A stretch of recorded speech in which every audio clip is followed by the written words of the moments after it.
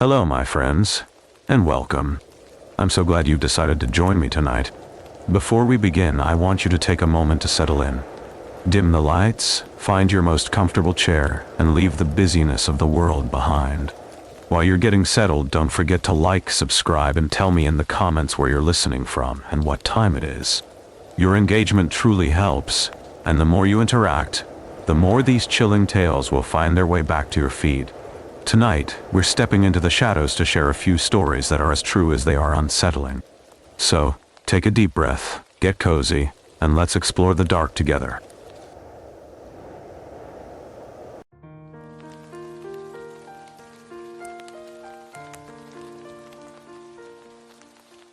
The Hollow Keeps Everything.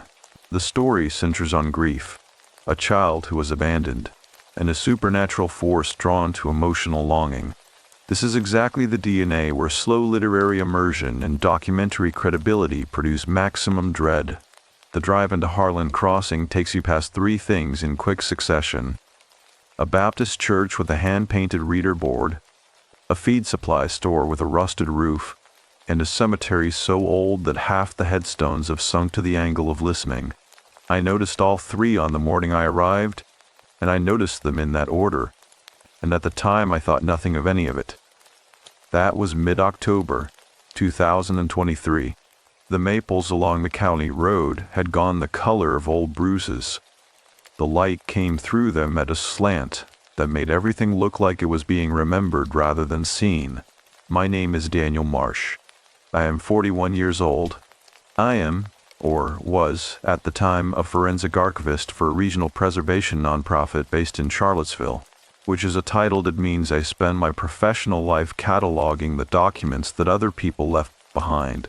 Land deeds, ledgers, letters, the paper record of lives that ended before anyone thought to ask them questions. I had been assigned to Harland Crossing to assess a collection of county records held in a private estate that the last surviving heir, a woman named Rosalie Tmaine, had agreed to donate to the state archive. The collection dated to the early 1800s. The house where it was stored had been in the Tmaine family for 6 generations.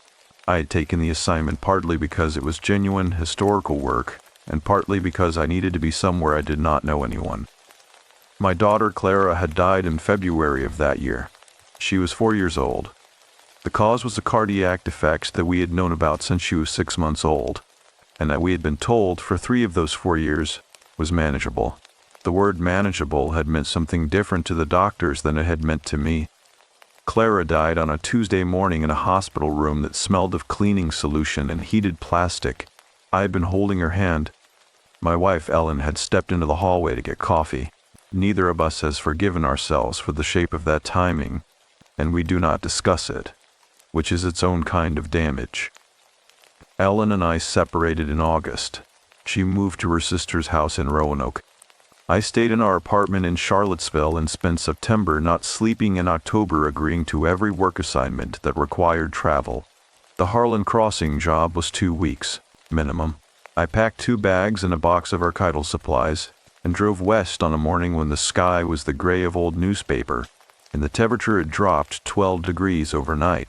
The Blue Ridge in October has a quality that no photograph captures correctly. The photographs show color. The red and orange of the changing canopy, the particular blue of the distant ridgelines when the morning haze sits in the valleys. What the photographs do not show is the cold. It is not the cold of cities, which is blunt and indifferent. It is a cold with direction. It comes from a specific place, from the hollows in the creek beds, from wherever the shade has been accumulating since September, and it moves against you with the specific patience of something that knows you cannot stay warm forever. I noticed the cold as soon as I stepped out of my car at the edge of the Tmaine property.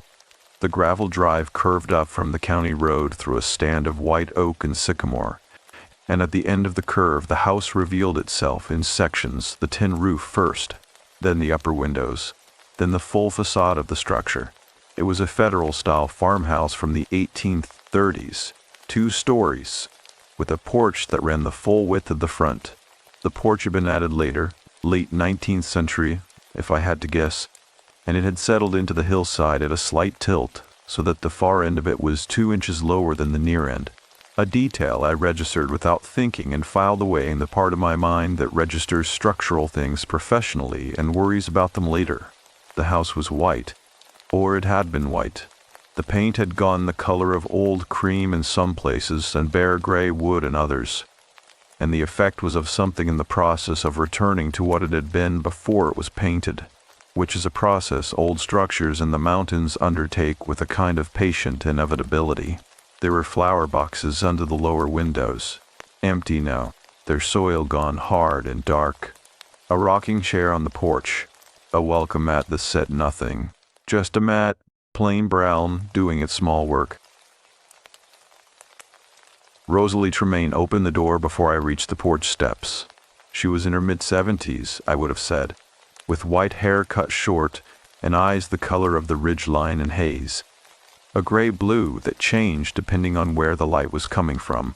She was wearing a flannel shirt and canvas work pants and boots that had been resoled at least twice. She looked at me the way people in that part of Virginia look at strangers, not unfriendly but measured. An assessment performed quietly and completed before the handshake. She said my name, not as a question, just said it, and shook my hand and told me to come in. The entry hall smelled of wood smoke and linseed oil, and the particular dry paper smell of very old documents, which is a smell I have spent so much of my professional life around that it functions for me the way wood smoke functions for other people. As immediate comfort, I felt some small part of my chest release in response to that smell. The only part of me that still knew clearly what to do with itself was the part that could read old paper. Rosalie showed me the collection room before she showed me the room where I would sleep. The collection occupied what had originally been the house's formal parlor, a long room off the left side of the entry hall, with 3 south-facing windows and built-in shelving that went floor to ceiling along the inner wall. The documents were in flat archival boxes, dozens of them, arranged by rough date on the shelves, and several more on a central table whose legs had been leveled with wedges of cedar wood. The condition of the materials appeared, at a glance, significantly better than I had expected. Someone had been storing them carefully for a long time. I asked about the shelving, whether it was original to the house. Rosalie said it was not. She said her father had built it in the 1940s, specifically to hold the family papers. She said he had been very particular about which documents stayed and which were destroyed, and that there were materials in those boxes that no one outside the family had read in over 100 years. I asked if she had read them herself. She looked at the boxes on the shelves for a moment, not at me, but at the boxes themselves, with an expression I could not immediately read. Some, she said, not all. Then she showed me to my room, which was at the top of the stairs, facing east, with a window that looked out over the back field and the tree line where the hollow began. The room was clean and plain. A bed with a heavy quilt, a nightstand, a lamp, a wooden chair by the window. On the nightstand there was a small jar of what appeared to be dried flowers and cedar chips. A local thing, a scent jar, the kind that sits in old farmhouses to keep the air from going stale in winter. I set my back on the chair and stood at the window for a moment and looked at the tree line. The hollow behind the property ran deep into the hillside. The trees along its edge were fully bare already, earlier than the rest of the canopy, as if the hollow held its own season, slightly ahead of everything around it. In the late afternoon light, the bare branches made a pattern against the sky that I stood looking at longer than I intended to. I could not have told you what I was looking for, only that the tree line, in that light, at that hour, looked like it was looking back. The records on those shelves had been untouched by outside hands for over a century.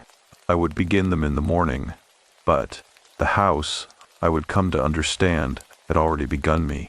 The collection room held its particular quiet, the way old stone holds cold, not as an absence of sound, but as a presence that had been accumulating for so long it had become structural. I had arrived at Harland Crossing in the last light of afternoon.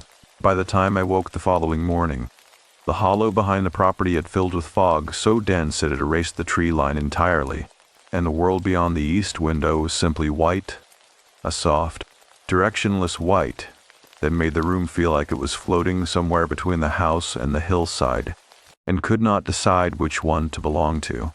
Rosalie was already in the kitchen when I came downstairs. She set a mug of black coffee on the table without asking, and pushed a plate of biscuits toward me and said the collection room was unlocked. There was a quality to her hospitality that was not cold, but was economical.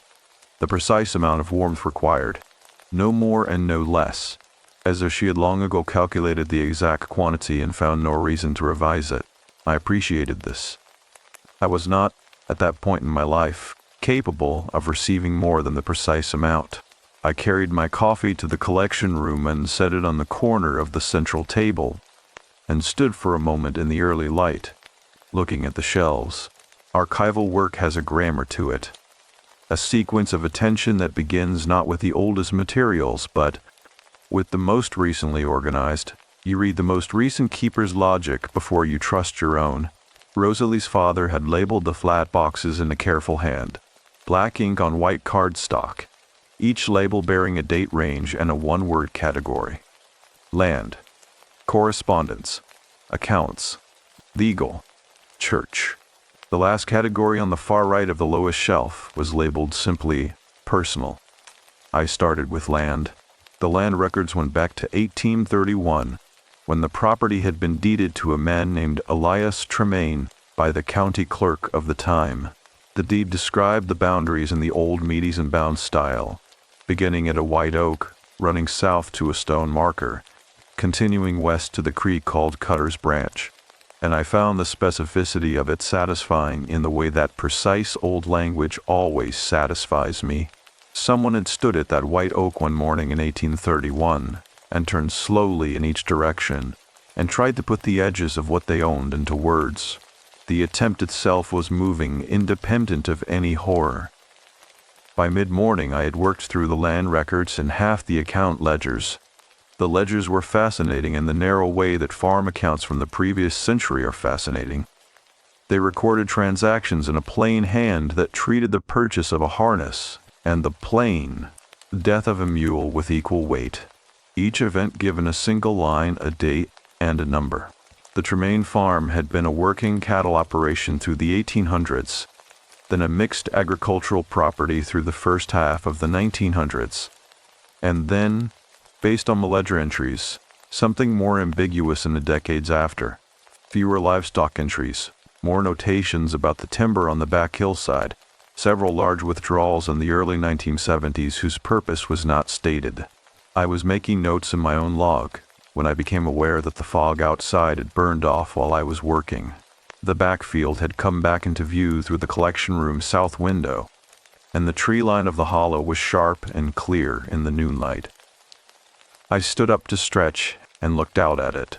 There was a structure at the edge of the hollow that I had not seen the previous afternoon. It sat at the point where the backfield's grass ended and a tree line began. A small outbuilding, no more than 12 feet wide, with board and batten siding that had gone nearly black with age, and a tin roof that had rusted to the color of dried blood. It was not a barn. It was not a storage shed in any functional sense I could identify from this distance. It sat at the edge of the trees like something that had been placed there deliberately, at exactly the point where the field stopped and the hollow began, which is not where you would put a working outbuilding.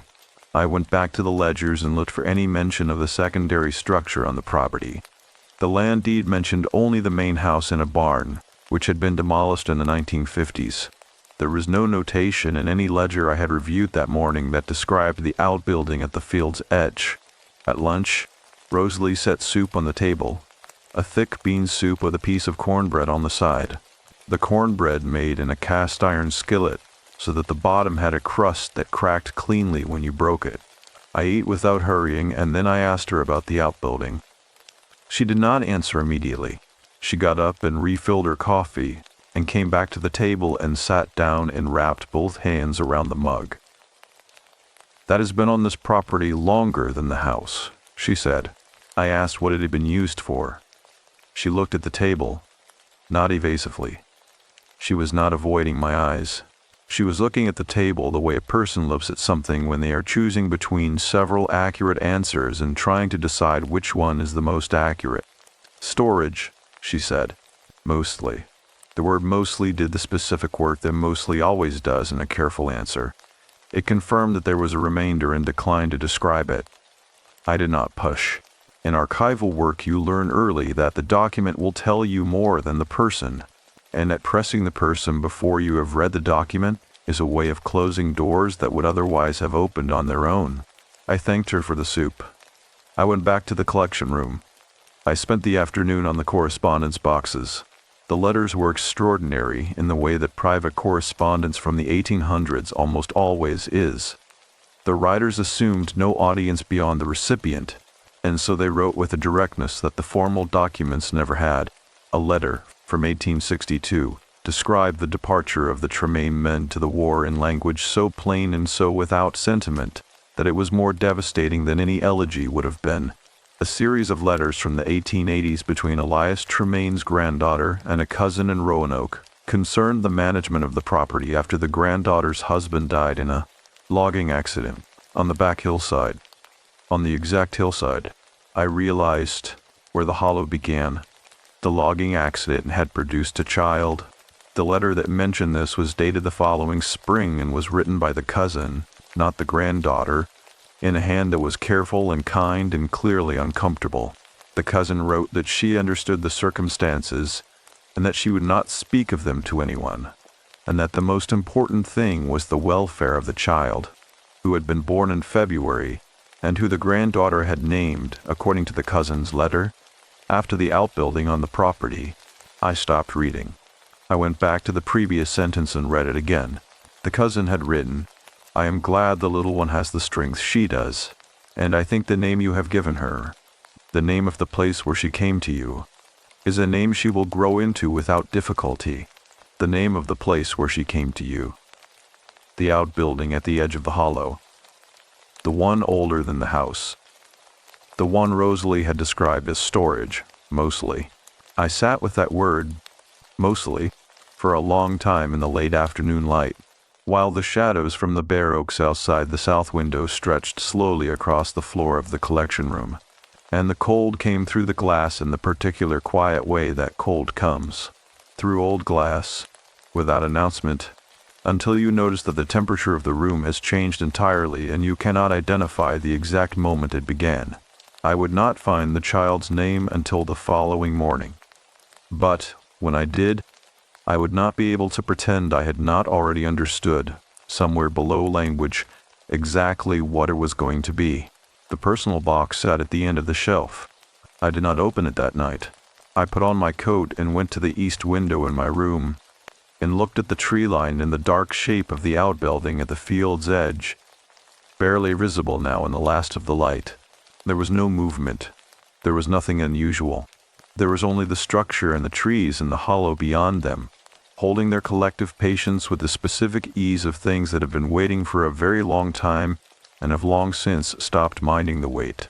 I had come to Harland Crossing to read what the dead had left behind. I had not yet considered that something in those pages might also be reading me.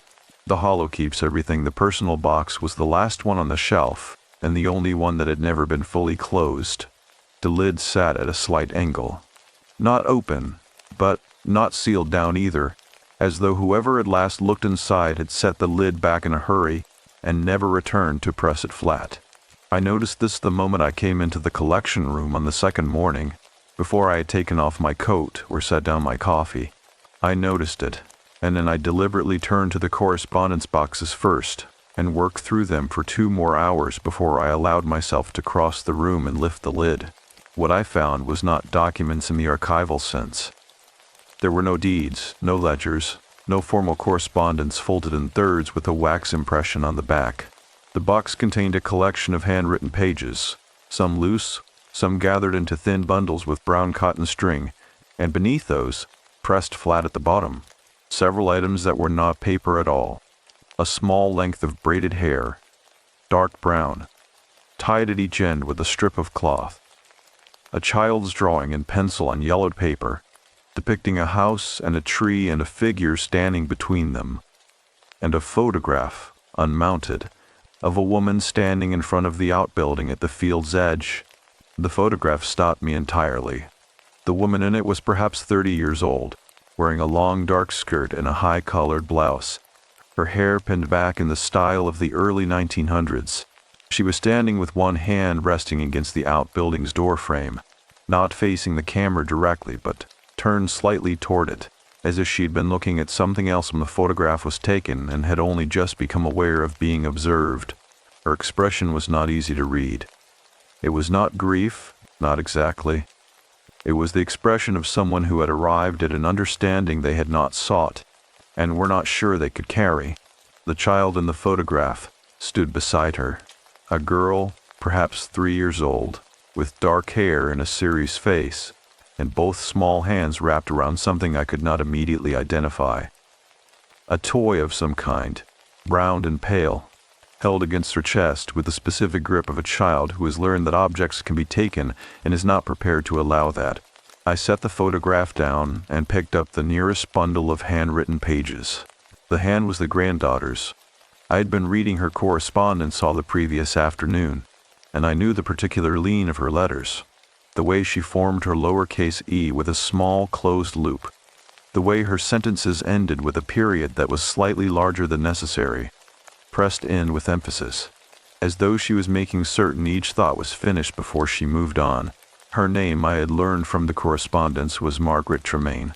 She had been born in 1864 and had managed the Harland Crossing property alone from 1887 until at least the early 1900s. The pages in my hands were not letters. They were a private account, a record of something Margaret had witnessed or experienced, and had written down not for any correspondent, but for herself, or perhaps for whoever might one day open this box and read what she had left there. The first page began without preamble. I have decided to write this down because I do not trust myself to remember it correctly in its right order, and the order is important. What happened in the hollow does not make sense in pieces. It only makes sense as a sequence, and only if you hold the beginning in mind while you read the end. I stood at the central table and read. I did not sit. I would not sit for the entirety of what followed, though I could not have said why, except that standing felt like the correct physical posture for receiving information that required me to remain alert. Margaret's account covered 11 pages in her careful hand. The events she described had begun in the spring of 1889, 2 years after her husband's death on the back hillside, and continued through the following autumn. Her daughter, the child born of what the cousin's letter had delicately called the circumstances, was 2 years old at the start of the account. Margaret had named the child Wren, after the outbuilding at the hollow's edge, which the family had called the Wren house for reasons Margaret did not explain, and apparently did not feel needed explaining. The account described a series of events that Margaret approached with the same plain directness she brought to her correspondence. She reported what she had seen and heard without dramatizing it, and the absence of dramatization was what made it difficult to dismiss. In April of 1889, she wrote, Wren had begun going to the edge of the back field in the late afternoons, and standing there looking into the hollow, not playing, not exploring, standing with her arms at her sides and her face directed into the trees, for periods of time that Margaret described as longer than a child. That age should be able to stand still for any reason. When Margaret went to retrieve her daughter, Wren came without resistance, but looked back over her shoulder at the hollow as they walked toward the house. She did this every time. She looked back with the expression of someone responding to a sound that only she could hear. In June of that year, Margaret had gone to the outbuilding to retrieve a tool she stored there, and had found the door standing open.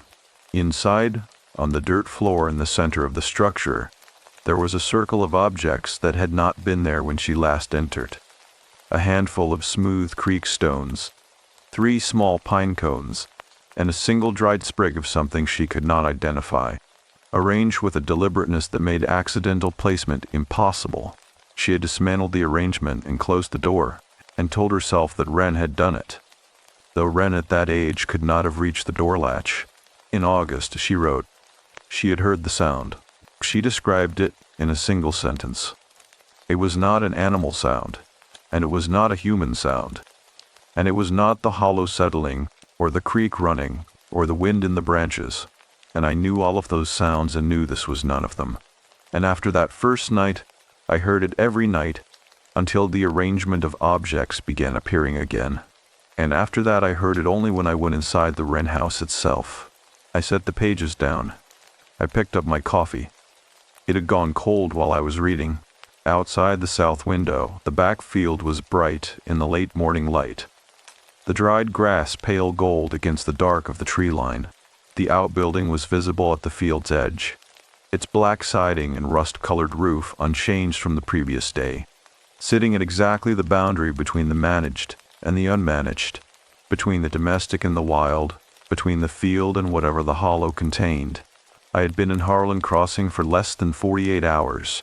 I had been telling myself in the professional part of my mind that what I was finding was an extraordinary historical document, a first-person account of folk superstition and rural isolation from the late 19th century, significant for the archive, interesting for what it revealed about the interior life of an isolated widow managing a property alone in Mountain Virginia. This framing was accurate. It was also, I understood, standing at that window with my cold coffee, incomplete. The incomplete part was this. The child in Margaret's account had stood at the edge of the hollow, holding something against her chest and looking into the trees. The child in the photograph I had just handled had stood beside her mother holding something against her chest, with the grip of someone who had learned that objects can be taken. Clara had held her stuffed rabbit the same way. Both hands against the chest, the grip that does not release. She had held it that way in the hospital. She had been holding it when she died. I put the photograph face down on the table. I did not turn it over again that day. But the weight of it, the specific weight of a small photograph lying face down on an archival table in a room full of very old paper, was something I felt in the room for the rest of the afternoon, the way you feel a sound that has recently stopped, its absence more present than its presence had been. By the time the light through the south windows had gone amber and low, I had found the second anomaly.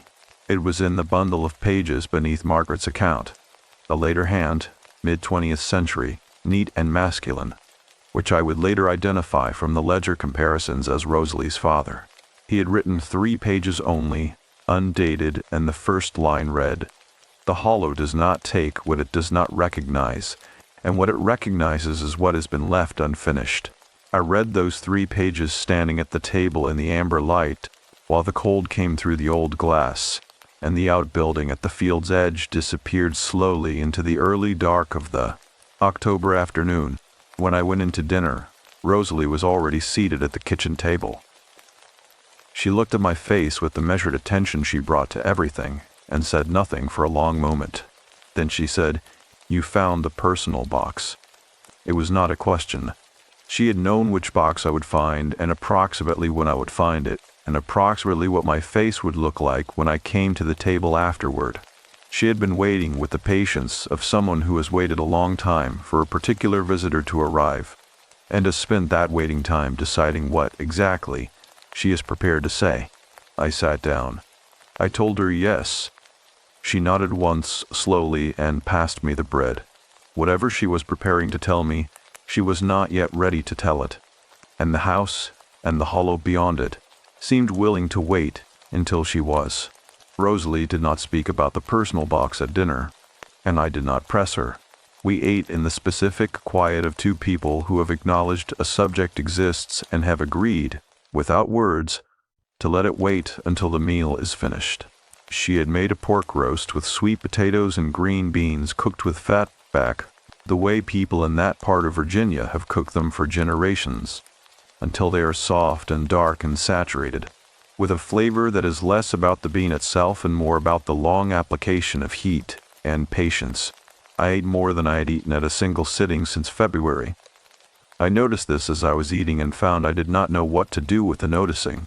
After the plates were cleared, Rosalie poured 2 small glasses of apple brandy from a ceramic jug she kept on the top shelf of the pantry and set one in front of me without asking. She sat across the table and held her glass in both hands and looked at the kitchen window, which showed nothing but the black of the October night and the faint reflection of the two of us sitting at the table. She said, "My father wrote those pages." I told her I had thought so, based on the handwriting. She nodded. "He wrote them in 1961. He was 53 years old. He had lived on this property his entire life, and he had known about the hollow his entire life. And he waited until he was 53 years old to write down what he knew, because he spent 53 years hoping he would not need to." She drank from her glass. I waited. "He wrote them for whoever would come after him," she said, "and then he put them in the box with Margaret's account, because he believed the two things together told a story that neither one told alone. He was right about that." I asked her what the hollow was, not what the legend said it was. What she, Rosalie Tmaine, who had lived on this property for over 7 decades, believed it actually was. She was quiet for long enough that I thought she might not answer. Then she said, "The hollow keeps things. That is the word my father used. Keeps. Not traps, not takes. Keeps. The way you keep something you value. The way you keep something you are waiting to return to someone." Outside, the wind had come up in the last hour and was moving through the bare oaks along the property's edge with a sound like slow breathing. A rhythmic push and settle that filled the pauses between Rosalie's sentences and made the kitchen feel smaller and more enclosed than it had been at dinner. "What kind of things?" I said. "Unfinished things," she said. My father's word again. He was precise about language. He did not mean objects. He meant absences, things that were supposed to happen between people and did not happen, things that were supposed to be given and were not given, things that were supposed to be said. She turned her glass slowly in her hands. He believed the hollow could feel that kind of weight, the weight of what was left undone, and that it gathered those weights to itself the way water gathers in low ground. I thought about Margaret Tmaine's account, the child standing at the field's edge in the late afternoon, her face directed at the hollow, her arms at her sides. The circle of stones and pine cones on the dirt floor of the outbuilding, the sound that was not animal, not human, not any of the sounds a person who had lived on that land their entire life could account for. I thought about the child's name, Wren, named for the outbuilding at the hollow's edge, named for the threshold between the field and the trees, named, I now understood, for the place where the unfinished things gathered. I asked Rosalie about Wren. What had happened to her? Rosalie set her glass down very carefully on the table, with the precision of someone handling something fragile. Wren lived to be 61 years old, she said. She never left this property. Not once. She was born here, and she died here, and in between she spent more time in the Wren house than she spent in this kitchen. And no one who knew her ever found that unusual, because she was that kind of person. The kind who belongs to a place so completely that the place would not make sense without her. She paused. She was my grandmother. I sat with that for a moment. She went into the hollow, Rosalie said then, not as an answer to a question I had asked, but as a continuation of something she had been deciding whether to say. Not often, maybe a dozen times in her life that I know of. Each time she came back different. Not frightened, different. She would come back and sit in the kitchen and she would be quieter than before, like something had been resolved, like a question she had been carrying for a long time had been answered, and the answer had been neither good nor bad. It had simply been true, and the truth had settled her. The wind shifted outside, and the bare oak branches scraped against the upper corner of the north-facing window, with a sound that was dry and deliberate, like a finger drawn slowly across paper. I did not look at the window. I kept my eyes on Rosalie. My father went in once, she said. 1958, 3 years before he wrote those pages. He went in after my mother died, because she had died while they were arguing. A terrible argument, the kind that neither of them would have let stand if they had known it would be the last conversation they ever had. He went into the hollow and he was in there for 4 hours. And when he came out, he looked 10 years older, and he went directly to his desk and wrote a letter that he sealed and addressed and told me to mail after he was gone. She looked at the table. He died in 1974. I mailed the letter. It was addressed to my mother's sister in Staunton, and it said things I will not repeat, but the sister wrote back and said it resolved something between the families that had been wrong for 30 years. The kitchen was very quiet. The wind had dropped.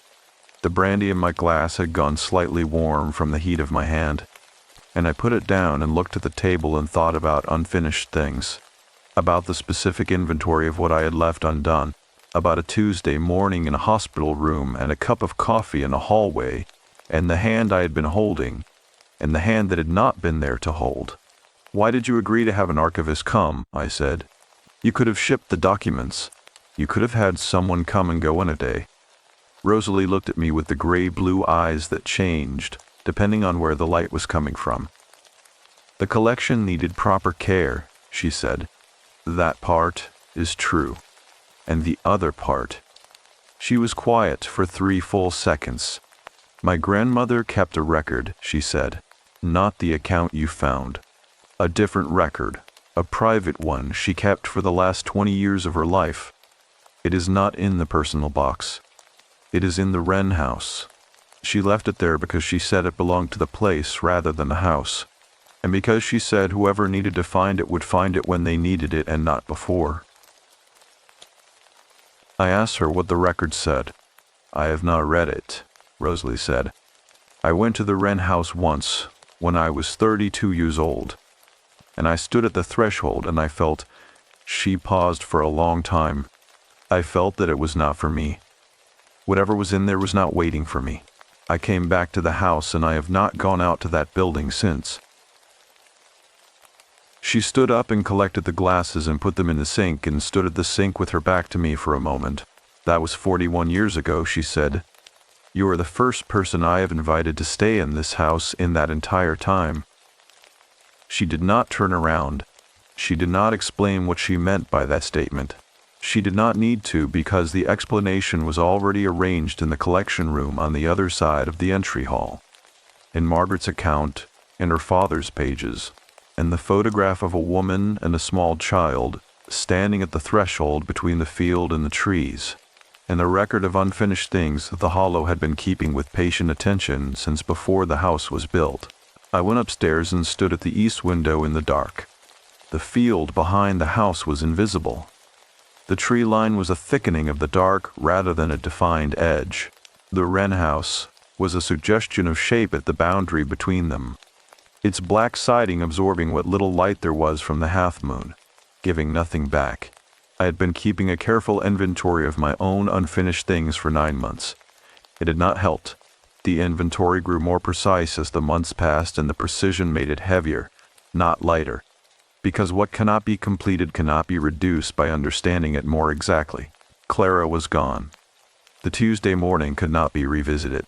The hand that had not been there at the end of it was Ellen's hand, and Ellen was in Roanoke, and neither of us had found the language for what we needed to say to each other because we were both still too deep inside the fact of what had happened to see the shape of what it had cost us.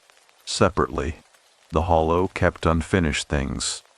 I stood at the window for a long time. The cold came through the glass in its patient way, and the half-moon moved in its patient arc, and the Wren house sat at the edge of what I could see, and the edge of what I could not, perfectly still, holding whatever it held, waiting with the complete and unhurried attention of something that has been waiting since before you were born, and will still be waiting long after everything you have left undone has finally, one way or another, been resolved. I had come to catalog what the dead left behind. I had not understood until that moment at the window that I had brought my own catalog with me, and that the hollow had known it before I arrived. The brandy glass was still on the kitchen table when I came downstairs at 5 in the morning. Rosalie had rinsed her own and left mine where I had set it down, and in the gray pre-dawn light, it sat on the worn pine surface, like a small monument to the conversation that had ended without ending. The way certain conversations do not conclude, but simply stop, their unresolved weight redistributed into the objects nearby, into the room itself, into the air that has held the words and will not release them until something else is said. I did not go to the collection room. I put on my coat and my boots, and I went out the back door into the cold. The temperature had dropped overnight into the mid-20s, and the back field was covered in a frost so dense it had transformed the dried grass into something architectural. Each blade stiffened and whitened, the whole field a single surface of pale structural cold that compressed under my boots with a sound like slow applause. The sky above the ridgeline was the dark blue of the last minutes before dawn, a blue so specific to that elevation in that hour that I had no adequate word for it, and have no adequate word for it now.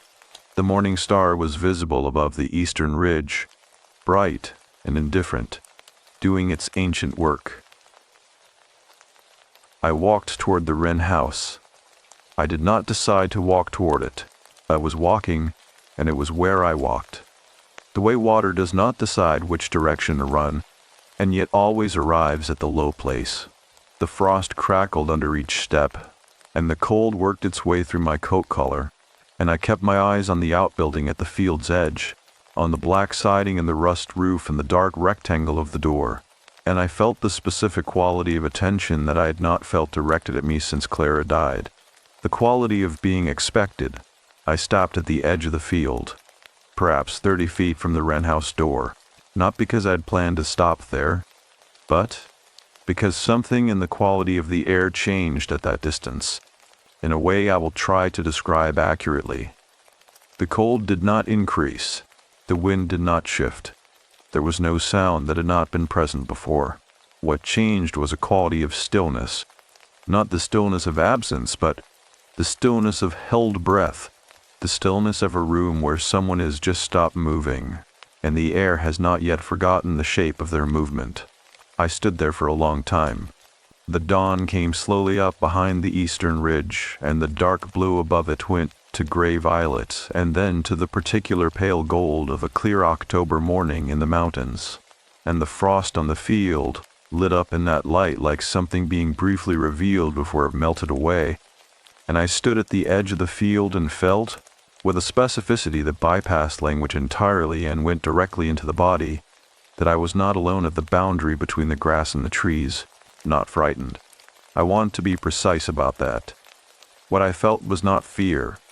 It was recognition, a mutual recognition, the specific quality of two presences becoming aware of each other at close range, the way you feel someone looking at you from across a room before you have turned to confirm it. The certainty before the evidence.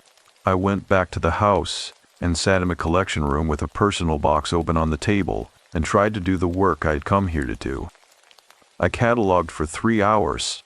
I was methodical and accurate, and my notes were good, and a part of my mind that operates independently of everything else was doing its job well. And the rest of me was somewhere out at the field's edge, standing in the frost, receiving the attention of something I had not yet found a name for. At mid-morning, I found the letter. It was at the very bottom of the personal box, beneath the bundles I had already reviewed, pressed flat against the cardboard base, and so thin I had mistaken it for part of the box's structure when I first inventoried the contents. A single sheet, folded once. The hand was Wren's. I had found other samples of her writing in the correspondence box the previous afternoon. A few brief notes in a compact, upright script that looked nothing like her mother Margaret's deliberate lean. And this was the same hand, though older, the letters slightly less regular, written by a woman in the last decade of her life. It was not addressed to anyone. It began, "If you have come here carrying something you cannot put down, you already know why you are here. I will not explain the hollow to you because the hollow does not require explanation. It requires honesty. Not the honesty you perform for other people. The honesty you withhold from yourself because the weight of it is more than you have felt able to carry alone. I've been inside the hollow a dozen times. I am going to tell you what I understood after the last time, which was 3 years before I wrote this, and which I have been thinking about every day since. What the hollow keeps is not grief. Everyone says it keeps grief. My mother said it. My father said it in those pages he wrote, and they were wrong in a way that mattered. What the hollow keeps is the specific thing that grief is protecting. Grief is not the wound. Grief is the bandaging, what is underneath it. The actual unfinished thing, the words not said, the hand not held, the morning you cannot go back to. That is what the hollow can reach, and it can reach it only if you allow it to, and you can only allow it to if you are honest about what it actually is. Do not tell the hollow you are sorry. It does not want your apologies. Tell it the true thing. The specific true thing, the one you have not said to the person it concerns, because that person is no longer available to hear it. The hollow hears it. I do not know what the hollow is. I know that it hears. I set the letter down on the table. Outside the south window, the frost had melted entirely from the back field.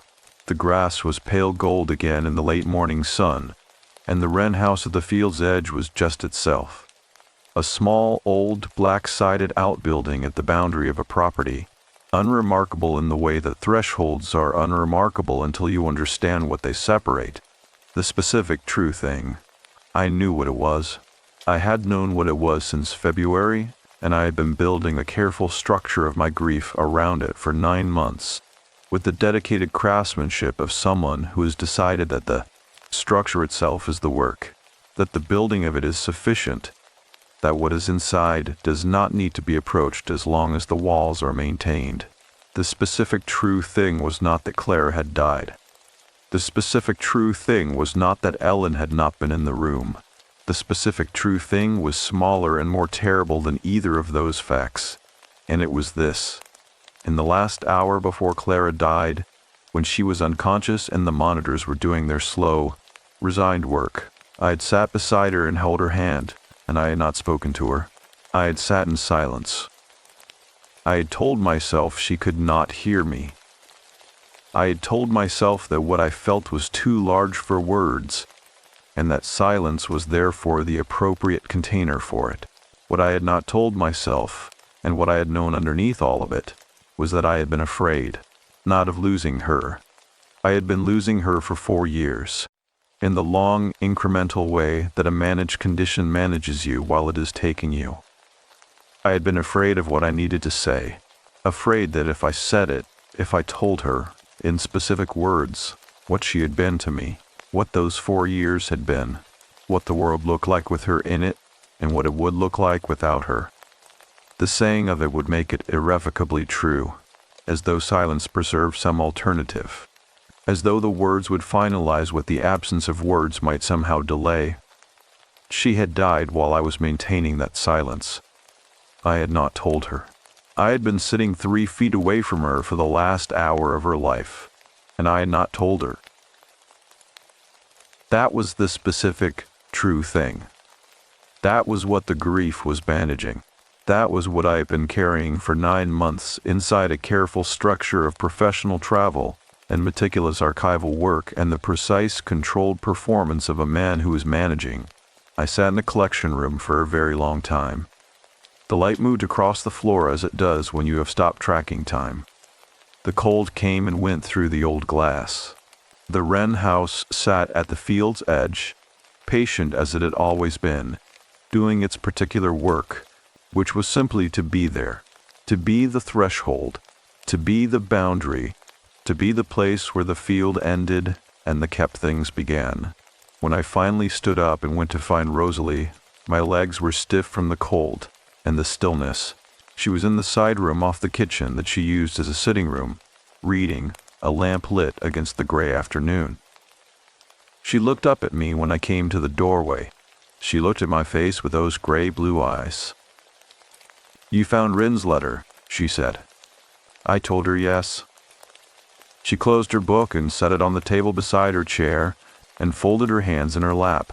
Outside, the wind had come back up, and the oak branches along the north side of the property moved in it with a slow, complex motion, as though they were working something out among themselves. "Then you know what you are here to do," she said. It was not a question. It had not been a question since the field this morning, since the frost and the recognition and the specific quality of attention that had been waiting for me at the boundary of the Wren house. It had not been a question since February, if I was being honest, which was, as it turned out, the entire point. I had spent 9 months building walls around the one true thing I needed to say. The hollow had been waiting with complete patience for me to stop building and simply say it. Rosalie did not move from her chair. She sat with her hands folded in her lap, and the lamp burning beside her, and the gray afternoon pressing itself against the sitting room window, and she looked at me with the expression of someone who has been holding a piece of knowledge and trust for a very long time, and has finally identified the person it belongs to. I sat down across from her in the straight-backed wooden chair beside the bookshelf. The sitting room was small and warm. A space heater in the corner, a braided rug on the floor, shelves of books on 2 walls, the spines of them old and worn and arranged with the casual intimacy of books that have been read rather than displayed. A clock on the mantel measured the silence between us with small, unhurried strokes. The room felt like the interior of a decision that had already been made. I asked her to tell me everything she knew about the hollow, not the pieces, not what her father had written, or what Wren had recorded, or what Margaret's account described in its plain, careful language.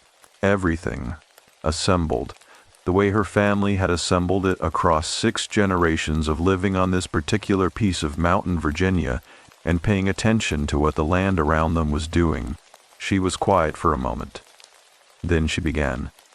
The hollow has been on this property since before the property was a property, she said. Before the Tmaine deed, before the county, before the settlement of this valley. The Cherokee who traveled through this part of the Blue Ridge had a name for it that translated, as best as my father could determine from the one conversation he had with an elder in the 1940s, to something like the place that listens, not the place that takes, not the place that haunts, the place that listens. She paused and looked at the window, at the gray light and the moving oak branches beyond it. My father spent 20 years trying to understand the mechanism of it, she continued. That was his word, mechanism. He was an engineer by training, and he approached everything the way an engineer approaches a problem he cannot immediately solve. He documented the inputs, documented the outputs, and worked backward from what he could observe to what he could reasonably infer. He interviewed every person on this property who had had an experience with the hollow. He interviewed neighbors whose properties bordered the tree line on the northern and eastern sides. He read everything he could find about the folklore of this region, the old accounts, the Cherokee oral traditions that had been written down by outsiders in the 19th century and were therefore incomplete, not entirely useless. She unfolded her hands and rested them flat on her thighs, a gesture that seemed to mean she was moving from the preamble to the substance. What he concluded, she said, was that the hollow operates on a principle of incompletion. It is drawn to what has been left unfinished between people. Specifically, between people where one of the two can no longer participate in the finishing. The dead end of an unresolved thing. He believed, and Wren's own account supported this, that the hollow does not create the wound. It finds it. The way a current finds the low channel in a riverbed. It does not dig the channel. The channel was already there. I thought about Wren's letter. The specific true thing.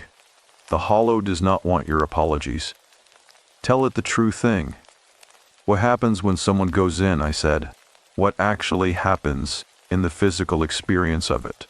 Rosalie considered this carefully.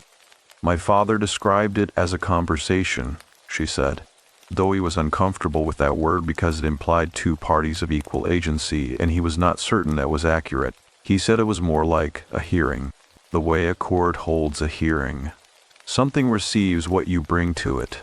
Something receives it with full attention, without judgment, without the defensive responses that another living person would bring to the same material. And in that receiving, the thing you have been carrying changes quality. Not gone, changed. The way a stone changes when you take it out of your pocket and set it on a table. It is still the stone. It still has its weight. But It is no longer pressing against you. A stone set on a table. I thought about the circle of stones on the dirt floor of the Wren house. The arrangement Margaret had found in 1889 and dismantled and never explained. I thought about her daughter standing at the field's edge with her face directed into the trees, receiving some frequency that the adults around her had not yet learned to hear. Wren said something similar, Rosalie continued. She described it as being fully heard for the first time. She said the hollow heard not just what she said, but what she had been unable to say, the layer below the words, the actual substance of the thing. She said that after the last time she went in, she felt the way a window feels after it has been cleaned. The same glass, the same frame, but the light came through differently. I asked about the preparation, whether there was a specific approach, a time of day, a ritual, a particular way of entering. Dawn, Rosalie said, without hesitation. My father was specific about this. Wren was specific about it. Margaret's account mentions it only obliquely, but the times she describes her daughter going to the field's edge are always late afternoon or early morning. The transitional hours, the hours that belong to neither the day nor the night. My father believed the hollow was most receptive at dawn because dawn is itself a threshold. Neither dark nor light, neither the previous day nor the new one. A threshold meets a threshold. She reached into the pocket of her flannel shirt and set an object on the braided rug between us. It was a smooth creek stone, gray-white, slightly larger than a quarter, with a faint natural line across its middle that divided it almost precisely in half. Wren carried that stone every time she went in, Rosalie said.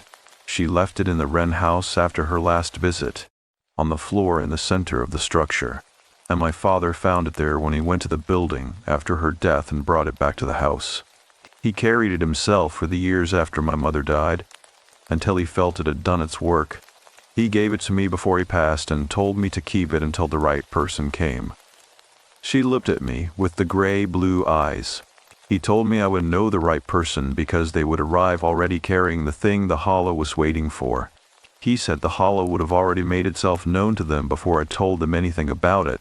He said they would have stood at the field's edge and felt the recognition before they understood what they were recognizing.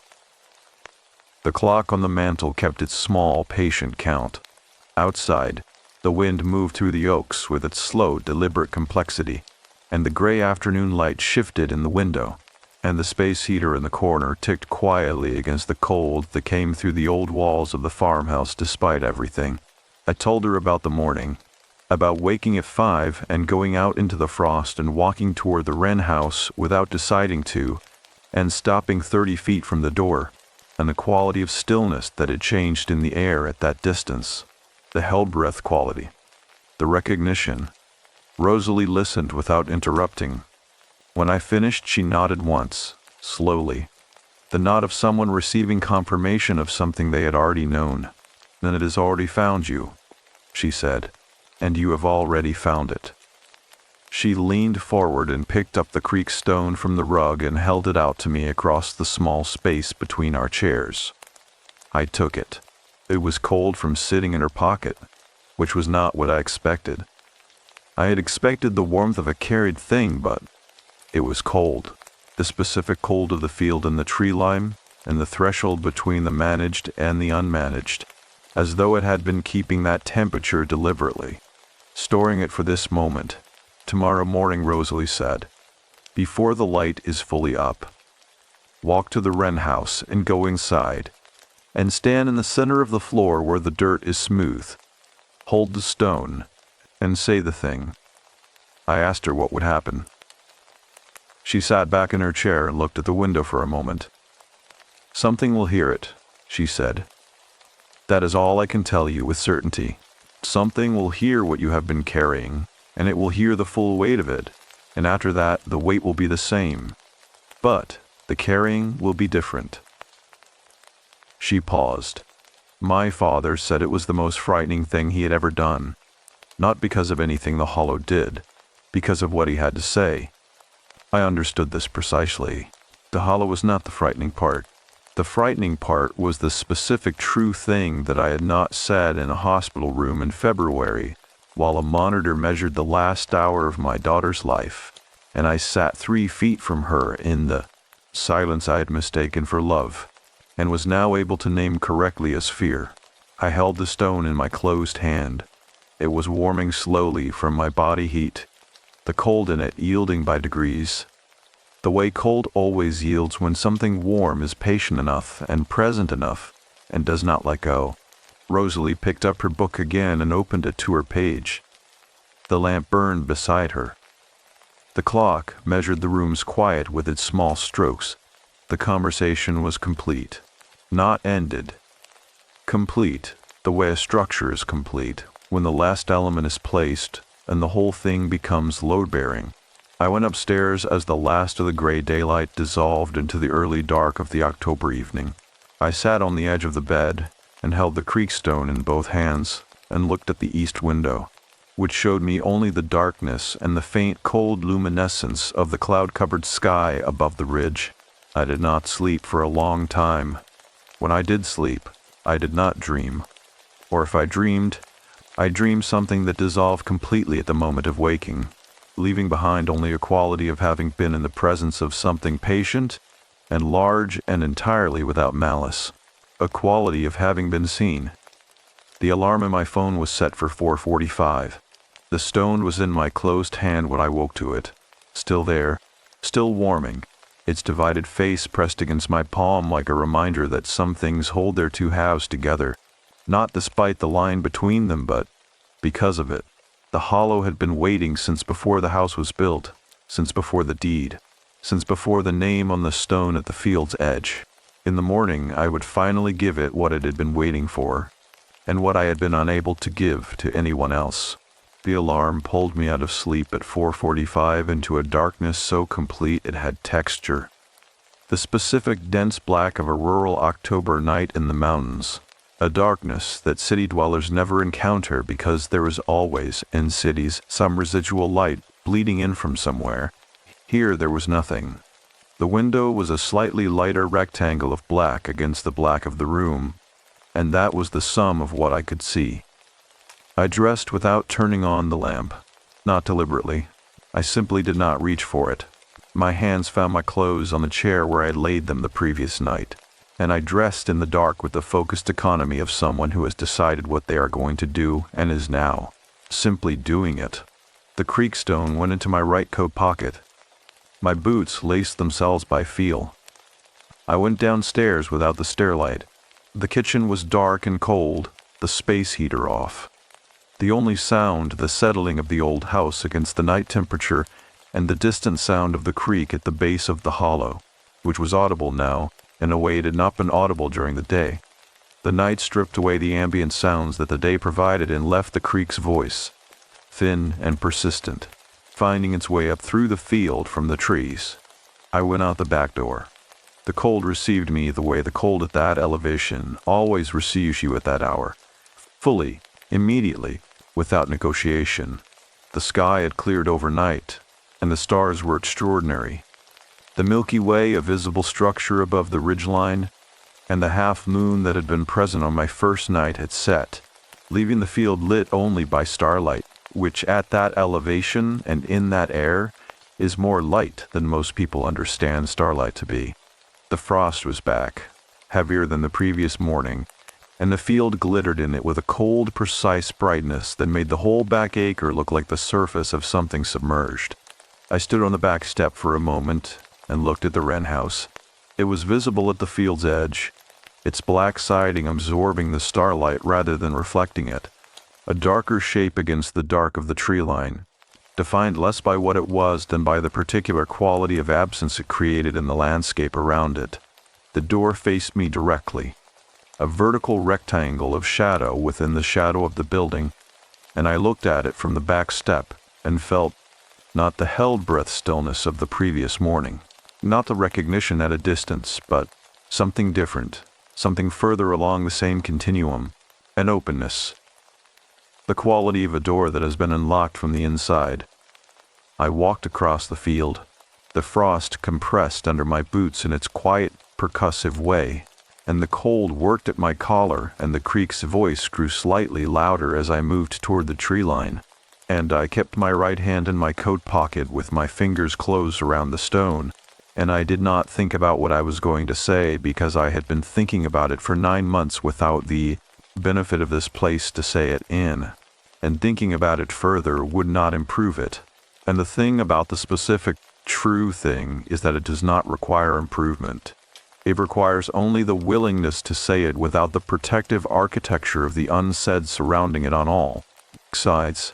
I reached the wren house door.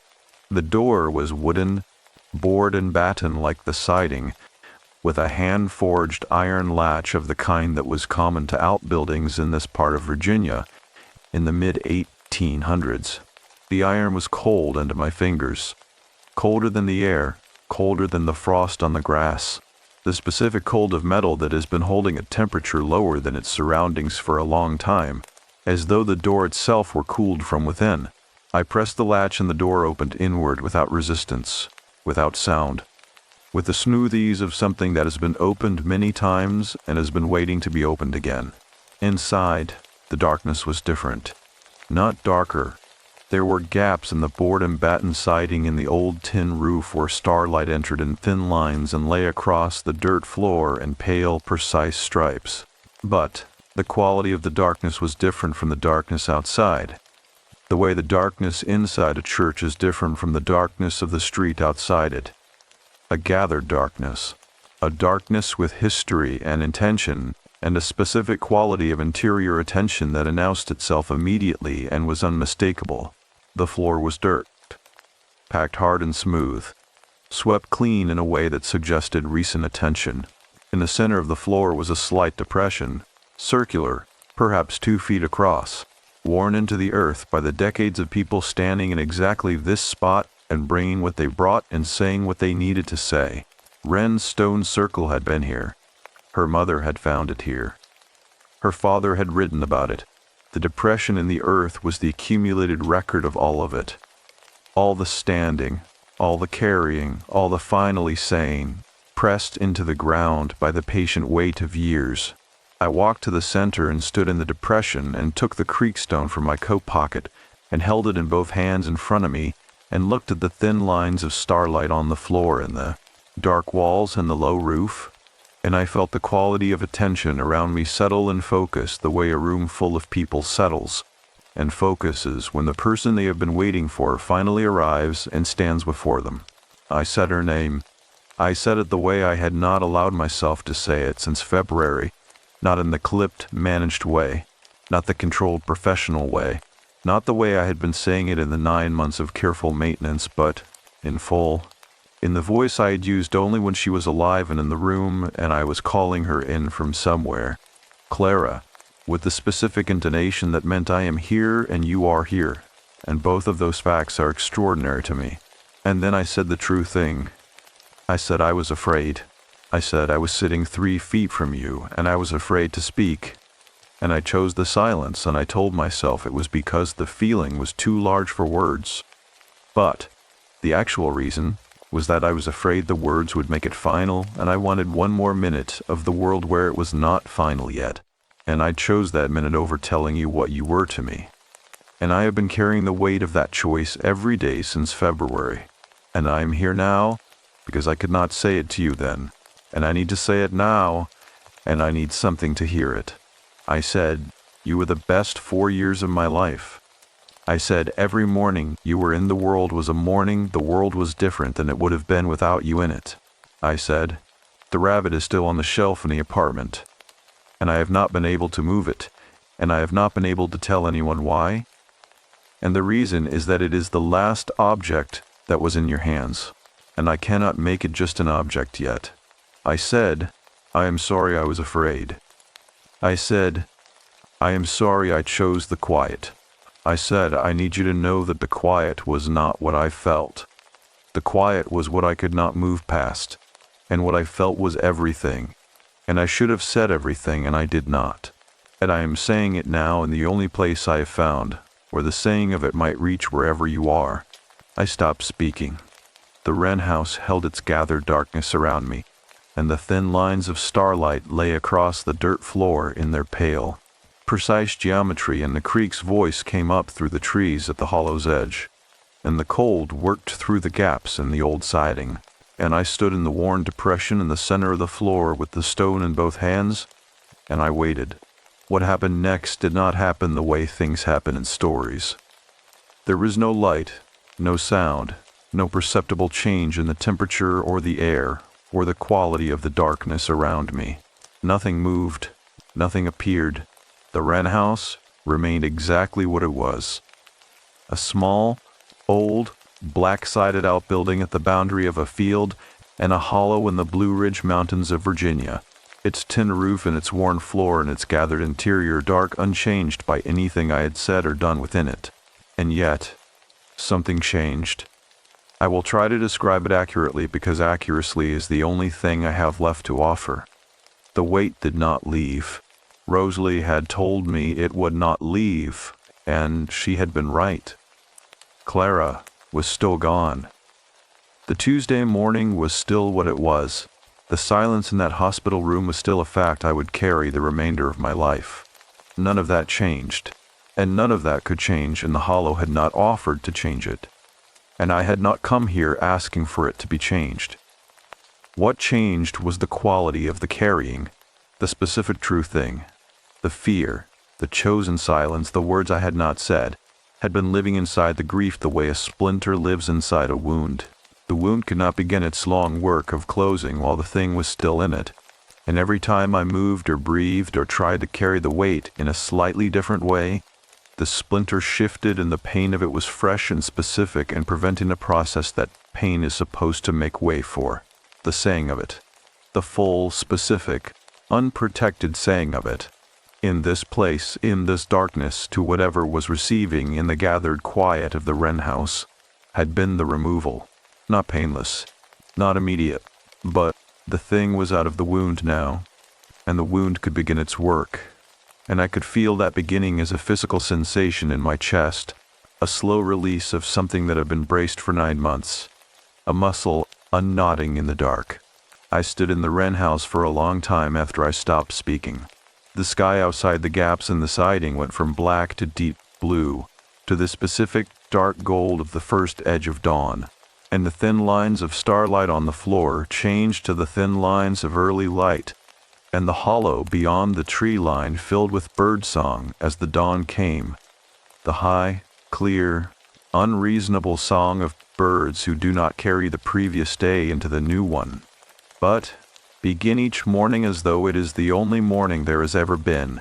I set the creek stone down in the center of the depression, and the earth worn smooth by all the standing that had been done here. I set it there and stood back and looked at it, gray-white with its dividing line. And it looked right there, the way an object looks right when it has been returned to its proper place after a long time in the wrong one. I watched back across the field. The frost was still on the grass, and my footprints from the walkout were visible behind me in it, leading from the back door to the wren house, and I looked at them as I walked back and felt something I had not felt since before February. Not happiness, not relief exactly, but the preliminary condition of both, the cleared ground on which both might eventually grow. Rosalie was in the kitchen. The lamp above the table was on, and the coffee was made, and 2 mugs were on the table, and she looked up from her chair when I came through the back door, and her face asked the question without words. I sat down across from her. I wrapped both hands around the warm mug. Outside the kitchen window, the dawn was coming fully now over the eastern ridge, the sky going from gold to the clear pale blue of a cold October morning, and the back field and the tree line and the wren house at the boundary between them were lit in it with the clean, specific light of a day that had not yet been used for anything. I told her that something had heard me. She looked at me for a long moment, with the gray-blue eyes that changed depending on where the light was coming from, and in the morning light coming through the kitchen window, they were simply blue, a clear and uncomplicated blue, and she nodded once slowly and lifted her coffee mug and held it in both hands and said nothing, because nothing was required, because the thing that had needed saying had been said, and the only place that could receive it, and what remained now was simply the morning, and the coffee, and the two of us sitting in the early light of a day that had, against all my expectation, arrived. I had gone into the hollow carrying everything. I had come back carrying the same things. But, between the going in and the coming back, something in the arrangement had shifted, permanently, quietly, in the way that dawn shifts the world without asking permission. Rosalie set her coffee mug down after a long time, and got up from the table without ceremony, and went to the pantry shelf where the ceramic brandy jug lived, and came back with something else entirely. A small glass jar with a fitted lid, the kind used for preserving, filled with what appeared to be dried herbs, and small creek stones, and a single folded piece of paper pressed against the inside of the glass. She set it on the table between us, with the same quiet deliberateness with which she had set the brandy glasses down 3 nights before, and I understood from the way she handled it that this was not something she had retrieved on impulse. It had been waiting on that shelf for a specific morning. She sat back down and looked at the jar. "Wren made these," she said. She called them keeping jars. She made one for every person who used the hollow after the visit, after the carrying changed. She believed the change needed a container, something physical to hold the new arrangement of the weight, so the weight did not drift back into its old configuration, the way water drifts back to standing if you do not give it a direction to run. She pushed the jar slowly across the table toward me. She made this one in the last year of her life. She told my father it was for someone she had not met yet, someone who would come when the hollow called them. I picked the jar up. It was lighter than it looked. Through the glass I could see the dried herbs, mountain mint, I thought, and something else I could not identify, gray-green and papery, and 3 small stones the same gray-white as the creek stone I had left on the Wren house floor, and the folded paper pressed against the inside curve of the glass. I did not open the jar. Wren had sealed it with wax around the lid's edge, a thin amber line that had hardened to the texture of old resin, and the seal was intact, and I understood that the seal was part of the object's meaning, that what was inside was not meant to be accessed but to be carried, the way certain things are carried not because of their contents but because of what the carrying signifies. I asked Rosalie what the paper said. She shook her head not unkindly. "I do not know. I have never opened it. My father never opened it. It was sealed when Wren placed it there, and it is sealed now, and I believe it is meant to stay that way." She paused. "Some things do not require reading. They require only carrying." I held the jar in both hands and looked at it, and thought about the specific grammar of objects, how certain things accumulate meaning, not from what they are made of, but from the chain of hands they have passed through, the chain of intentions and recognitions they have been part of. This jar had been made by a woman born in a hollow in the mountains of Virginia in 1889, a woman who had grown up without a mother's name to carry and had taken the name of a threshold instead, and who had spent 61 years learning the language of what was kept and what needed releasing and what needed only to be carried differently. The jar was that knowledge, compressed into glass and wax and dried herbs and 3 small stones. I put it in my coat pocket. We sat together for another hour in the kitchen that morning, and Rosalie talked in a way she had not talked in the previous 4 days.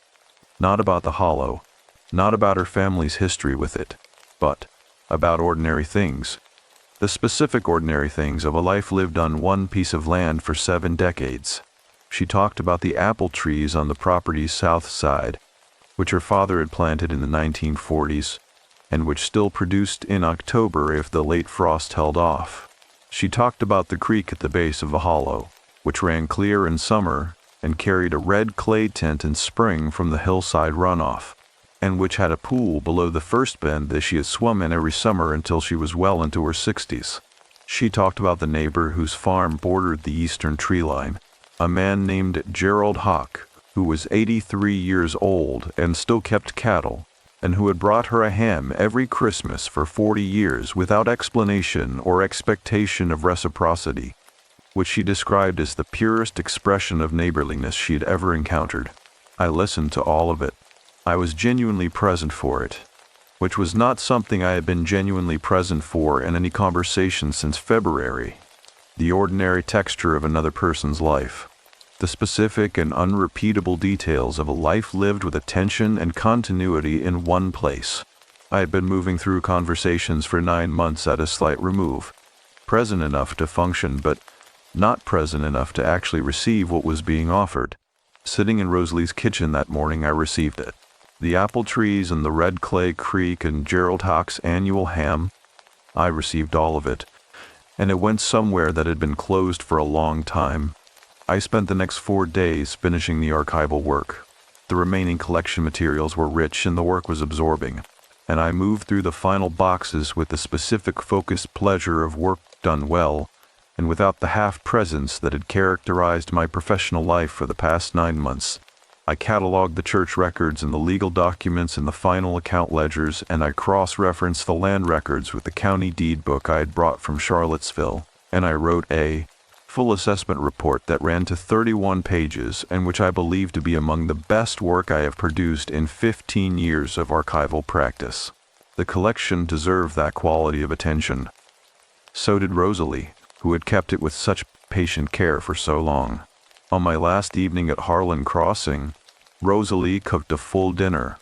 A roast chicken with roasted root vegetables and a pan of cornbread and a sweet potato pie that she brought out after the plates were cleared with the quiet satisfaction of someone who has been saving the best thing for the appropriate moment.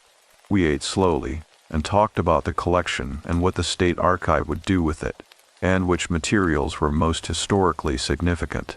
And then we sat for a while after dinner with our coffee, and the conversation moved into the comfortable range of things that do not need to go anywhere in particular, and I found myself laughing, genuinely, without effort, at a story she told about her father, and a particularly obstinate fence post and a mule with opinions, and the laugh surprised me enough that I stopped for a moment and registered it. And Rosalie watched me register it with a small expression that was not quite a smile, but was in the same family. I left the following morning after an early breakfast. I loaded the archival supplies into my car and the 2 bags I'd packed in Charlottesville, and I stood in the gravel drive in the early morning cold and shook Rosalie's hand. And she held my hand for a moment longer than a handshake required, and looked at me with the gray-blue eyes and said, "Come back in the spring. The apple trees are worth seeing." I told her I would. I drove east on the county road, past the Baptist church, with its reader board, and the feed supply store with its rusted roof, and the old cemetery with its listening headstones, and I watched all 3 of them pass in the rearview mirror as the road curved and the property dropped behind the tree line, and then I was on the state highway with the Blue Ridge receding in the mirror in the Shenandoah Valley opening ahead of me, and the morning light coming in low and direct through the windshield. The keeping jar was in my coat pocket. I drove for 3 hours before I stopped, not from fatigue but from something else, a specific pulling sensation that I had been feeling since I passed through Waynesboro, a directional feeling that I had learned in the previous week to trust rather than rationalize. I stopped at a rest area outside Staunton, which is a city in the Shenandoah Valley with old limestone buildings and a particular quality of light in the late morning that is the light of a place that has been inhabited continuously for a very long time and carries that continuity in the way it holds the sun. I sat in the parked car and took the keeping jar out of my pocket and held it in both hands and looked at the folded paper inside the glass. Then I took out my phone and called Ellen. She answered on the 3rd ring. Her voice was careful, the careful voice of someone who has been hoping for a call and is afraid of what the call might contain and is trying not to let either of those things be audible. I told her where I had been and something of what had happened. Not everything, not the full account, but enough that she understood I had done something I had been unable to do before, and enough that she heard in my voice the difference between the man who had left Charlottesville 2 weeks earlier and the man sitting in a rest area outside Staunton with a keeping jar in one hand and a phone in the other. She was quiet for a moment after I finished. Then she said Clara's name. She said it the same way I had said it in the Wren house, in full, in the voice that meant the fact of her, the actual specific irreplaceable fact, and not the managed version of the fact that we have both been carrying for the purpose of getting through the days. We talked for a long time, not about everything. Everything would take longer than one phone call, and we both understood this, and neither of us pretended otherwise. But we talked about the Tuesday morning, which we had not spoken about directly since the week after the funeral. We talked about the coffee in the hallway and the hand that had not been there, and the silence I had maintained for the last hour. And I told Ellen the true thing about the silence, the fear, the chosen quiet, the minute I had wanted to preserve. And she was silent for a long time after I told her, and then she said, I know, I knew. I have been waiting for you to know it too. I sat in the car outside Staunton for another 20 minutes after we hung up. The morning had gone fully bright, and the limestone buildings of the city were lit in it, and the mountains behind me were blue and clear in the rearview mirror. The Blue Ridge doing its ancient, patient work of simply being there, unchanged and unchanging, holding what it held. I placed the keeping jar on the dashboard, where it sat in the morning light with its sealed contents and its chain of intentions and its amber wax line intact, doing the work that carried things do when they are placed where they can be seen, reminding you of what you brought through, reminding you of what changed and what did not change and what the difference between those two things actually means in a long, ongoing practice of living with what has happened to you. I drove the rest of the way to Charlottesville with the jar on the dashboard, and the windows cracked slightly, and the cold mountain air thinning gradually into the milder air of the Piedmont. And when I arrived at the apartment, I carried the jar inside and set it on the shelf beside the rabbit. And for the first time since February, those two objects on the same shelf in the same room did not feel like the components of an unbearable fact. They felt like the beginning of something I did not yet have a name for but recognized, the way you recognize a place you have not been before but have somehow always known the direction of. That evening, I called my colleague in Charlottesville and told her the collection assessment was complete and the report would be in her inbox by Friday. She asked how Harland Crossing was, and I told her it was extraordinary and that the collection was one of the finest I had cataloged in my career. She asked if I was all right, in the way that people who have been watching you carefully for 9 months ask if you were all right, carefully, without expectation, leaving room for any answer. I told her yes. I told her I thought I was beginning to be. She was quiet for a moment, and then she said, good, and meant it entirely, and I heard the meaning of it entirely, which was itself a small and specific sign that the window had been cleaned and the light was coming through differently. The keeping jar sat on the shelf beside the rabbit, and the mountain was 3 hours west, and the hollow was in it, and the hollow was still listening, as it had always listened, as it would always listen, patient and permanent, and full of what had been brought to it by people who had finally found the courage to say the true thing out loud.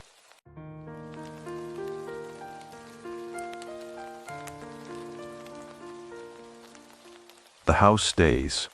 The cedar trees were already dark by the time my train pulled into Atsuki. I remember the exact quality of the light. That particular bruised purple that the sky turns in the Japanese mountains just after the sun clears the ridgeline and before the stars find the courage to come out. I had been watching it from the window for the last 40 minutes of the ride, my forehead resting against the cool glass, my breath fogging and clearing, as the train wound its way west from Shinjuku through tunnels and river valleys and into a part of the country that felt, even from behind the window, like it belonged to a different century. I had come to Yamanashi Prefecture for the kind of reason that sounds perfectly reasonable when you explain it to other people, and sounds increasingly fragile once you are actually alone with it. I was a freelance travel writer, 31 years old, and I had pitched a small magazine piece about the onsen towns and rural guest houses that still operated in the shadow of Mount Fuji, the ones that the tourists missed because they came without English signage, without a presence on booking apps, without any of the usual machinery of modern travel.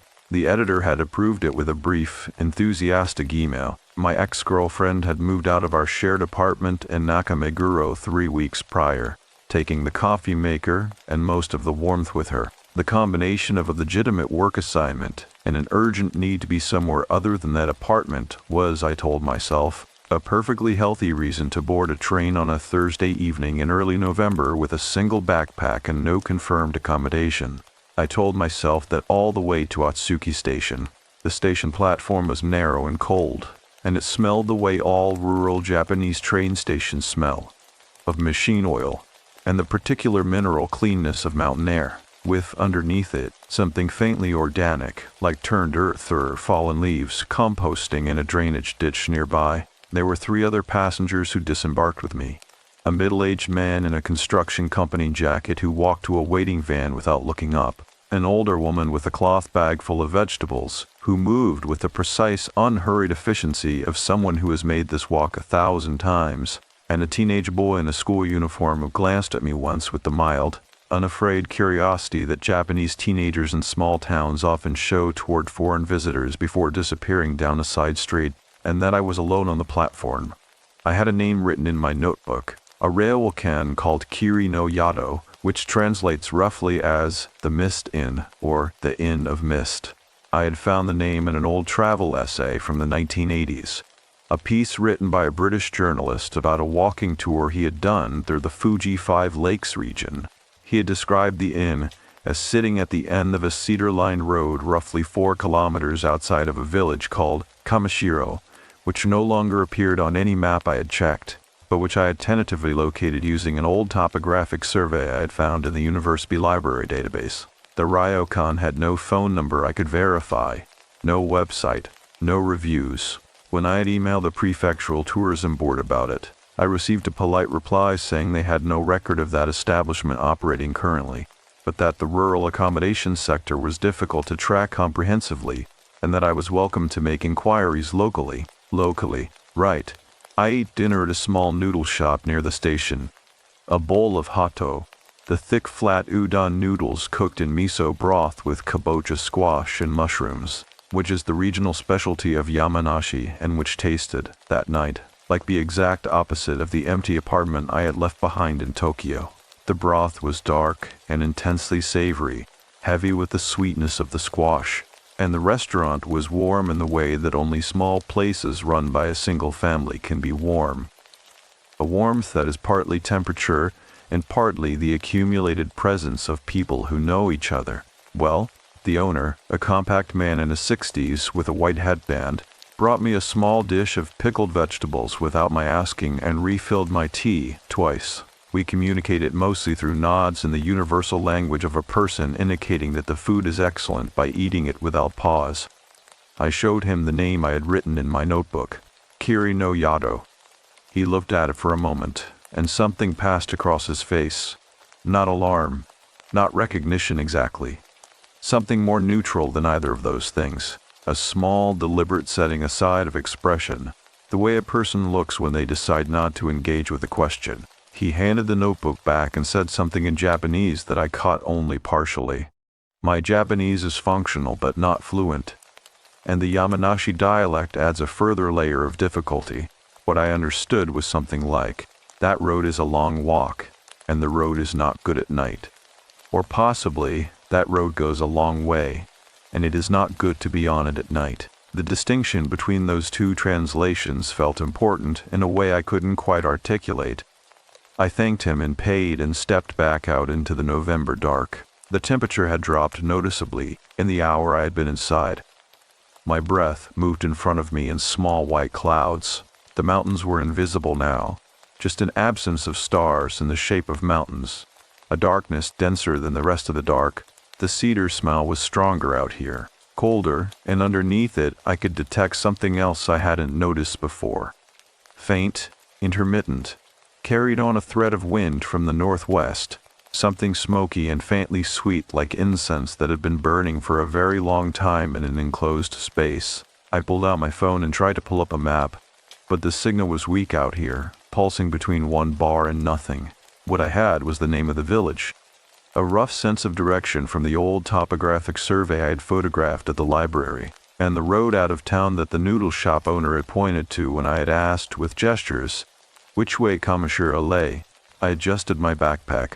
I pulled my jacket tighter. I started walking. The road out of Otsuki climbed gently at first, following the curve of a river I could hear but not see below me on the left side. The streetlights ended after the first kilometer. After that, my way was lit only by my phone's flashlight and by what filtered down from a thin crescent moon. The asphalt was good for the first stretch, then gave way to a narrower road with grass growing up through the center. The cedar trees on either side were old growth, the trunks wide and dark and slightly damp, rising into a canopy that closed above me like the vaulted ceiling of something vast and structural. Walking under them felt less like being in a forest and more like being inside a building that had been designed to make you feel small. I want to be careful, even now, to describe what happened accurately. I am not someone who frightens easily, or at least I didn't used to think of myself that way. I am a journalist. I am trained, in whatever modest way that training applies, to notice things and record them without embellishment. So when I say that the forest felt wrong that night, I am trying to say something specific and precise, not something theatrical. I didn't feel menacing in the way that horror movies have conditioned us to expect menace. No sudden sounds, no glimpsed movement, no particular moment of shock. It felt wrong the way a room feels wrong when you enter it and realize, a half second before you are able to identify why, that something in it has been moved. I walked for what I estimated was 2.5 kilometers. The road had narrowed to a single lane, barely wide enough for a small vehicle. The river sound had faded behind me. There was no wind now, and the silence was the deep, pressurized kind. The kind that makes you aware of the sound of your own footsteps with unusual clarity, and then makes you start listening, against your will, for the sound of other footsteps. The smell of incense was stronger here, warmer somehow, despite the cold. And then I saw the light. It was faint, at first, the amber yellow of lantern light, rather than the white of electric light, a distinction I registered without knowing why it registered, except that it felt like information. It was coming from between the trees, off the road to my left, maybe 100 meters into the forest. I stopped walking. I stood in the dark with my phone flashlight pointing at the road ahead of me, and I watched the light through the trees, and it didn't flicker the way candlelight does. And it didn't move the way a carried lantern moves. It was steady, patient, the light of something that had been burning for a while and intended to continue. I checked my phone. 2 kilometers, roughly, from where the map had suggested the road to Kamishiro would branch. The light was in roughly the right direction. I stood there for a long moment, breathing the cold cedar air and the distant warmth of that incense smell, listening to the silence that surrounded the light. And then I left the road and walked toward it. I want you to understand, and this is the part I have gone back to more times than I can count, in the months since. I want you to understand that I was not afraid. Not yet. That is not a boast. It is something closer to a confession. Because fear, that night, would have been the right response. Fear was the thing the forest was waiting for me to feel, and I didn't feel it. I felt something else entirely, something warm and forward-moving, something that felt, in that moment, almost exactly like coming home. The light through the trees grew larger as I pushed through the undergrowth, and somewhere ahead of me, half hidden by the dark and the cold and the smell of old cedar smoke, the shape of a building began to take form against the night. The amber light had pulled me through the undergrowth like a current pulling a boat, steady and irresistible, and now, standing at the edge of a cleared space in the cedar forest, I was looking at a building that had no business being there. Kiri no Yado. Even without a sign, and there was no sign, not yet visible, I knew it was the inn. The British journalist's description from 40 years ago had lodged somewhere in the back of my reading memory without my realizing it. And now the actual structure was clicking into place against that description like a key finding its lock.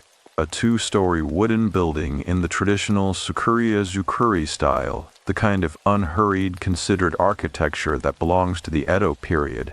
Low-pitched tiled roof with deep eaves, The upper story set slightly back from the lower to create a narrow covered walkway all the way around the building, the outer walls a dark, weather-silvered timber that had gone almost black with age and moisture. Shoji screens on the upper floor, and behind 3 of them the source of the amber glow, paper and light, the oldest combination in the world. The garden between me and the front entrance was small and formally arranged in the way of very old Japanese gardens, where every stone has been placed with an intention that you are not necessarily meant to understand, only to feel.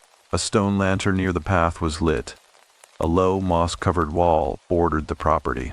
A single maple tree, still holding the last of its autumn leaves, stood to the right of the entrance, and in the still night air its remaining leaves, deep crimson, nearly black at the edges, hung without movement, suspended, as if the tree itself was holding its breath. I stood at the garden's edge for a moment and simply looked. The incense smell was very strong now, rich and dark, sandalwood with something underneath it, something I couldn't name. Something that sat at the back of the throat, like the taste of old wood or cold stone. Not unpleasant, not comfortable either. The kind of smell that wakes something old in the part of the brain that predates language. I walked the path to the entrance. The jenkan, the entryway, was recessed under the covered walkway, and as I stepped up to it, I noticed that the wooden step was worn perfectly smooth in its center. The way steps get when generations of feet have crossed them for long enough that the wood begins to remember the passage. I slid the outer door open, the way you do in traditional inns, and stepped inside. The entryway was dim. A single paper lantern hung from the low ceiling, casting that same amber warmth I had seen from the forest. The floor was polished dark wood, and against the left wall was a low wooden bench for removing shoes, and above it, on a shelf, were arranged 3 pairs of Zerai sandals, the woven straw kind, in different sizes, as though other guests were expected, or had recently been. I called out the standard greeting, Sumimasen, excuse me, Gomen kudasai, is anyone home? The silence that answered was different from the forest silence, thicker, more interior, the silence of walls and paper screens and tatami matting absorbing sound, rather than the open silence of trees and cold air. Somewhere inside the building, I could hear, or thought I could hear, a very faint sound, rhythmic, low, not quite identifiable. It could have been someone moving in a back room. It could have been the settling of old timber in the cold. It could have been water moving in a pipe. Then a door slid open at the far end of the entryway, and she was there. The woman who ran Kira no Yado was old. I mean old in the way that some Japanese women of a certain generation are old. Not frail, not diminished, but concentrated, as if the decades had burned away everything unnecessary and what remained was purely essential. She was small, dressed in a dark kimono the color of deep water, her white hair pinned with a single lacquered comb. Her face was deeply lined, and her eyes, when they found mine, were dark and still and completely without surprise, as though she had been expecting me specifically. She said something in Japanese that I processed slowly. My brain was cold and tired from the walk. What I understood was close to, "You found your way," or possibly, "You came the long way." Again, that gap between translations that felt significant. I introduced myself, explained that I was a writer from Tokyo, that I was looking for a place to stay, that I had read about the inn in an old travel piece. I held out my notebook, open to the page where I had written the inn's name. She looked at it. She looked at me. She nodded once, with the kind of finality that closes a question rather than answering it, and gestured for me to follow. She moved through the interior of the building with the unhurried certainty of someone who has never needed to think about where they are going. I followed her down a corridor of dark wood, the floor cool and smooth through my socked feet. I had left my shoes in the entryway without being asked, the reflex of having lived in Japan long enough. On either side of the corridor, closed paper screen doors, behind each of which was nothing but stillness. The incense was everywhere in here. It was coming from somewhere deeper in the building, something actually burning, not just residual. And with every step the smell became more complex, more layered, less simply pleasant and more simply present, the way a very strong personality is present in a room even before they have said anything. She led me to a room on the upper floor, accessible by a narrow wooden staircase that creaked in a low, musical way under my weight, each step producing a slightly different note, so that climbing it felt like playing an instrument that played you back. The room was a standard tatami room, 8 mats, low table in the center, a tokonoma alcove in the far wall containing a hanging scroll I couldn't quite make out in the dim light, and a small ceramic vase with a single branch of something dark and bare, folded bedding in the closet, a small window overlooking the back of the garden. She set a kettle of hot water and a small lacquered tea tray on the low table. She told me, I am confident in this translation, that dinner had already passed, but that there was rice and pickles if I was hungry, and that she would bring them. She told me the bath was at the end of the hallway, that the hour was late for it, but that it would still be warm. She told me the house was quiet at night and asked that I respect the quiet. Yoru wa kono ie wa shizuka desu. At night, this house is quiet. Not, the guests are sleeping. Not, please don't make noise. The house. The subject of that sentence was the house. I thanked her, and she left, sliding the door close behind her with a sound as soft and final as a held breath releasing. I sat at the low table for a moment and listened. The building had its own set of sounds, the faint tick of old wood contracting in the cold, the distant murmur of water that I now understood was a small stream running somewhere behind the property, the occasional near inaudible creak from somewhere above me, which I took to be the roof shifting and what little wind reached this deep into the forest. Normal sounds, the sounds of an old building being an old building. I ate the rice and pickles she brought. The rice dense and slightly sweet, the pickles sharp with the particular brine of nukazook, the kind that takes months in a fermentation bed before it has that deep, complex sourness. I drank the tea, a roasted hojicha that tasted of autumn and patience. I was more tired than I had realized, the cold walk catching up with me at once, and by the time I unfolded the bedding and lay down on the tatami, the amber glow from the lantern in the entryway below was already beginning to dissolve at the edges of my consciousness. I was almost asleep when I became aware of the scroll. I don't know what made me open my eyes. There was no sound, nothing I could point to, but I turned my head toward the tokonoma alcove, and in the low light that came under the door from the corridor, I could see the hanging scroll well enough now to make out what it depicted. It was a figure, painted in ink, in the minimal style of old Japanese brush painting. A woman standing in what appeared to be a forest, just suggestions of trees, vertical strokes, darkness. The woman was facing away from the viewer. Her hair was loose and very long. Her feet, and this detail, when I saw it, sent something quiet and cold moving through my chest. Her feet did not touch the ground. She was hovering, just barely, just the width of a hand's span above the earth beneath her, and her head was turned, just slightly, just a few degrees, toward the viewer. Not enough to show her face.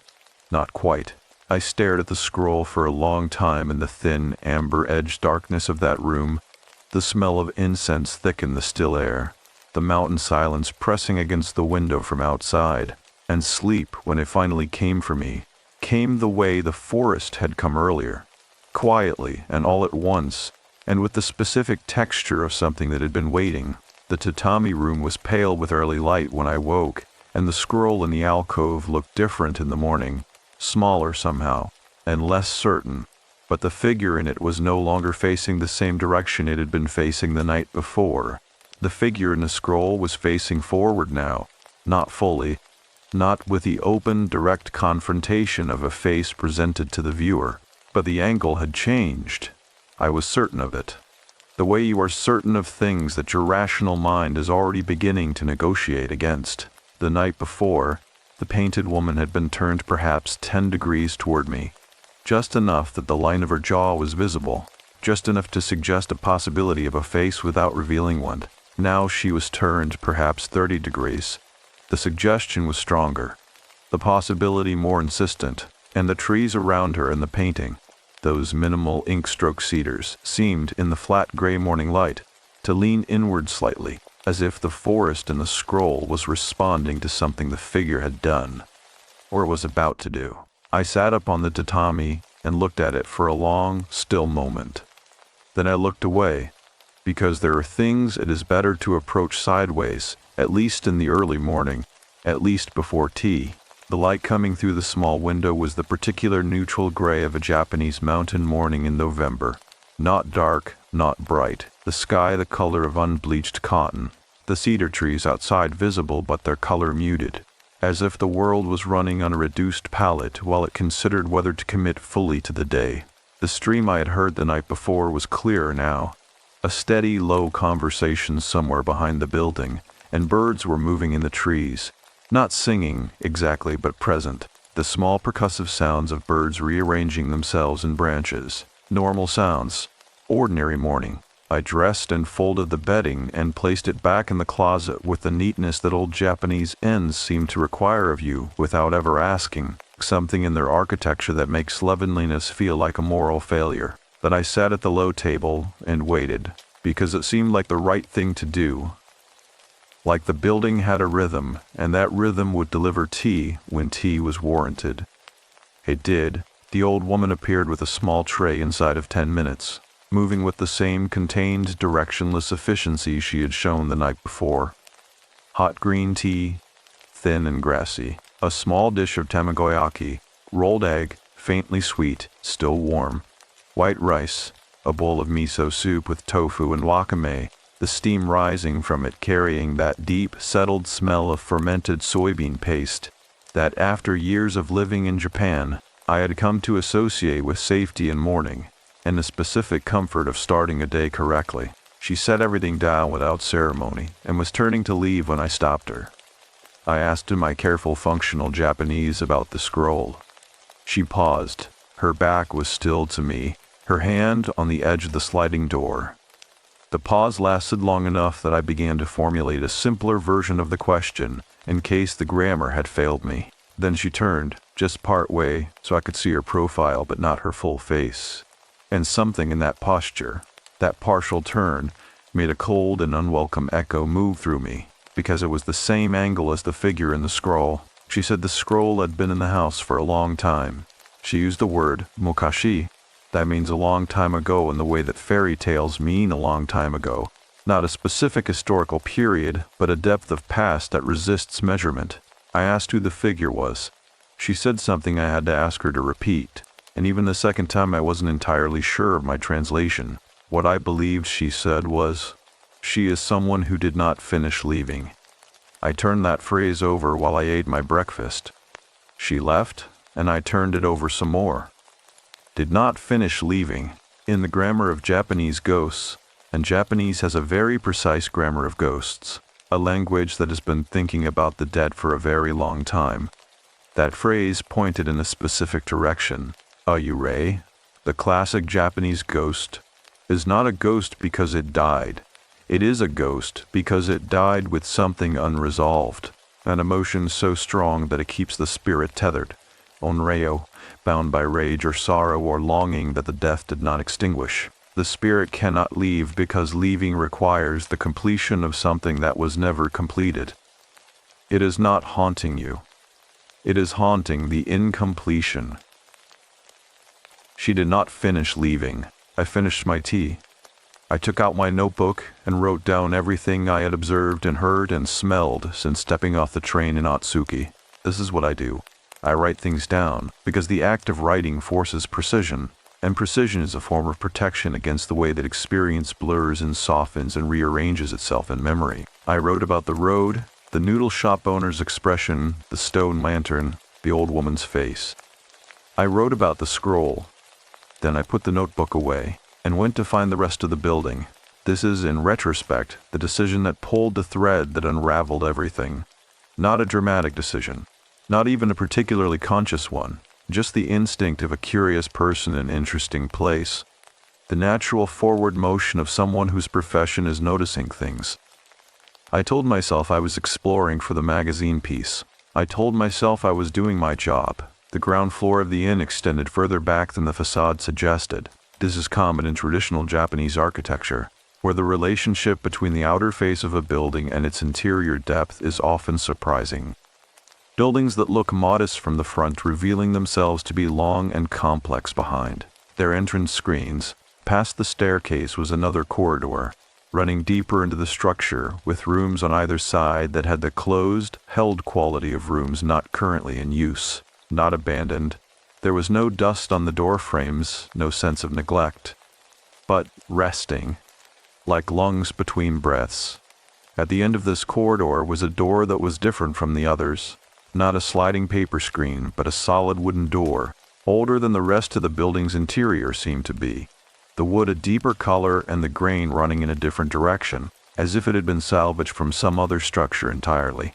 It had no handle in the usual sense, just a recessed wooden pole, worn smooth in the same way as the entrance step. By use so repeated it had become part of the material itself. I stood in front of it for a moment.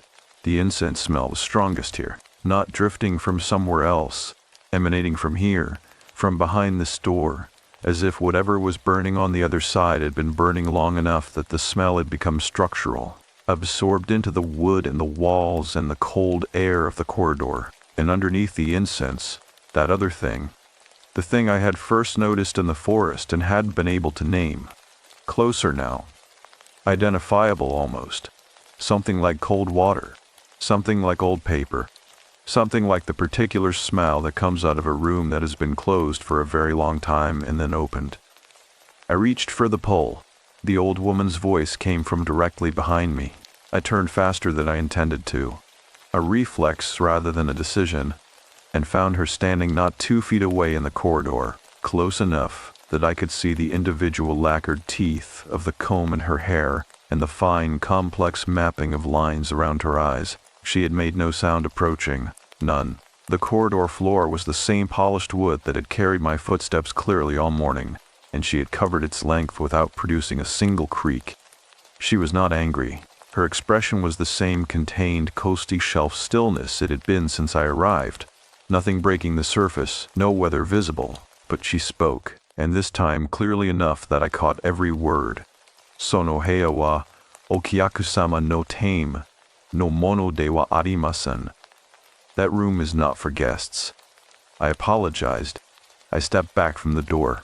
She held my gaze for one moment longer than was comfortable, long enough for me to understand that this was not a minor house rule, not the equivalent of a staff-only linen closet, long enough for me to feel the specific weight of the sentence she had used, which was not "please don't go in there" and was not "that's private." It was a sentence that drew a line between me and that room using the concept of category rather than prohibition.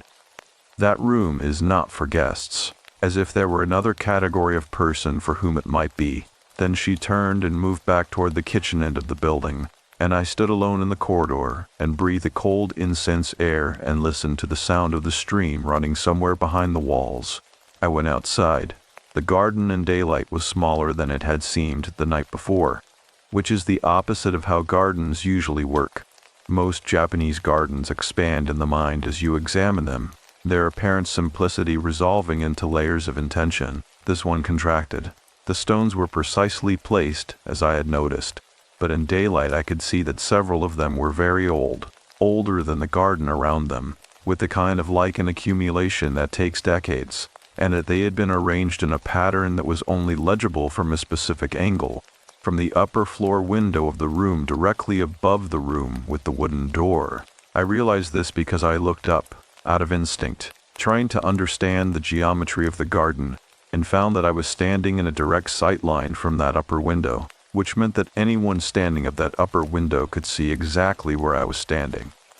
There was no one at the window. I checked twice. The glass. Old glass, slightly wavy, the kind that distorts, was empty of any figure, any movement. But the window was open. Just slightly. Just a few centimeters, and through the gap, barely audible over the sound of the stream, came a sound I had not heard before in the building. I stood very still and listened, and tried to be precise about it. It was a voice, or something that had the cadence of a voice, the rhythm of speech, the rise and fall of it, the way a sentence shapes itself from the inside before the words are actually formed, not words I could understand. Not even clearly words, but voice-shaped sound coming from an upper room of the inn in the late morning. From above the room with a wooden door, from behind the old wavy glass of a window that should have looked into an unoccupied space. I stood in the garden and listened, and did not move for a long time. The maple tree dropped a single crimson leaf. It fell straight down in the still air, no wind to carry it sideways, and landed on one of the old stones in the garden center. The voice-shaped sound from the window stopped, and in the silence that followed, the smell of incense intensified for just a moment. One concentrated pulse of it, warm and dark and close, as if something inside the building had exhaled. I went back to my room and sat with my notebook open and the pen in my hand, but I did not write anything for a long time because the scroll in the alcove was facing fully toward me now, and the painted woman's face, if it was a face, if the smear of ink at the edge of the turned head was what I thought it was looking directly at the door. The smear of ink had a mouth. I was certain of it now, and the way I had been uncertain about the scroll's changing angle, and then became certain, and then tried to become uncertain again before giving up on uncertainty entirely. There was a mouth in the brushwork at the edge of the turned face, not painted with any deliberate precision, not a clear representational line, but present the way shapes are present in old ink when the paper is aged and the pigment has migrated, and what was once an ambiguous mark has resolved, over years or decades, into something that looks uncomfortably intentional. The mouth was not open, it was not smiling, it was simply there, at the border between suggestion and fact, the way a sound is present at the border between hearing and imagination in a quiet house at night. I closed my notebook. I left the pen on the table. I looked at the scroll for another full minute. In the methodical way I look at things I am trying to understand from the outside, cataloging detail against detail, and then I got up and walked to the alcove and looked at it from 2 feet away. The paper was old, genuinely old, not decoratively aged. The edges had that fine, irregular browning that archival paper develops when it has been exposed to fluctuating humidity across many seasons, and the surface had a slight texture to it, a faint topography of age, like the surface of old skin. The ink was sumini, traditional Japanese ink, which oxidizes over time and shifts in tone from pure black toward a complex brownish gray, and this ink had shifted considerably, which suggested the scroll was at minimum several generations old. The figure was painted with economy and confidence, the loose, committed brushwork of someone who had been doing this for long enough that the hand moved before the thought did. But the face, the emerging, unfinished, three-quarter face, up close I could see that the brushwork around the figure's head was different from the brushwork everywhere else in the painting. The trees, the ground, the figure's robes, her loose, dark hair, all of it was painted in the same confident, unhesitating style, but the area around the face was worked over, overworked, multiple layers of ink, thin washes applied over dried earlier washes, as if the painter had returned to this part of the image repeatedly, adding and then partially obscuring and then adding again, building up a texture in that one area that was almost three-dimensional compared to the flatness everywhere else, as if the face had been attempted many times and never resolved, or as if someone had returned to the scroll after it was finished and kept trying to complete something that resisted completion. I stepped back from the alcove. I picked up my camera, a small mirrorless I carried for the magazine work, and I photographed the scroll from 3 angles, with different exposures to try to capture the texture of the overworked area around the face. Then I put the camera away and went downstairs. The old woman was in the kitchen, visible through the half-open door at the end of the ground floor corridor. A small, immaculate kitchen, the kind designed for precision rather than volume, with a single gas burner and a low preparation counter and a row of ceramic jars along one wall that held, I supposed, the fermentation crocks and spice stores of a kitchen that had been provisioning this building for a very long time. She was standing at the counter with her back to me, doing something with a small knife and what looked like burdock root, the gobo that is a staple of rural Japanese cooking. Earthy and fibrous and slightly bitter, the kind of ingredient that takes patience and the right kind of slow heat. I asked if I could speak with her for a moment. She set down the knife. She turned and looked at me with that same unweathered stillness and gestured to the low table in the room adjacent to the kitchen. A small sitting room I hadn't noticed the previous evening, barely 4 tatami mats in area, with a narrow window overlooking the side of the property and a low charcoal brazier that was producing a steady, banked warmth that hit me as I entered the room like a quiet hand on the shoulder. We sat across the low table from each other, and I placed my notebook between us, open to a clean page. I asked her how old the inn was. She thought for a moment, or appeared to think. It was difficult to distinguish, with her, between thinking and simply deciding how much to say. She told me the building had been in her family for 5 generations, that the original structure was older than that, built over or from or incorporating an older structure. She wasn't precise about which. 5 generations in a traditional Japanese family was roughly 150 years at minimum, which would put the original construction somewhere in the middle of the Meiji period, possibly earlier. I asked about the scroll. She was quiet for long enough that I began to think she wasn't going to answer. Then she said that the scroll had come with the building, that it had always been in the alcove of that room, that it had always been in her family's care, which she said with a particular inflection that made care sound less like ownership and more like obligation. I asked her painted it. She said she didn't know, and I believed her, because the way she said it had no evasion in it. It was the flat honesty of someone reporting a simple gap rather than concealing a complex one.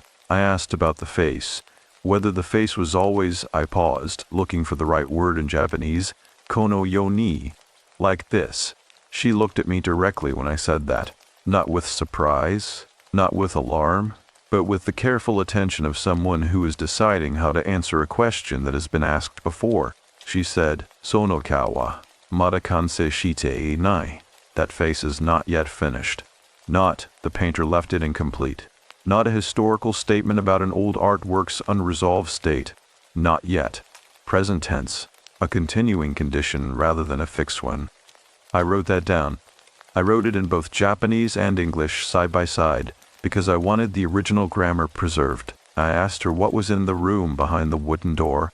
The charcoal brazier made a small sound, a settling of ash, the faint percussion of heat doing its work, and the warmth in the room seemed to shift slightly, as if the air had moved, though the narrow window was closed. She said, "Sono he wa kanocho, no time no mono desu." That room belongs to her. Not that room is storage, not that room is private. That room is private. That room belongs to her.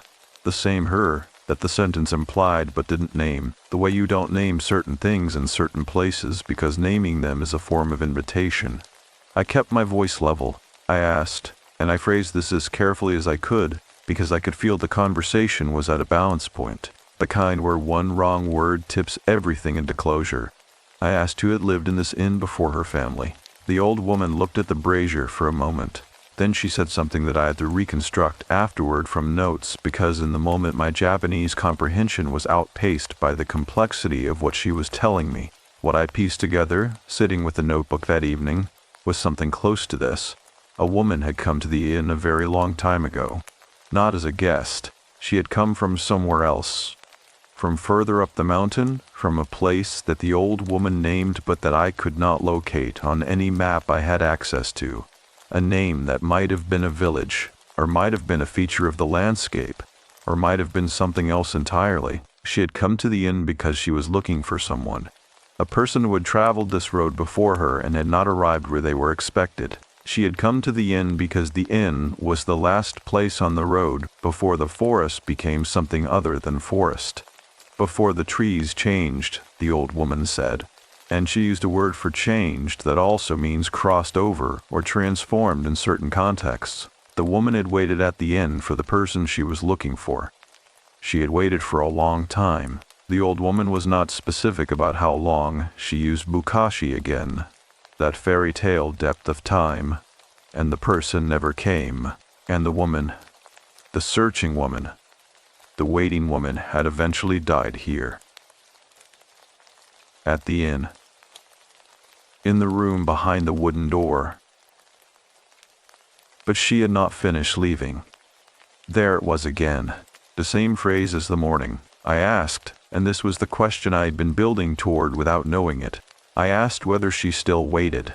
The old woman looked at me with her dark, still eyes, and she said, Mada sagashite iru, she is still searching. Not waiting anymore, searching. The verb had changed, and the change felt significant in a way that took me the rest of the day to understand. Waiting is static. Waiting is patience directed at a fixed point. Searching is mobile. Searching moves through a space. Searching comes down corridors and stands outside doors and turns, slowly, to face the direction of what it is looking for. I thanked her. I folded my notebook. I walked back upstairs slowly, listening to each step on the staircase play its low wooden note, and I went into my room and sat at the low table and looked at the scroll. The painted woman was facing further toward me than she had been that morning, not fully forward, perhaps 45 degrees now. The overworked area of ink around her face was visible from across the room, that dense, layered texture darker than the rest of the painting, where multiple attempts at something had accumulated into a kind of pressure, and the trees in the painting were different. I looked at this scroll closely enough, from close enough, that I was confident of what I had seen earlier. The ink-stroke cedars had been vertical, minimal, upright, the conventional shorthand for trees in this style of Japanese brushwork. They were still vertical, still minimal, but their lean had changed. Slightly, but observably. The way a person's body changes when they turn their attention from one direction to another. They were leaning toward the figure now, or the figure had moved closer to them. I sat with that for a long time. The afternoon light through the small window went from neutral gray to a deeper, more committed gray, the color of the sky contracting as the early mountain dark began its approach. The stream ran behind the building. The building ticked and settled around me, and from somewhere below, from below and back, from the direction of the corridor with the wooden door at its end, I heard, or felt, or experienced through some channel that isn't exactly either of those things, a sound that was rhythmic and low and very close to the sound of someone pacing a small room, back and forth, still searching. I pressed my hands flat on the tatami and breathed the incense air and told myself, in the firm internal voice that I had been using with increasing frequency since arriving at this inn, that there were rational explanations for all of it. Old paintings change with age. Old buildings make sounds. Old women who run old inns in deep forests develop a poetic relationship with the history of their property, a relationship that expresses itself in language that sounds metaphysical but is probably just the local idiom of people who have lived close to old things for a very long time. I told myself all of that with great conviction, and then the lantern in the corridor outside my room went out, and the space under my door went dark, and from the direction of the staircase came the sound of a footstep on the wood. A single, specific, weighted footstep, the kind a person makes when they pause in a step to listen rather than to continue. And I stopped breathing, and I did not move, and I did not make a sound, and neither did anything else for a very long time. The lantern light came back on sometime in the deep middle of the night, and when it did, its warmth crept back under my door and across the tatami to the alcove, and in that restored amber light, the scroll's painted woman was facing me fully now, her completed face finally visible, and I understood, looking at it, why the painter had spent so long trying to get it right, and why they had never quite managed. The face in the scroll was my mother's. Not exactly. Not with the precise, photographic accuracy of a portrait taken from life, but close enough. Close in the way that a reflection in old, imperfect glass is close, carrying the essential geometry of a face while distorting its surface, the proportions correct, but the texture wrong, the recognizable structure present beneath something that has been altered by time or medium or intention. The eyes were my mother's eyes. That particular deep-set quality, the slightly downward angle at the outer corners that gave her resting expression a permanent, gentle gravity. The line of the jaw, the way the hairline met the forehead at a slight widow's peak, a detail so specific that I had never thought of it as a feature until I was looking at it rendered in 200-year-old ink on a scroll in a room in a forest in Yamanashi Prefecture at 3 in the morning. My mother had been dead for 4 years. I want to be very precise about what happened next, because precision is the only thing I have to offer against the way this kind of experience tends to dissolve when you try to describe it.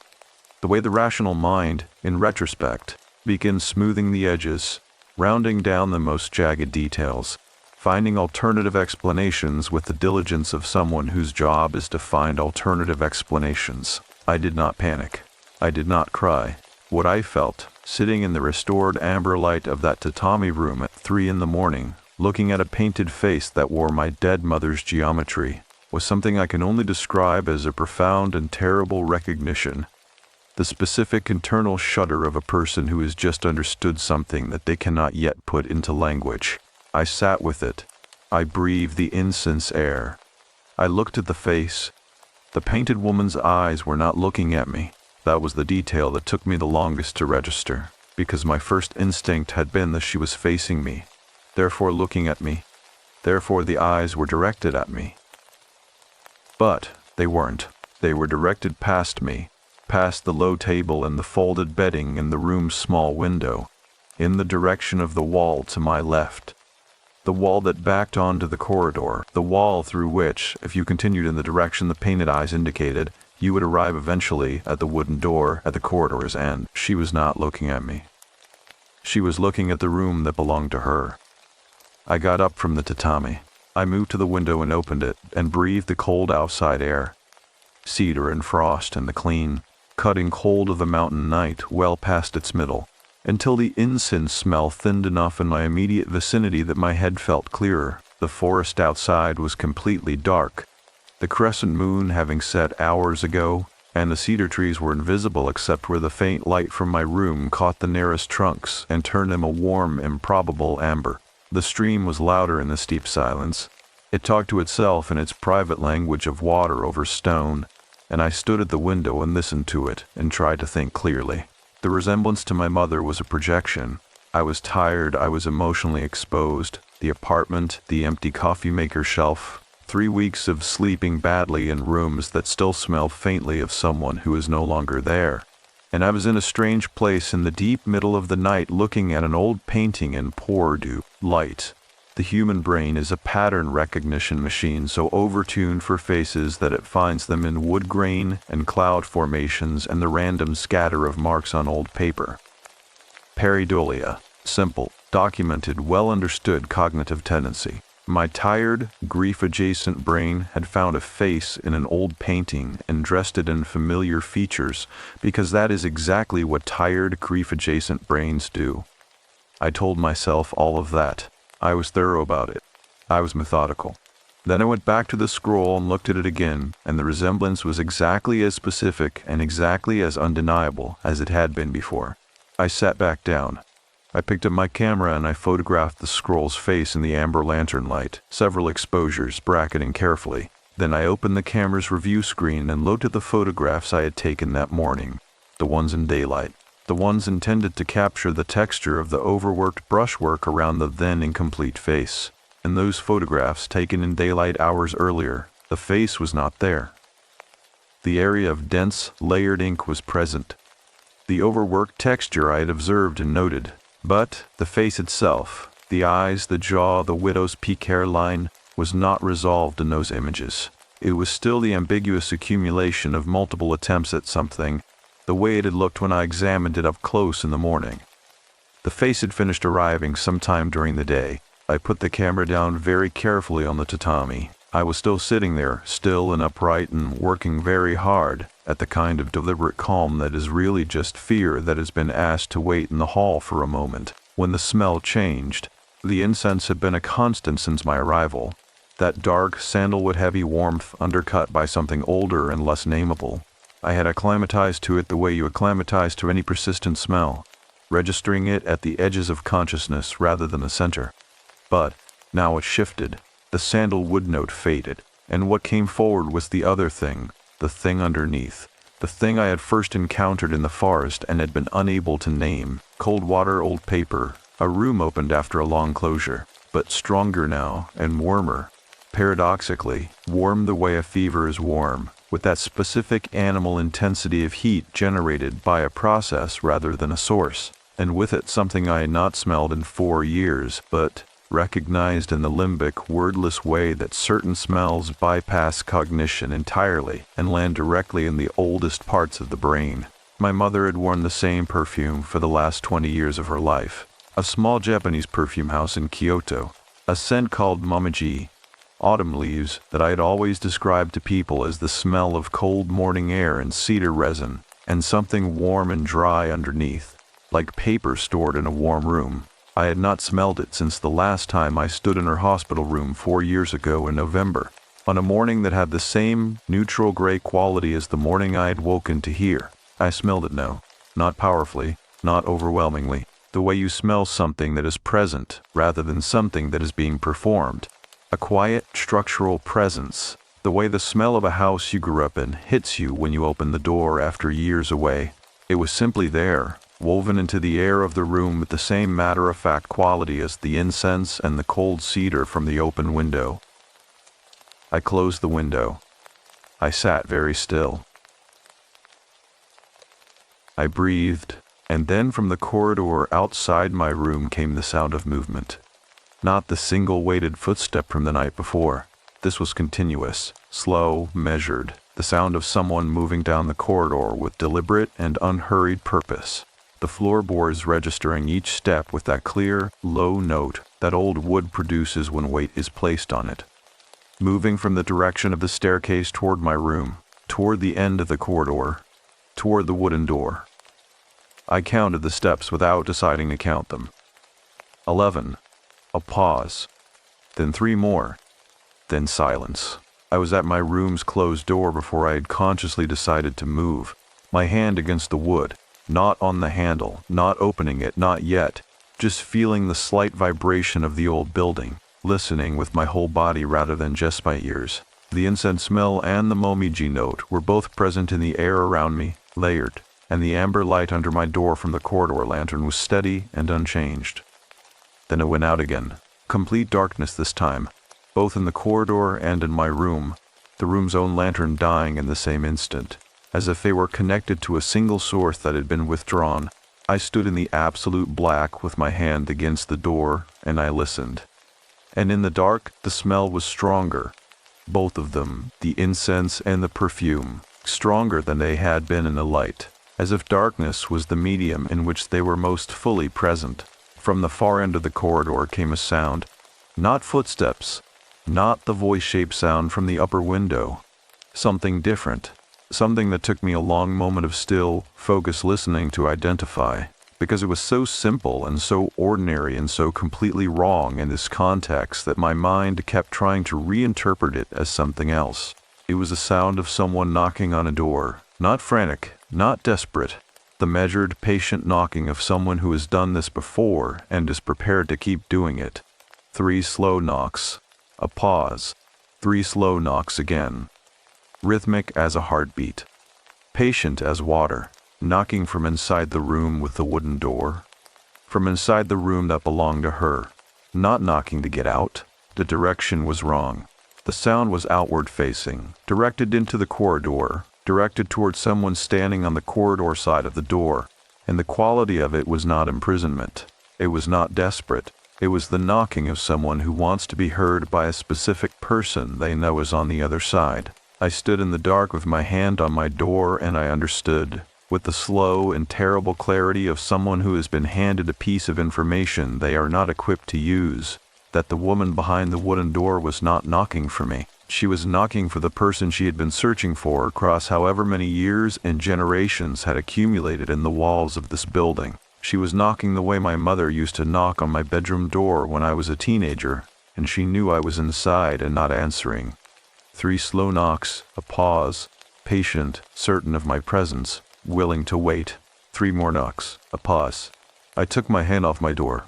I sat down on the tatami in the dark with my back against the wall and my knees pulled up, and I stayed there while the knocking continued, patient and steady and achingly familiar, and the smell of momiji settled around me in the darkness like something that had been waiting a very long time to be close to me again.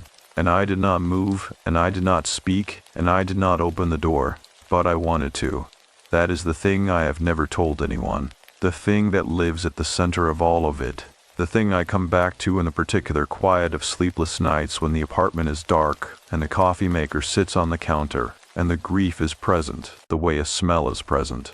Simply, structurally, without asking permission, I wanted to open the door more than I had wanted anything in 4 years. And I didn't. And eventually, the knocking stopped, and the lantern light came back on, both the corridor and the room together in the same instant. And I sat on the tatami in the amber light, and breathed until the mamiji's smell faded, which took longer than it should have, and left a different kind of absence behind it than the absence that follows when incense burns out. In the scroll, the painted woman's eyes had shifted, still the same face. Still my mother's face-adjacent geometry and that old, overworked ink. But the eyes were no longer directed at the wooden door. They were looking directly at me. Not searching, not imploring. Something quieter than either. Something that looked, if you held the most careful, least offensive part of your attention against it, almost like relief. Morning came the way mornings come, after nights you don't sleep. Not as a transition, but as an imposition. The light simply appearing whether you were ready for it or not, and with it the sound of the old woman moving in the kitchen below, and the smell of rice cooking, and the ordinary world reasserting itself with the cheerful indifference of something that was never frightened to begin with. I did not go down for breakfast.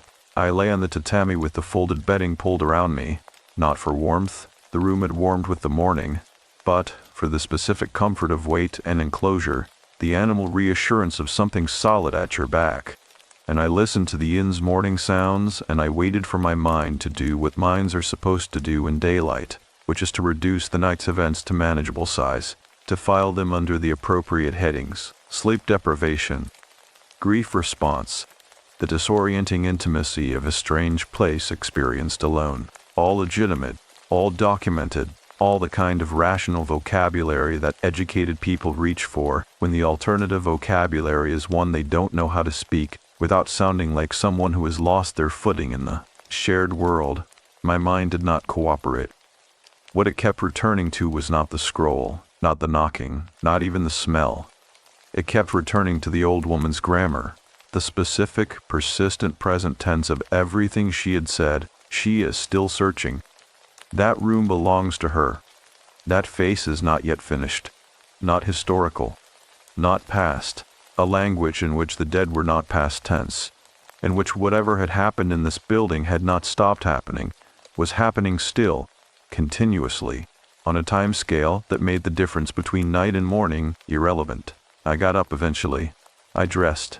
I washed my face in the small bathroom at the end of the upper corridor, the water from the tap cold enough to make my hands ache, and in the mirror above the basin I looked at my own face for a moment with the particular estranged attention you give a face after a sleepless night, the flatness of it, the way the light sits wrong on skin that hasn't rested. I looked tired in a way that went deeper than one bad night.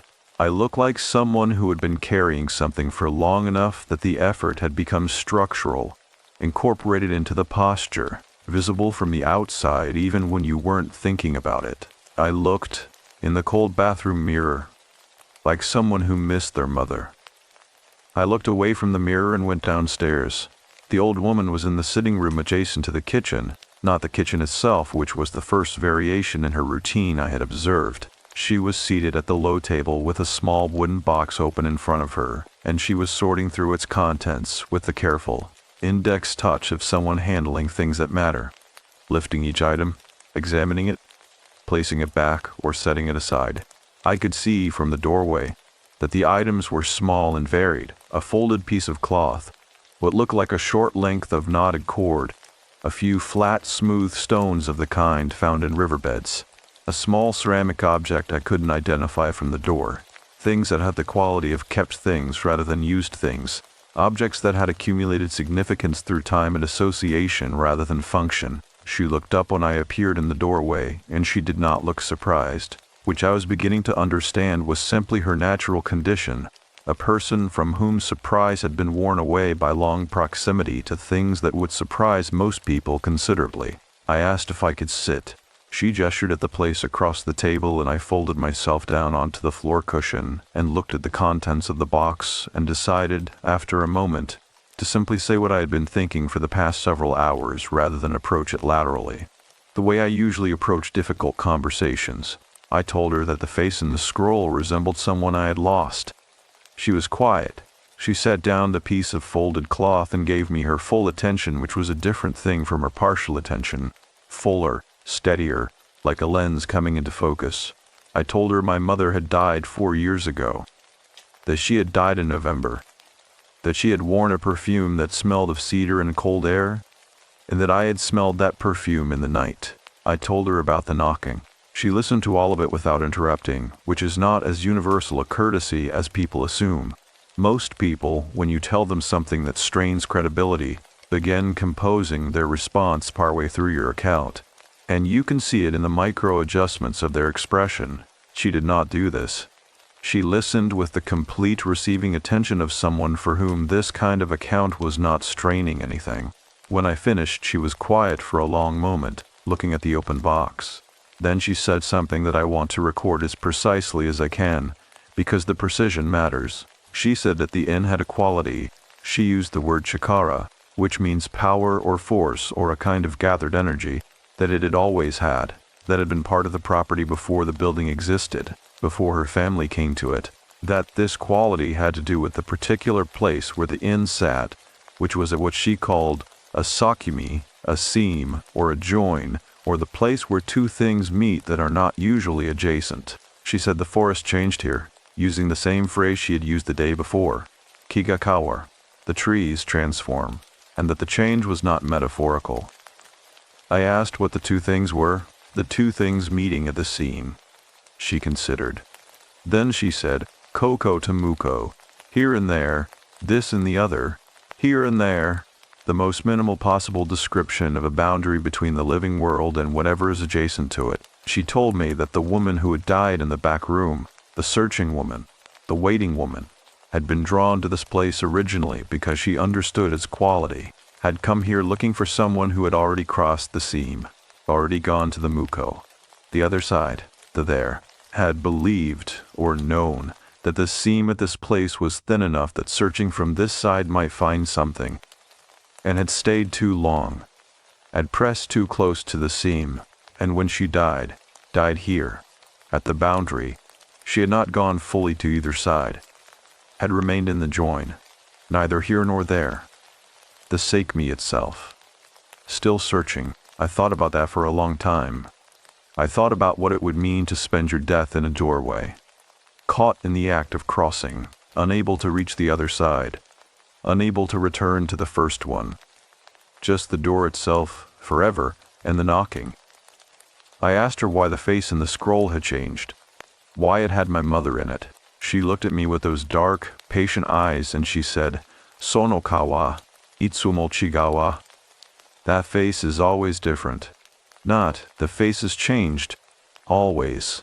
Every person who stays in that room and looks at that scroll long enough sees a different face. A face they know. A face they have lost. The scroll did not contain my mother. The scroll contained the mechanism of recognition, the invitation. The face that appears is the face of whoever the viewer most needs to see across the seam. I sat with that in the warm, still air of the sitting room, and outside the narrow window the cedar forest was dark green and close, and the stream ran its private conversation somewhere below us, and I felt something move in my chest that was not quite grief, and not quite hope, but lived in the geographic territory between them. I asked her whether it was real. Whether the presence on the other side of the wooden door was actually, I paused, finding the word, honto ni, truly. Whether it was truly there. She said, Anata wa nani o kanjimasuka. What do you feel? Not an evasion, a genuine question, and one that contained within its grammar a position, the position that what you feel in proximity to something is a form of evidence about that something. That perception is data. That the specific animal bypasses cognition quality of smelling your dead mother's perfume in a dark room in the middle of the night is not a hallucination to be explained away, but an encounter to be taken seriously. What did I feel? I felt her. That is the only honest answer, and it is the answer I have spent the months since trying to live with, turning it over and examining it from different angles, the way you turn over a stone to see what is underneath, finding each time that the thing underneath is the same thing. I felt the specific, irreplaceable texture of my mother's presence, not an idea of her, not a memory of her, not the mind's own manufacture of something desired, the actual, irreducible, unmistakable herness of her, present in that building the way the incense was present. Structurally, as part of the fabric of the air, she had been drawn here maybe, the way the old woman described the searching woman being drawn here, by the quality of the place, the thinness of the seam. She had been here before me, on the other side of the thin place, and I had walked into the forest following a light, and the light had brought me to this building, and I had not known why the light felt like coming home until this moment. My mother had been a traveler, an inveterate, stubborn, delighted traveler, the kind who went alone and went far and found the places that didn't have booking apps, and followed roads that weren't on maps, and came home with stories that started with, "I just had a feeling," and ended with something that shouldn't have been findable being found. She had been to Japan 3 times before I ever moved here. She had loved it with a specificity that I had inherited without understanding, the way you inherit certain gestures or a tendency toward a particular kind of light. She had died before I moved to Tokyo. She had never seen the apartment in Nakameguro. But she had, I now believed, found this place. I looked at the old woman and I said, and my Japanese was not adequate to the weight of what I was trying to say, and I said it anyway. In the approximate Japanese of someone trying very hard, I said that I thought my mother had been here before, on the other side. That I thought she had been the one the inn was waiting for me to come and find. The old woman looked at me for a long moment. Then she reached into the wooden box and took up the short length of knotted cord and placed it on the table between us.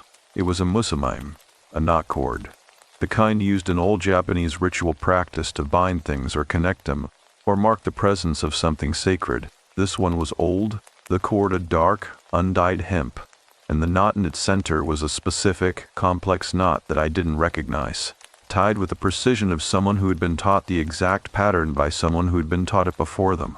She said, "Kor wa Tobaira no chikaku ni oite kudasai. Please place this near the door." The wooden door.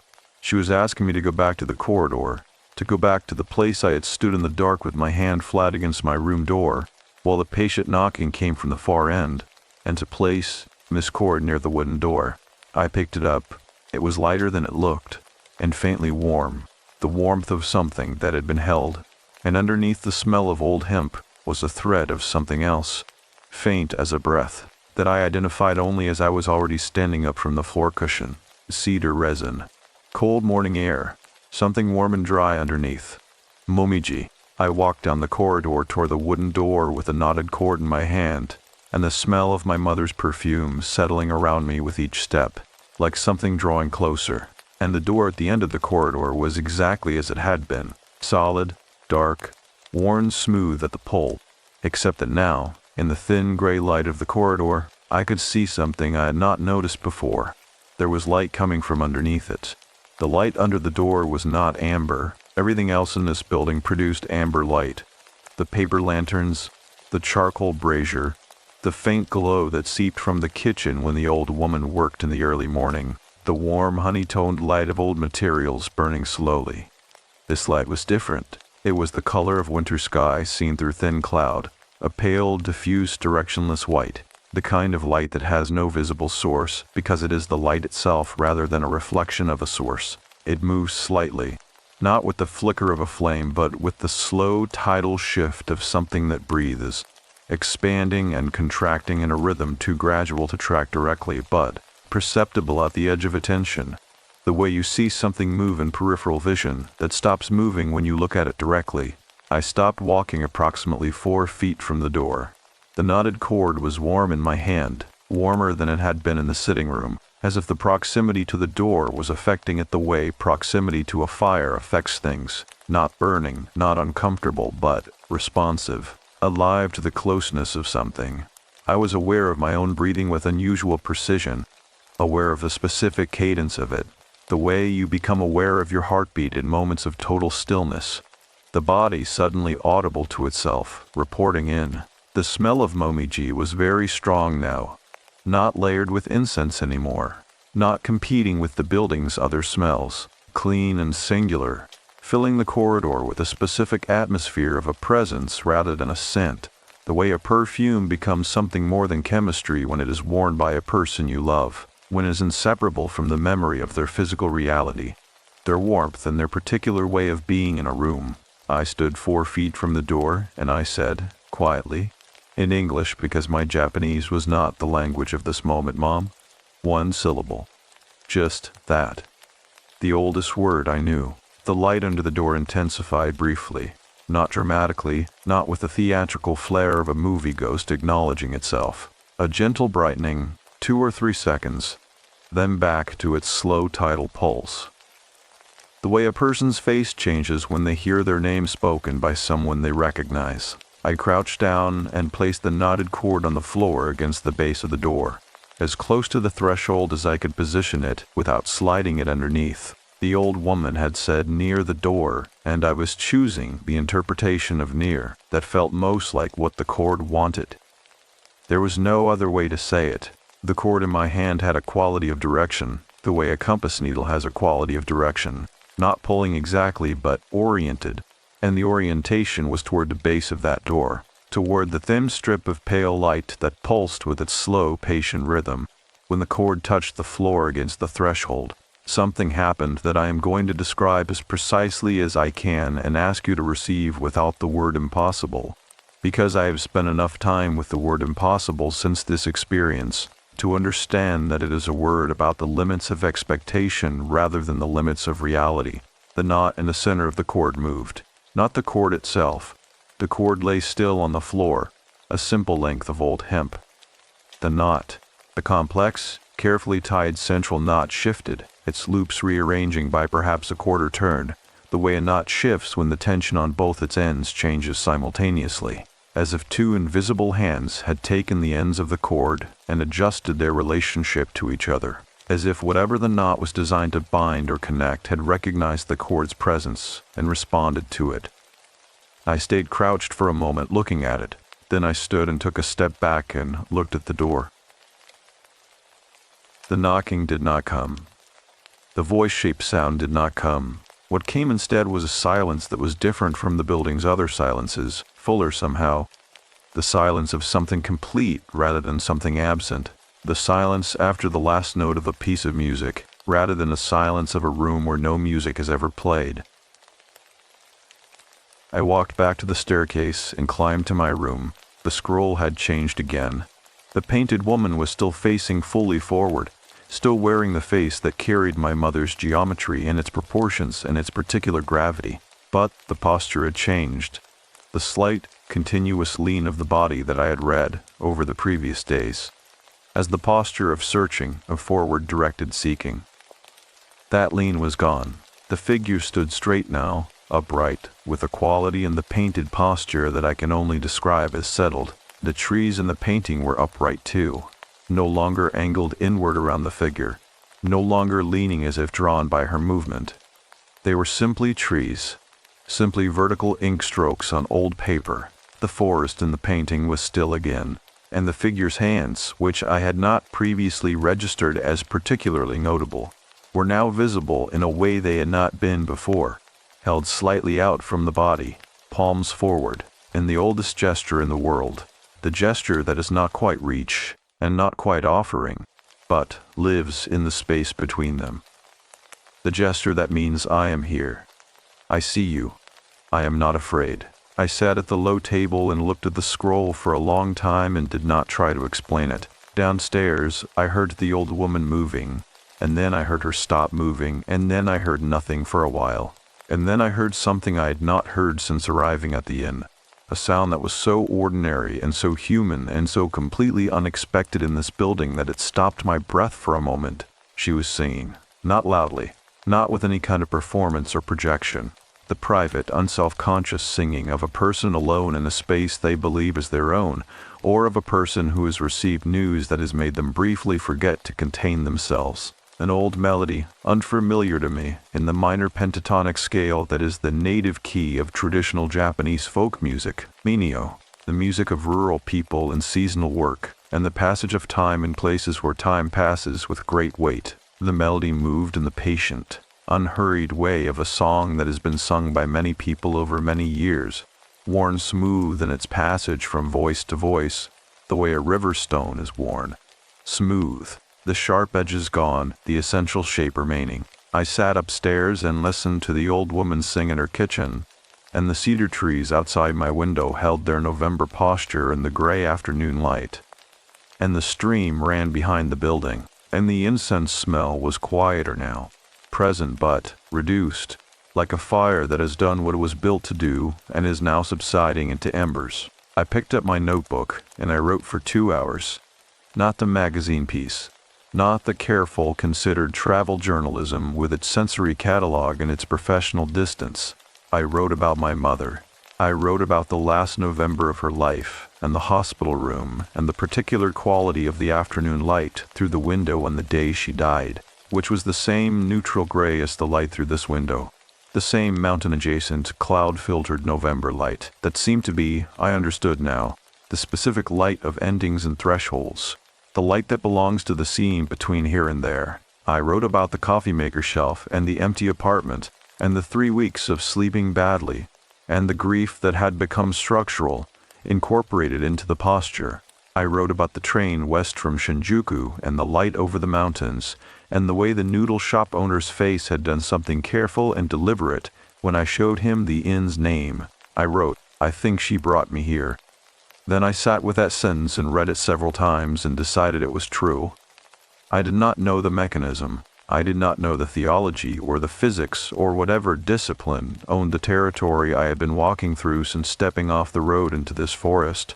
I did not know whether what lived behind the wooden door was my mother, in any sense that word could honestly sustain, or whether it was something that wore the frequency of her, the way water takes the shape of whatever contains it. I did not know whether the old woman socked me, her seam, her thin place, was something I would have believed in 3 days ago if someone had described it to me at a dinner table in Tokyo. What I knew was this: something in this building had recognized me. Something in this building had been oriented toward me with the specific, personal attention of something that knows you, not as a category of visitor or a type of passing stranger, but as a particular person whose face it would know in any light. The same way my mother had always known my face in any light. Late in the afternoon, as the mountain dark began its early descent, and the window light went from gray to the deep, committed gray of evening coming on, I heard footsteps on the staircase, not the old woman's footsteps. I had learned her particular gait over 2 days, the measured, compact steps of someone who has navigated the same spaces for decades and moves through them with the economy of perfect familiarity. These footsteps were slower, lighter, with a quality of care rather than economy, the way you step when you are moving through a space you are learning rather than one you know. They reached the top of the staircase. They moved down the upper corridor, past the bathroom, toward my room. They stopped outside my door. I sat at the low table with my pen in my hand and my notebook open, and my breath held in the particular, involuntary way that the body holds its breath when it is waiting for something it cannot name. And I looked at the closed paper screen between me and the corridor, and I waited. A shadow fell across the screen. The silhouette of a person standing on the other side of the paper, backlit by the corridor lantern, defined in amber against the white of the screen. Small, slight, the posture of someone who is standing still with their hands at their sides, their weight evenly distributed, their head tilted very slightly to one side in the gesture of listening or of considering. My mother had stood exactly like that. That exact distribution of weight, that exact angle of the head when she was outside a closed door deciding whether to knock. The shadow did not knock. It simply stood there in the amber light against the white paper screen, and I sat at the low table and looked at it, and the smell of momiji filled the room with the warm, patient completeness of something that has traveled a very long distance and arrived. and the cedar trees outside held their stillness in the early dark, and the stream ran behind the building, and I understood that the door between us, the paper door, the wooden door, every door in this building and outside it, was as thin as it had ever been. I said, I know you're there. The shadow didn't move. I said, I know you found this place. I know you've been here. Still, I said, I'm not afraid. And the shadow on the screen, for just one moment, one single, specific, unmistakable moment, lifted one hand from its side, very slowly, and pressed it flat against the paper, on the other side of the door, in the place where my own hand would have been if I had been standing at the screen from my side. And I got up from the tatami, and I walked to the door, and I pressed my hand against the paper from my side, matching the shape on the other side, palm to palm, through a single sheet of white paper in a corridor in a forest in the mountains in November. And the warmth that came through the paper was not the warmth of lantern light. It was the warmth of a hand. I stood there for a long time. I don't know how long, with my palm against the paper and the warmth on the other side steady and present and real.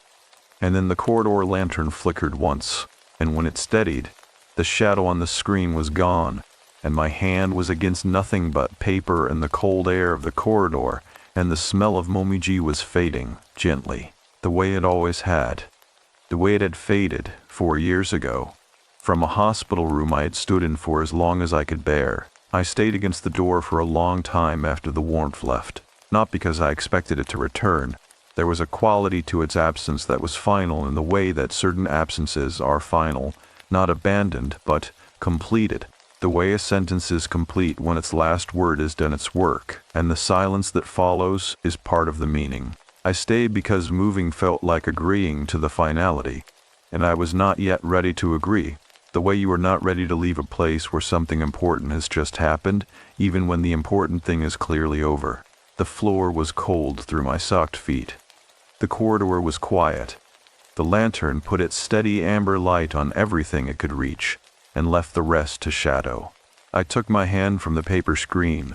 I went back into my room and sat at the low table and looked at the scroll for a long time without writing anything. The painted woman stood in her forest with her hands still open at her sides, her posture still that settled, completed stillness that was so different from everything the scroll had shown in the preceding days. The trees stood straight around her. The face. My mother's geometry in old ink, and the overworked, multiply-attempted brushwork of someone who had spent a very long time trying to get something exactly right, was calm. That is the only word I have for it that doesn't reach too far. Calm.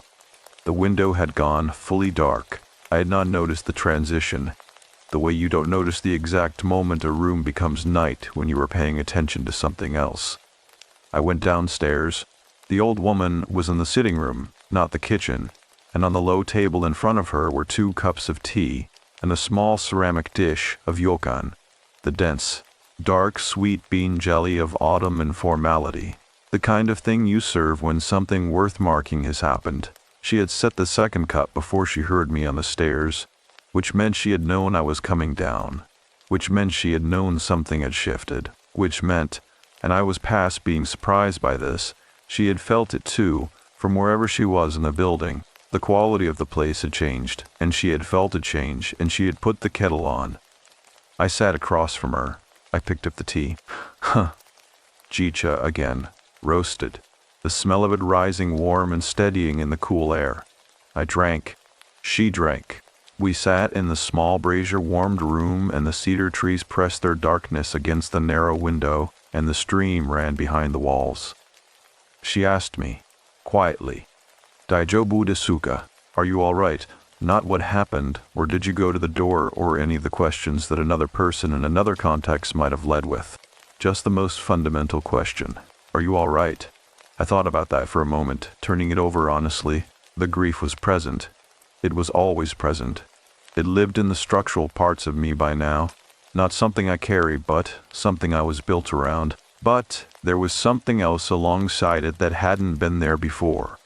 Something that was not happiness exactly, and not peace exactly, but shared the neighborhood of both those things. A quality of having been seen by something that knew me. of having stood palm to palm with something on the other side of a door that was thin enough to feel warmth through. I said, "Hi. Daijoubu desu?" "Yes, I am all right." She nodded with the small, specific nod of someone who was filing information they already expected. I asked her about the cord, what the knot was designed to do.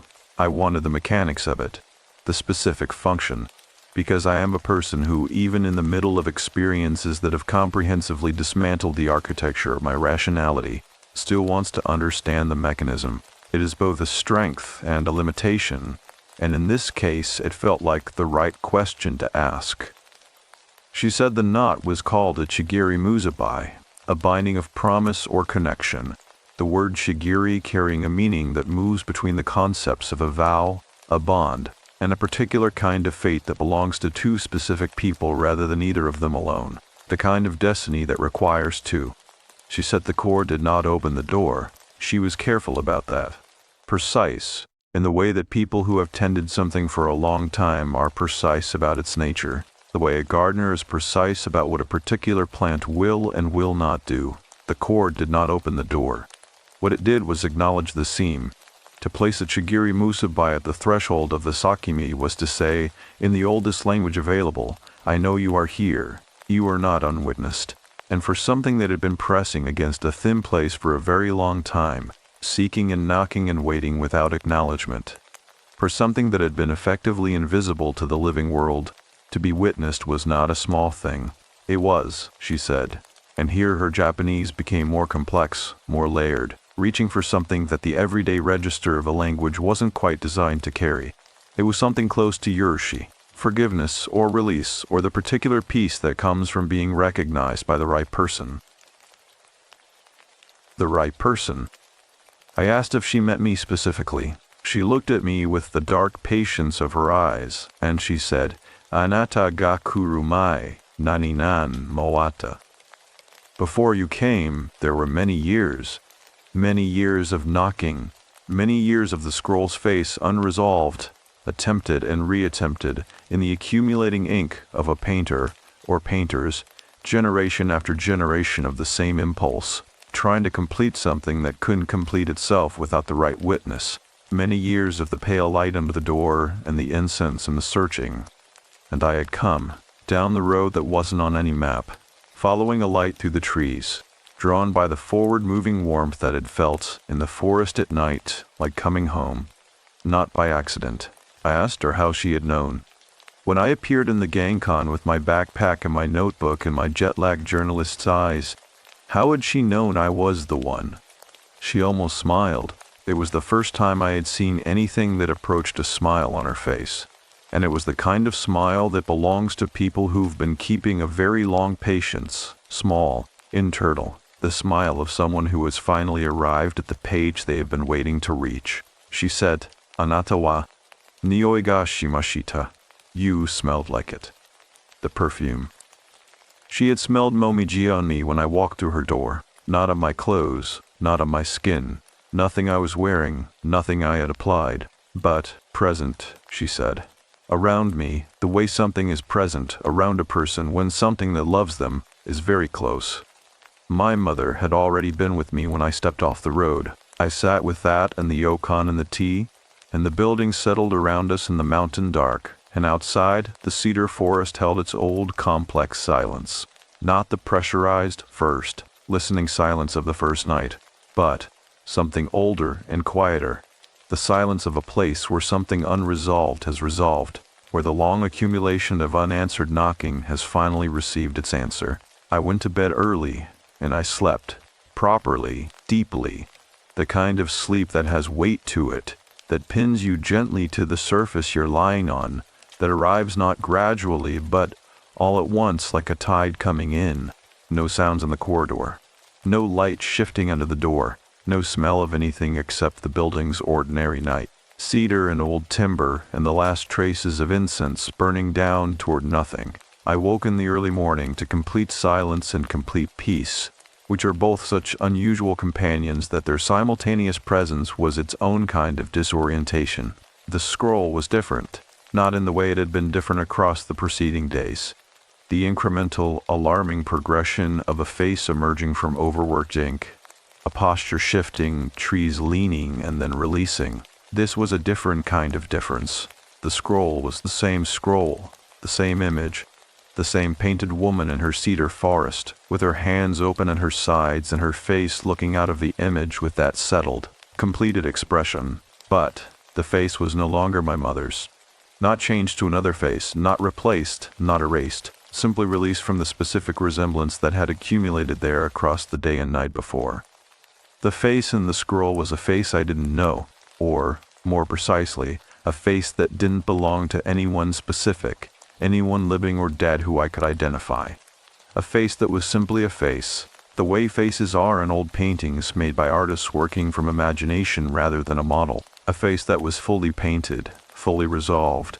The overworked texture of the brushwork around it somehow incorporated now, part of the image rather than evidence of struggle. Complete. The painter had finally gotten it right. Or something had finally let the painter's accumulated attempts resolve into the face they had always been reaching for. I got dressed and packed my bag with the slow, attentive care of someone who is not in a hurry and does not want to be. I folded the bedding with unnecessary precision. I looked at the room, the tatami and the low table and the small window with its cedar tree view, and the brazier and the tokonoma alcove with its ceramic vase and its single bare branch, and I looked at the scroll one last time. The painted woman in the cedar forest looked back at me with a stranger's face and a settled, completed posture and her hands open at her sides. I bowed to the scroll. It felt like the right thing to do, and it was the kind of moment where the gap between feeling like the right thing and being the right thing was narrow enough to simply step over. I carried my bag downstairs. The old woman was in the genkan, the entryway, standing with a particular quality of someone who has come to see a person off, a stillness that is intentional rather than incidental, the deliberate stillness of a witness. On the low wooden bench beside the entryway, she had placed a small package wrapped in cloth, furoshiki wrapping, the traditional square of dark blue fabric folded around something palm-sized and tied at the top with a simple knot. She held it out to me. I took it and looked at her. She said, "Maritu kudasai. Please take it with you." I asked what it was. She said it was the ceramic object from the wooden box, the one I hadn't been able to identify from the doorway of the sitting room. She said it was old and that it had also come with the building and that it had been waiting, as many things in this building had been waiting, for the right person to carry it forward. I put it in my jacket pocket and felt its weight settle there. Slight, substantial, a small presence at my hip. I thanked her. I used formal language, the full register of Japanese gratitude, which has more gradations than English does, and takes longer to say, and she received it with the same nod she used for everything, small, final. The nod of someone filing information they already knew. Then she said one more thing, and I want to record it exactly. Kanojo wa mo sagashite inai. She is no longer searching. Past tense. Finally. The verb that had been present tense since my arrival. Mada sagashite iru. She is still searching. The continuous, unresolved searching of something caught in a doorway had moved into the past. She is no longer searching. The grammar of it, complete, closed. The sentence landed and done. I put my shoes on in the entryway. I stepped out into the garden. The morning was cold and clear. Genuinely clear for the first time since my arrival. The cloud cover that had sat over the mountains since I stepped off the train in Otsuki finally lifted. The sky above the cedars a deep, clean blue that had the particular quality of mountain sky in November. Scrubbed and limitless and cold. The stone lantern in the garden was unlit in the daylight. The maple tree had lost its last leaves overnight, and they lay on the garden stones in a scatter of deep crimson, the color of something completed. I walked to the garden's edge. I turned to look back at the building. The old woman was standing in the genkan, watching me go, small and dark and still, with the quality of someone who has been standing in that exact position, in that exact spot for a very long time. Not this morning, not for my benefit, but always the permanent posture of a guardian at a threshold. I raised my hand. She raised hers. I walked to the road. The forest on either side of me as I walked back toward Otsuki was different in the clear morning light. Open, articulate, the cedar trunks amber in a low sun, the undergrowth visible through the trees rather than darkness pressing from between them. A bird was singing somewhere above the canopy. The stream, running alongside the road for a stretch, caught the light and broke it into pieces. The air smelled of cedar and frost and the clean, mineral coldness of a mountain morning that has no history to it. Only itself. Only now. In my jacket pocket, the small ceramic object settled against my hip with each step, its slight weight steady and present. I did not open the furoshiki wrapping until I was on the train back to Tokyo, sitting in a window seat with the mountains falling away behind me, and the sky still that deep, scrubbed blue. I unwrapped the dark fabric carefully, folding it back layer by layer until the object inside was visible. It was a small ceramic vessel, a tsubo, a jar, barely wider than my palm, with a fitted lid, old glazing and a color that moved between deep green and black depending on the angle of the light. The surface cratered and complex, the particular beauty of a thing that has been fired many times at high heat and has changed with each firing. The lid was sealed with something dark and dry around its edge, lacquer or old wax or both, the seal of something meant to stay closed, and around the neck of the jar, tied with a simple knot and a short length of dark cord, was a single folded piece of paper. I unfolded it with the careful attention of someone handling something that has waited a long time to be read. The paper was old, the same age as the inn's atmosphere, the same age as the scroll, the same age as the certainty that this building existed in a different relationship with time than the rest of the world. The writing on it was in ink, brushed in the vertical columns of traditional Japanese script, a hand that was precise and unhurried and very old. I photographed it with my phone and spent the train ride back to Tokyo, piecing together the translation with the dictionary app and the functional Japanese I had. What it said was this: for the one who comes when they are ready. What is held here has been held for you. When you know what it contains, you will know when to open it. Until then, keep it close. Chiasta, you have it. Chiasta, you have it.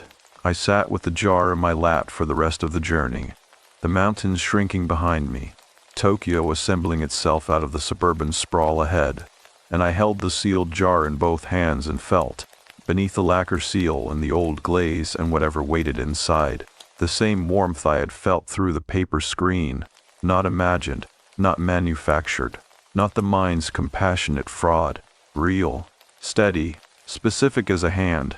I got back to the apartment in Nakamigoro in the early evening and stood in the doorway for a moment looking at the empty coffee maker shelf. And then I put the ceramic jar on that shelf, in that exact space, because it seemed like the right place for something that had been carried a long way by love, and because the shelf had been waiting for something to fill it, and because sometimes the right thing to put in an empty space is not the thing that used to be there, but the thing that comes after. Part 9.122 a.m. 3 weeks after I returned from Yamanashi, the jar began to hum.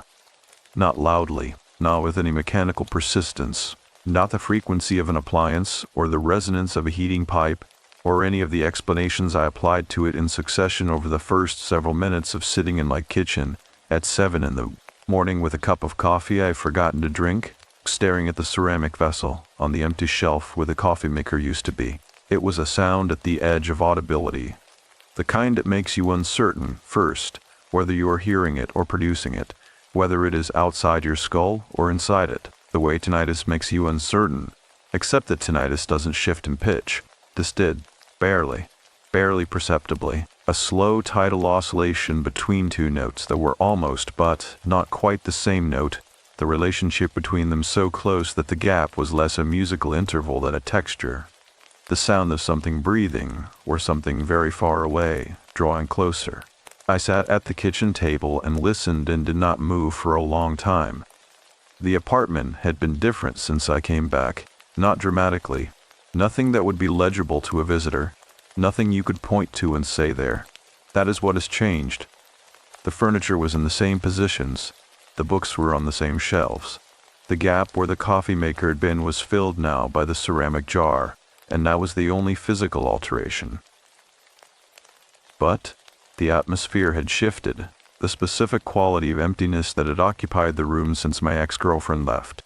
That particular resonance of a space that used to be inhabited by more people than currently live in it, which has its own acoustic signature, its own way of sitting in the air, had softened, not disappeared. Soft in the way a sharp edge softens when something brushes against it repeatedly until the sharpness is still there, but no longer the first thing you register. The apartment felt less alone. I had not told anyone about Kiri no Yado, not my editor, to whom I had submitted a magazine piece about traditional onsenens in Yamanashi that was technically accurate and completely devoid of anything that had actually happened to me there. Not my friends, the small, scattered handful of them who checked in periodically via message and whom I answered with the competent approximation of a person who was doing fine. Not my sister in Osaka, who called on Sunday evenings and with whom I discussed everything except the things that mattered most, which is the standard arrangement of siblings who love each other across a distance. I had told no one. The experience lived in my notebook, in the photographs on my camera, and in the small ceramic jar on the kitchen shelf. And those 3 locations formed the complete geography of it. A private map of something I had no adequate language to share. Now the jar was humming. I got up from the table and crossed the kitchen and stood in front of the shelf. Up close, the sound was clearer. Not louder, but more defined. The way something comes into focus when you reduce the distance between yourself and it. It was definitely coming from the jar, from inside it, from behind the lacquer-sealed lid that had been closed for longer than I had been alive, from whatever the old woman's family had been keeping in that sealed ceramic vessel, for however many generations since someone placed it there, and wrote the note and tied it around the neck with a simple cord. When you know what it contains, you will know when to open it. I had been thinking about that sentence since the train ride back from Otsuki, turning it over in the particular way I turn things over. Methodically, from different angles, testing each surface for what it reveals and what it resists. I had thought about it while I unpacked my bag in the apartment that first evening. I had thought about it while I filed a magazine piece and collected the fee, and went to the grocery store and bought coffee, and stood in the coffee maker aisle for 5 minutes before buying just the coffee and going home. I had thought about it in the sleepless margins of nights that were still not entirely restful, still carrying the remnant disturbance of what had happened in that tatami room, that corridor, that paper scream. I had not yet known what it contained, but standing in front of the shelf with the jar humming its slow 2-note breath, I felt something shift in the region of understanding. Not an arrival exactly, more the sensation of something that has been approaching from a long distance finally becoming visible. The note that the old woman had written did not say when you understand what it contains. It said when you know, and knowing, in the Japanese philosophical tradition, that the note was steeped in whether or not the writer had made it explicit, is not the same as understanding. Understanding is cognitive. Knowing is recognition. The knowledge of the body and the instinct in the oldest parts of the brain, the parts that bypass the machinery of analysis entirely and go directly to truth. I knew what it contained, the way I had known my mother's hand through the paper screen. Not through reason, through recognition. It contained her, not her ghost. I want to be careful here, because ghost implies something incomplete, something trapped, and what I had witnessed at the inn was precisely the completion and release of whatever had been incomplete and trapped. Not the searching presence, the knocking, the unresolved grief held in the seam between here and there for generations. That was finished. The old woman had said so in the most decisive grammar available. She is no longer searching. What the jar contained was something else, something smaller and more intimate and harder to name than a ghost.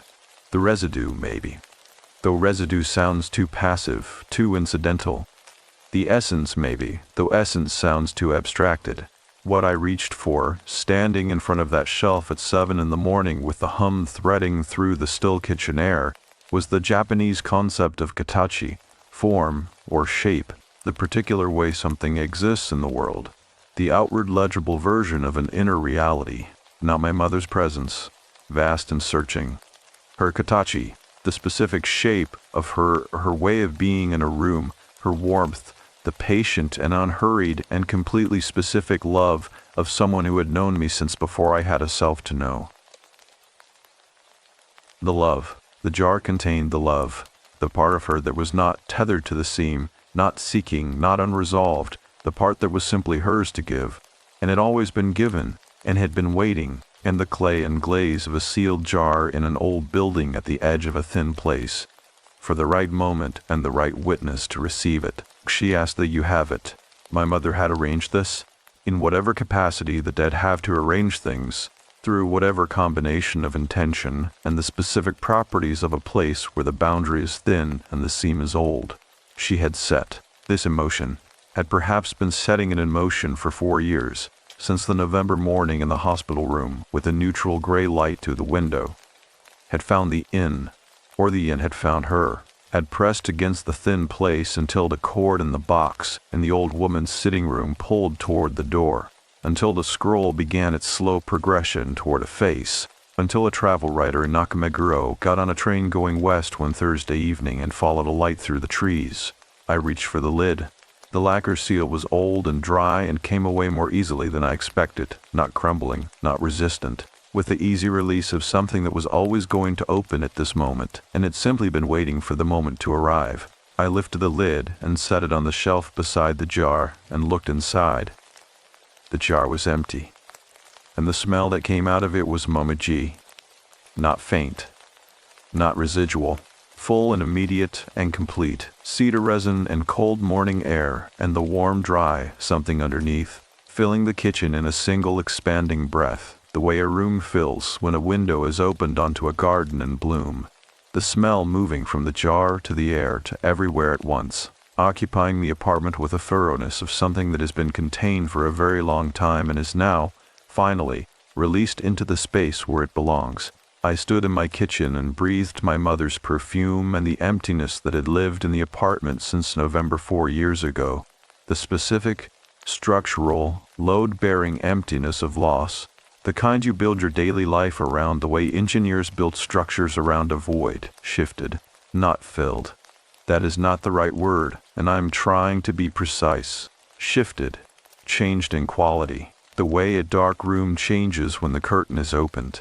The room is still the room, still the same dimensions and contents, but the quality of the air in it is different, the light different, the possibility of what can be seen in it different.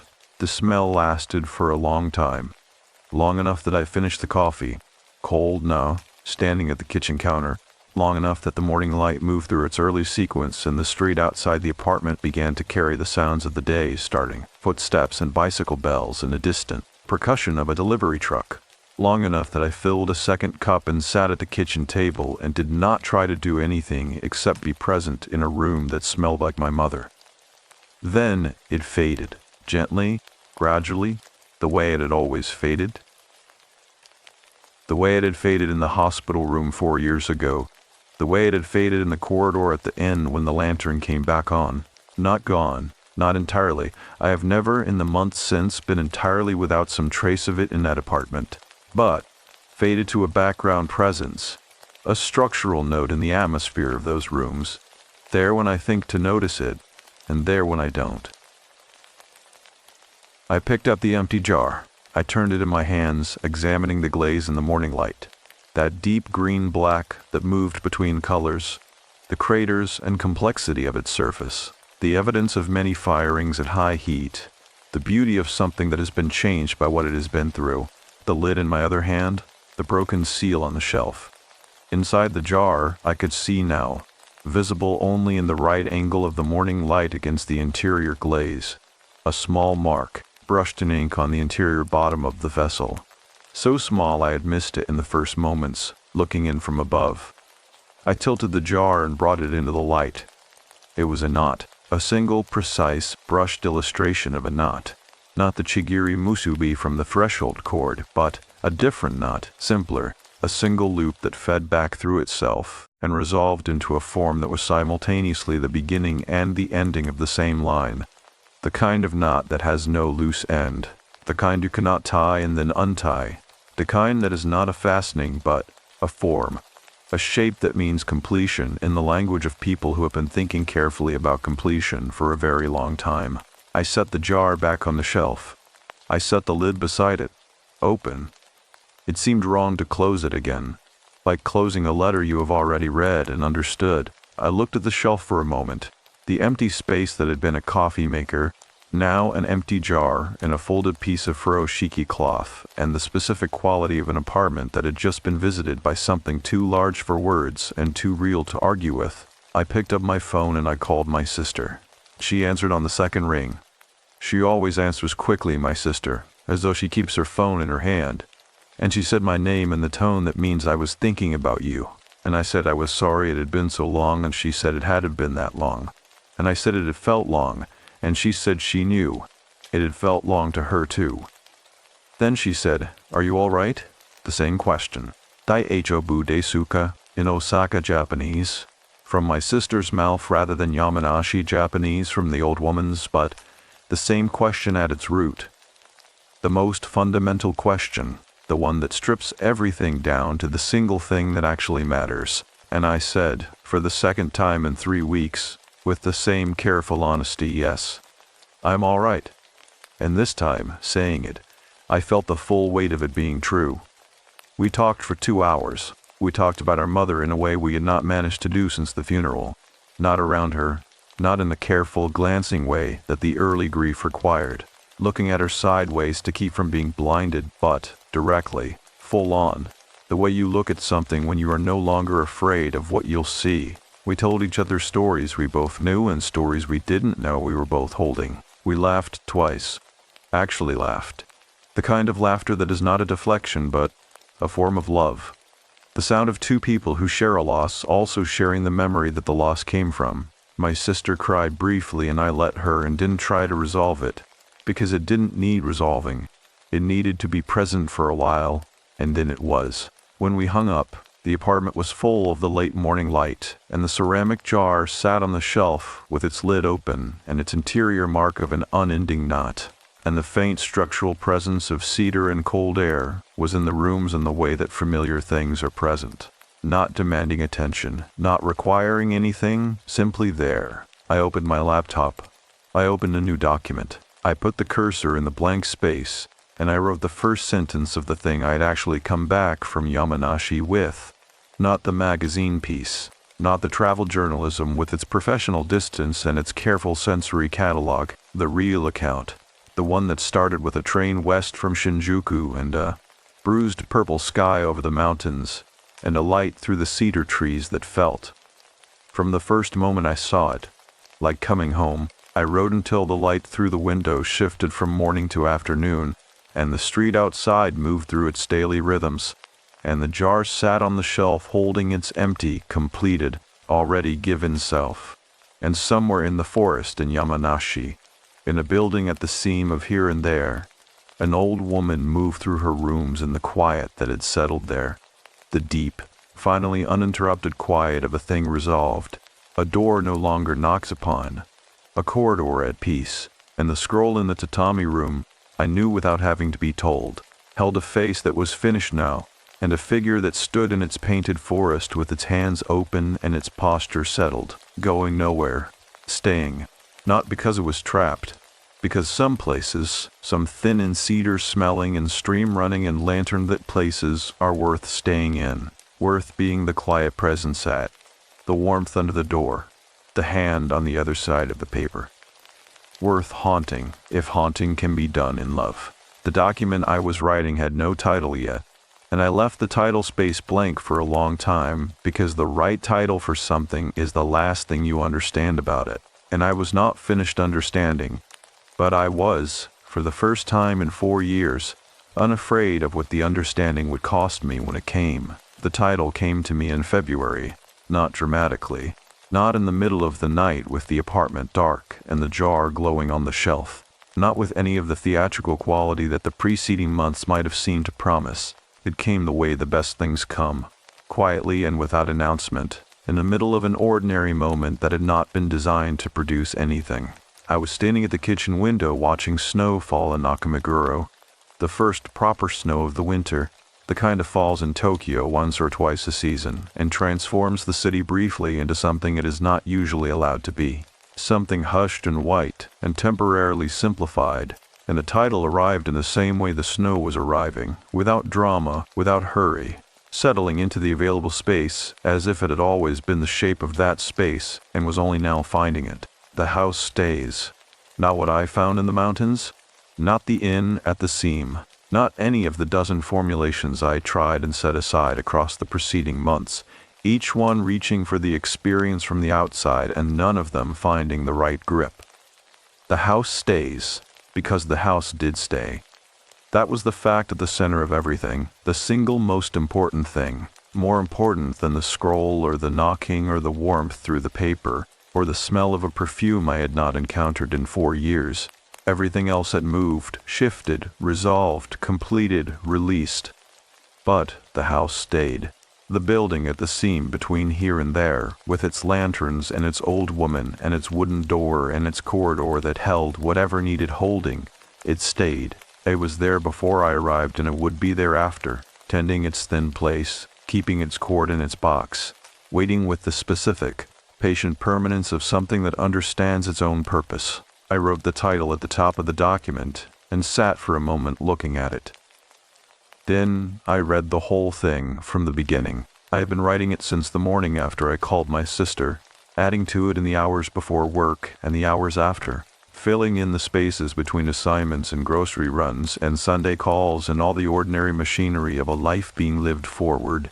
It was long, longer than anything I had written for a publication, longer than the magazine pieces and the travel essays and the journalism that paid the rent. It was not journalism. It was not quite memoir. It was the thing that lives between those two categories, in the territory where the commitment to accuracy and the commitment to experience meet and negotiate a shared language. Reading it back from the beginning was like walking back through every room of the inn in order. The gencon and the corridor and the tatami room and the scroll and the corridor again and the wooden door and the paper screen. Each part of it held the temperature of the moment it described, and reading it produced the specific, complex emotion of returning to a place you have left, the bittersweet, the grateful, the irreducibly tender. When I reached the end, the sentence I had written that first morning, the one about the title space and the understanding and what the understanding would cost. I sat for a while and thought about whether it was finished. It was finished. I saved the document. I closed the laptop. I looked at the jar on the shelf. In March, I took a train back to Atsuki, not to the inn. I want to be honest about that, because the impulse to return had been present since I left, and I had spent weeks examining it for the right reasons versus the wrong ones, pressing on it the way you press on a bruise to assess its depth. The wrong reason to return was the one that had the shape of need, the desire to be in the building again, to stand in the corridor, to put my hand to the paper screen and feel what might be on the other side. The wrong reason was grief dressed in pilgrimage clothing, the entirely human wish to return to the place where you were briefly close to something you have lost, hoping that proximity to the location will restore proximity to the thing. I was not going to the inn. I was going to Atsuki because there was a small mountain shrine I had read about in the topographic survey, the same survey that had led me to the inn's rough location, a shrine sitting at the head of a trail that ran up from the cedar forest toward the first ridge of the mountains above the valley. A jinja dedicated, according to what I could find, to the concept of in, the Japanese word for connection, fate, the invisible thread that links people and places and moments across whatever distances separate them, including the distance between here and there. I had a specific thing to do at this shrine, and doing it was the reason for the trip, and I had been waiting until the right moment, which was now, which was March, the season of Hanami and beginning, and the slow return of color to things that have been monochrome for months. The train ride west from Shinjuku was different in March. The mountains were still snow-capped, but the valleys between them were starting to soften, the first pale green arriving in the deciduous trees that grew between the cedars, the rivers running fast with snow melt, catching the early spring light and making something useful of it. I sat in a window seat and watched it and felt the familiar westward pull, the gentle increase in presence that I associated with this direction. This route, the way the city fell away and the mountains arrived and the air through the train's ventilation system began to carry that faint mineral cleanness of altitude and distance. In Otsuki, I ate hoto at the same noodle shop. The same compact owner with the white headband. He recognized me, not with words, not with any overt acknowledgement, but with the specific quality of stillness that Japanese hospitality extends to someone who has returned, which is different from the stillness extended to someone arriving for the first time. He brought the pickled vegetables again without being asked. He refilled the tea twice. Before I left, I showed him the document on my phone. Just the title page. Just the 3 words, "The house stays." I had translated it into Japanese on a separate page, and I showed him that too. Sono ie wa todamaru. He looked at it for a long time. Then he looked at me. Then he did something that I had not expected, and that I will carry with me for a long time in the category of things that are simple, and therefore lasting. He bowed. Not the shallow, courteous, perfunctory bow of a restaurant transaction. A real bow, low, held. The bow of one person acknowledging something real in another person's experience. I bowed back, as deeply and as long.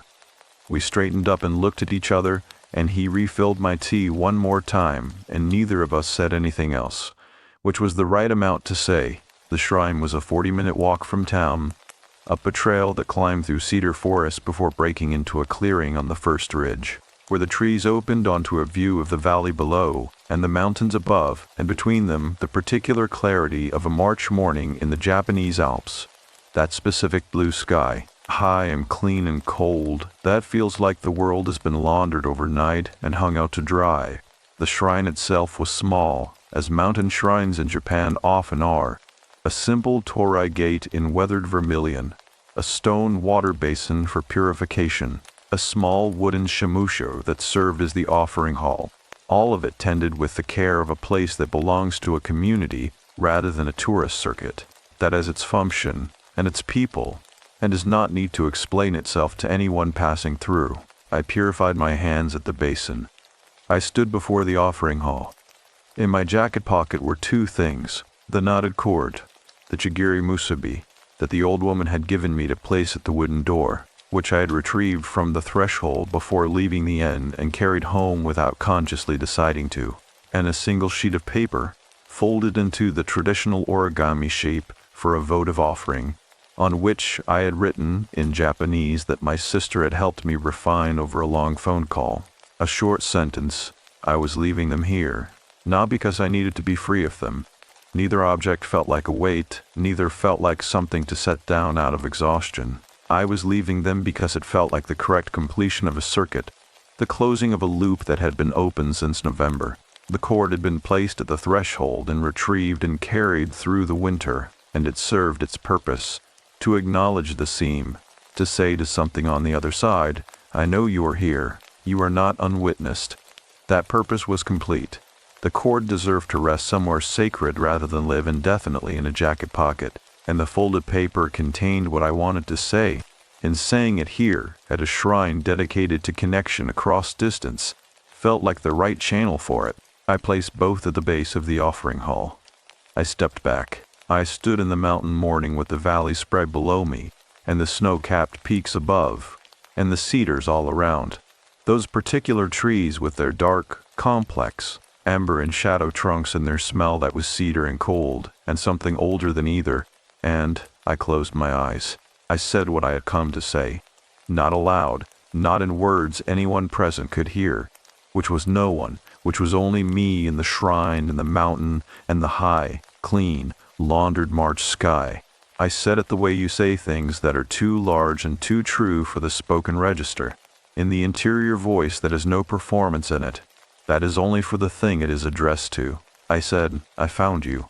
I don't know if you were looking or I was looking, or the place was doing it for both of us, but I found you and I felt you, and I know you are not searching anymore, and I know you are not in pain, and I know that the love.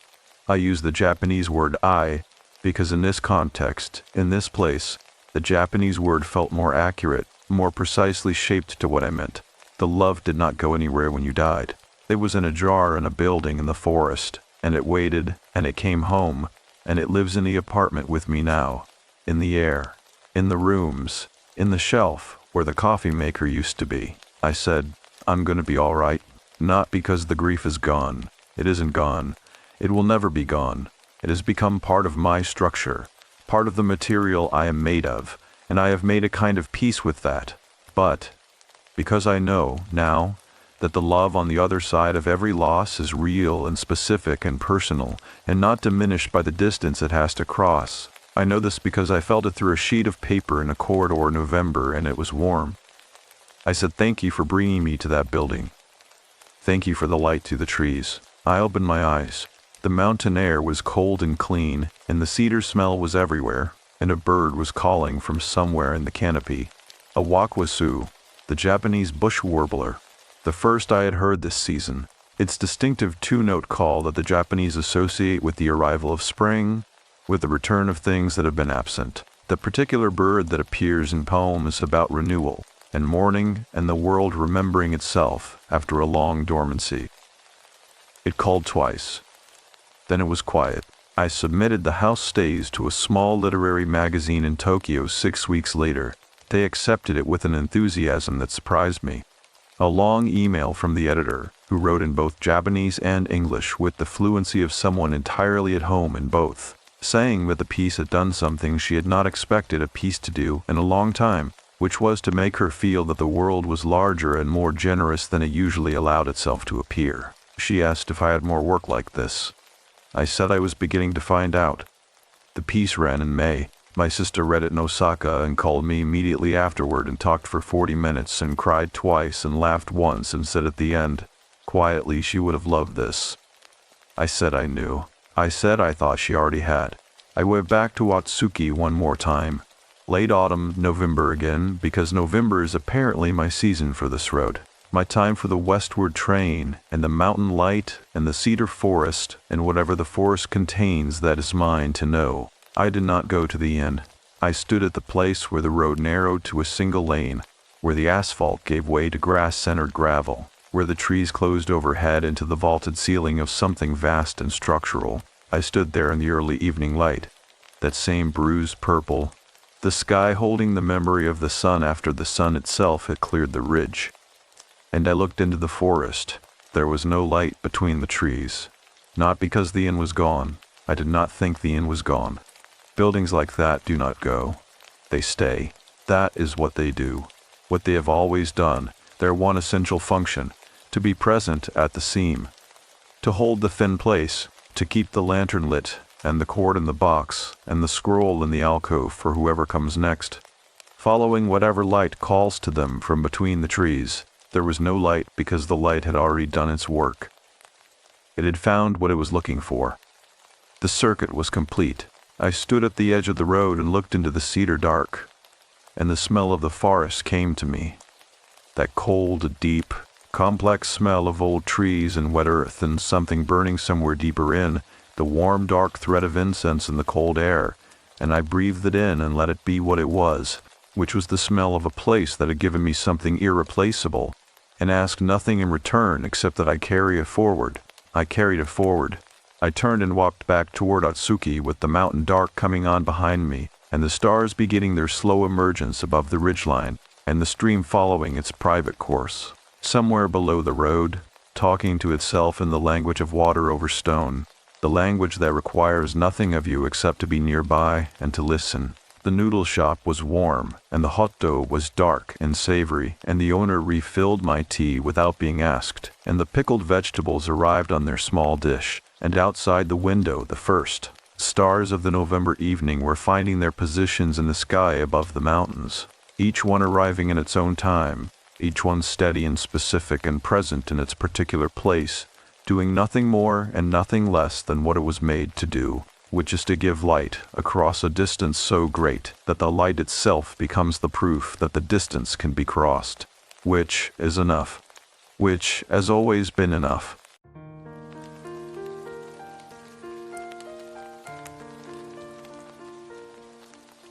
The box in the ground. There's a particular quality to winter in the Cumberland Plateau that no one who has not lived there can fully describe to someone who has not felt it. It is not the dramatic cold of the north, not the theatrical ice storms that pull down power lines and close schools for a week. It is something quieter and more patient than that. The cold there does not arrive, it settles. It comes from the ground up, through the soles of your shoes, through the floorboards of old houses, through the concrete of sidewalks that hold the memory of frost long after the sun has been up for hours. By the time you feel it, it has already been inside you for a while. I had been in Tennessee for 3 years by the time the relevant events of this story began.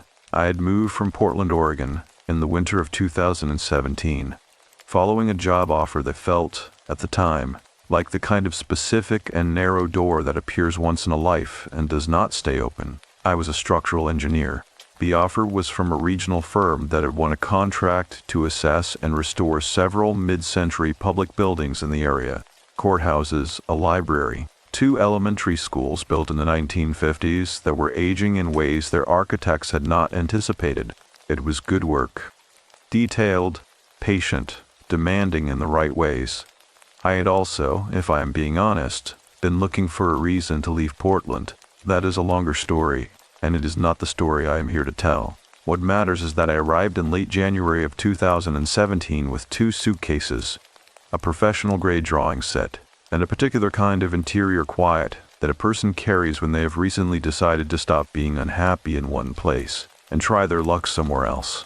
I did not have a plan beyond the job. I did not have family in Tennessee.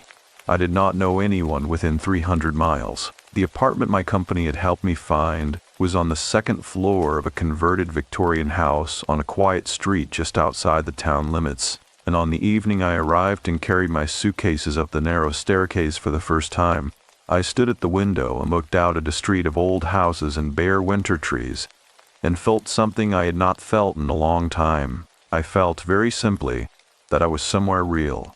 The neighborhood where my apartment was located was the kind of American neighborhood that does not photograph well, but lives deeply in person. The houses were not grand. Most of them were post-war construction, mid-century modest brick facades, attached garages, front yards with the slightly over-maintained quality of people who take quiet pride in small things.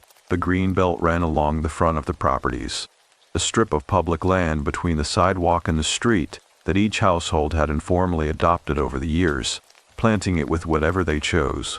Some had flower beds, some had small ornamental trees. One family had lined theirs with river stones in a careful mosaic pattern that must have taken an entire autumn weekend to complete. The trees in winter were bare and patient, and the cold that sat over the street in those first weeks had a quality I came to think of as attentive, as though the neighborhood were paying close attention to the people who moved through it. My neighbor to the left, the house that shared a property line with a lot where my Victorian stood, was a woman named Margaret Aldrich. I would learn her name 3 days after I arrived, when she appeared at my door with a ceramic dish of chicken and dumplings and introduced herself with the direct and unhurried warmth of someone who has decided in advance to be kind to a new person and sees no reason to delay. She was in her early 60s, I guessed. Her hair was silver white and cut short in a practical way. She had the particular posture of someone who had spent decades doing physical work and had made peace with the toll it took. Her hands, when she passed me the dish, were the hands of someone who gardened seriously. She told me her name.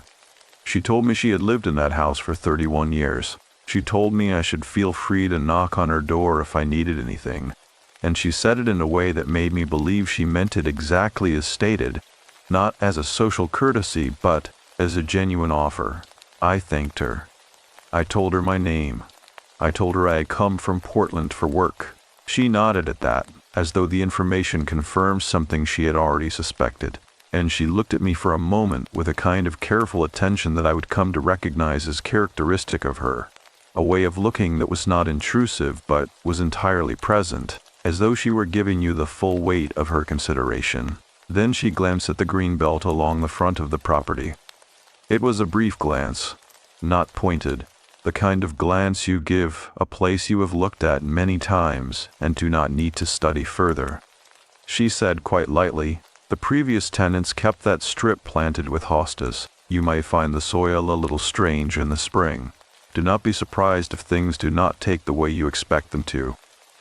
I remember thinking at the time that it was a perfectly ordinary thing to say to someone new, an experienced gardener passing along practical information.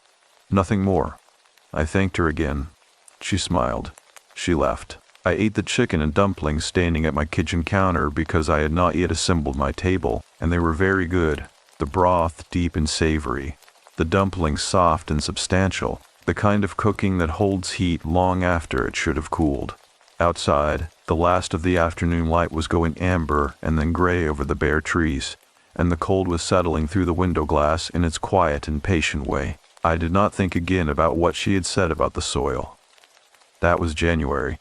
By the time the relevant events began, it was November of the following year, nearly 2 years after I arrived. 2 years during which I had settled into the neighborhood, into the work, into a life that had taken on the specific texture of a place that had chosen to be ordinary and was succeeding at it. I had learned the names of most of my neighbors. I had eaten at the diner on Route 70 enough times that the woman at the register knew my order before I spoke it. I had come to understand the particular silence of the plateau on winter evenings and to find something in it that was not loneliness exactly but was adjacent to it, a kind of spacious solitude that I had not known I needed until I was living inside it. Margaret and I had become, in the quiet way that neighborly friendships develop between people who are not looking for intensity, genuinely close. We had coffee on weekend mornings when the weather was mild enough to sit on her porch. She knew about my work. I knew about her late husband who had died of a stroke 6 years before I arrived, and whose workshop at the back of her garage she had not changed since he left it. Tools still hanging in their places on the pegboard wall, a half-finished birdhouse still sitting on the workbench exactly where he had set it down. She was not a mournful woman. She was, in fact, one of the most practically grounded people I have ever known. But she carried her grief the way certain houses carry old water damage. Not visibly, not dramatically, but in the structure. In the way a door hung slightly wrong, or a floorboard had a particular sound under pressure. You could sense that something had happened here once that had permanently altered the load. In November of 2018, a family moved into the house on my right. The family was a woman named Carol Whitfield and her daughter, Alma, who was 9 years old. Carol was in her mid-30s. She was quiet in the reserved way that suggested she had arrived at her quietness through experience rather than temperament. The move-in day was a gray Saturday, and I helped them carry boxes from the rental truck. And Carol thanked me with the careful precision of someone who has learned to be grateful without becoming vulnerable. Alma had a dog named Porter, a large, slow-moving golden retriever of advanced years, with a gray muzzle and a disposition of such serene gentleness that he seemed less like a dog than like a reminder of something the world was capable of producing. The three of them settled in quickly and quietly. Alma walked Porter past my house each evening after school. Carol left for work early and returned late, and in the evenings I would sometimes see the light in her kitchen window burning steady and golden in the dark. Something was already different about the green belt in front of their house. I noticed it the first week they were there, and could not say exactly what I noticed. The soil there was darker, not dramatically, not in a way that would make anyone stop and stare, but I had walked past that strip of ground every day for nearly 2 years, and I knew the quality of it, the color of it, in different light, and something had changed. I did not mention it to anyone. I did not know yet that I would need to.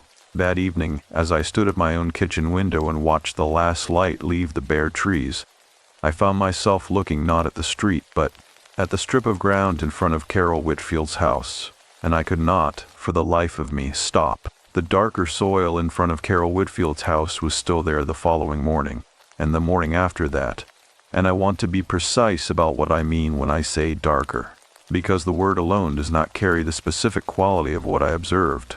It was not that the earth had been turned recently. Freshly turned soil has a particular character, a looseness, a slight mounding above the grade line, the faint mineral smell of something brought up from below.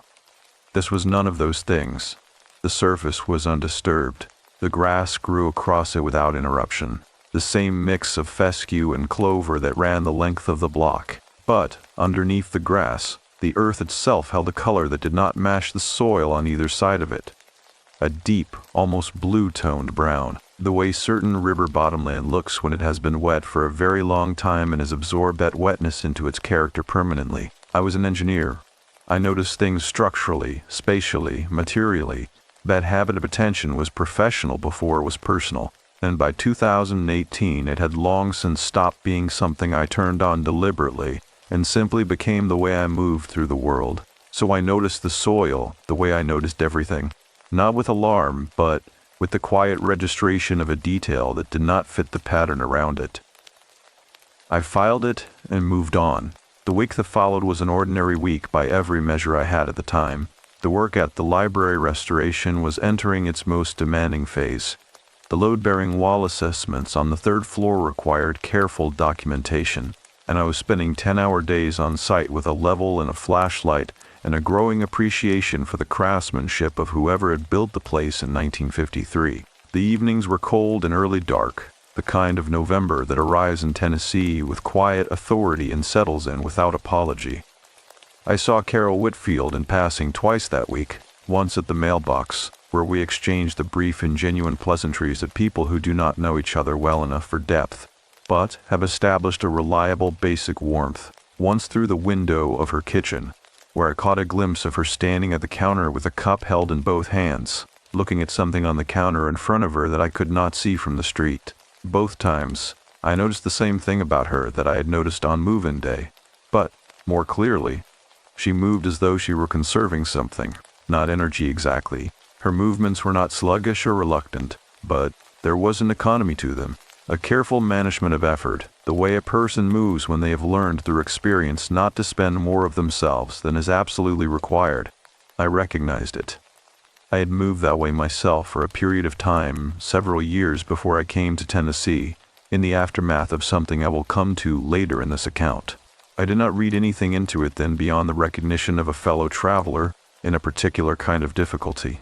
On the Saturday of that week, Margaret Aldrich appeared at my door again, not with food this time, but with a question. She wanted to know whether I had seen the new people next door, not Carol and Alma, but a man she had noticed twice in the past 3 days coming and going from the Greenbelt area in front of the Whitfield house. She described him as middle-aged, wearing work clothes, carrying something she could not identify clearly from her window, but which she thought might have been a bag or a case of some kind. I told her I had not seen him. She stood in my doorway for a moment with her particular expression of careful consideration, the one I had come to know as her thinking face, not troubled exactly, but attentive in a way that held its conclusion back until it was ready. She said, "The house sat empty for 4 months before they moved in. Rentals in this neighborhood do not usually sit 4 months. I said that I had not known it was a rental. She said that it was. The owner, a man named Darrell Fitch, had purchased it 12 years ago as an investment property. She knew Darrell Fitch in the way that people who have lived in a neighborhood for 31 years know most of the property owners in it, not intimately but factually. She said Darrell Fitch was not a man who left properties empty if he could help it. 4 months without a tenant was unusual for him. I asked her if she knew why it had sat empty. She considered the question with the same unhurried care she brought to most things. Then she said, "The last tenants left in a hurry. I do not know the details, but they left in a hurry." That was all she said about it. She thanked me for my time, declined my offer of coffee in the genuinely decisive way that told me she had somewhere to be, and walked back across the shared driveway toward her own front door. I stood in my doorway for a moment after she had gone and looked at the strip of greenbelt in front of the Whitfield house. The soil was darker still, it seemed to me, or perhaps it was only the quality of the November light, which had a flattening effect on color and made subtle differences more visible by removing the interference of saturation. That was what I told myself. That afternoon I drove out to the library site for a few hours of uninterrupted work, and when I came back at dusk, the street was quiet, and the lights in Cara Whitfield's kitchen were already on, and Porter, the old golden retriever, was visible through the front window, lying in a patch of lamplight on the living room floor with the absolute physical commitment of a very large dog who has found exactly the right spot. Alma was sitting on the porch steps in her winter coat despite the cold, drawing something in a sketchbook with a pencil. I said hello as I walked past. She looked up and said hello back, and then she looked down at her sketchbook, and then she looked up again and said, "Do you know what lives in the ground?" I stopped walking. She was 9 years old. Her expression was entirely matter-of-fact, the way children ask questions that they genuinely want answered and have not yet learned to pre-filter for adult comfort. She was not trying to unsettle me. She was asking a question. I said that there were a lot of things that lived in the ground. Worms, beetles, certain kinds of roots, underground water. She looked at me with the patience of someone waiting for a better answer. She said, "Not those kinds of things, the kinds that were put there." I did not know what to say to that. I asked her what she meant.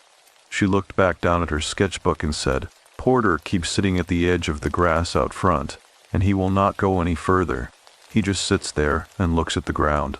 He has done it every day since we moved in." She said it the same way she might have said that the mail had been late or that the school lunch was cold. Factual, observational, requiring no particular response. Her mother appeared at the front door and called her inside for dinner. Alma gathered her sketchbook without hurry, said goodbye to me in a polite and formal way that was entirely characteristic of the brief impression I had formed of her, and went inside. I walked to my own door. I did not go inside immediately. I stood on my own porch for a moment, in the cold, and looked across at the green belt in front of the Whitfield property. And I thought about what Alma had said, and about what Margaret had said, and about the quality of that soil. Then I went inside and made dinner and told myself that none of it connected to anything. But, later that night, lying in bed with the cold pressing against the window glass, and the street outside entirely silent, I found my mind returning not to any single detail but to the combination of them: the soil, the empty months, the tenants who left in a hurry, the old dog who would not cross the edge of the grass, and a 9-year-old girl asking me in perfect seriousness whether I knew what lived in the ground. Each detail, held separately, was nothing. Together, they had a weight I could not account for, a specific gravity that was not alarm and not fear, but was the particular alertness of a person whose professional instincts are telling them that the load calculations do not add up, that something in the structure is bearing more than it should, that the building is standing but is standing in a way it was not designed for. I lay in the dark for a long time. The street outside held its silence with the careful completeness of a place that had nothing to declare. Somewhere, in the hours before dawn, I became aware that I had not once looked at the window, and that some small, wordless part of me had decided without consultation that I did not want to. Margaret Aldrich drank her coffee black, and she made it strong enough that the first sip always arrived as a small and bracing argument with your expectations. I had learned this about her the previous winter, when we had established the loose Saturday morning ritual of sitting on her porch when the weather permitted, and at her kitchen table when it did not. This particular Saturday was a kitchen table morning. The November cold had sharpened overnight into something with more intention behind it, and the sky above the bare trees was the specific white-gray of a ceiling that has been painted over too many times.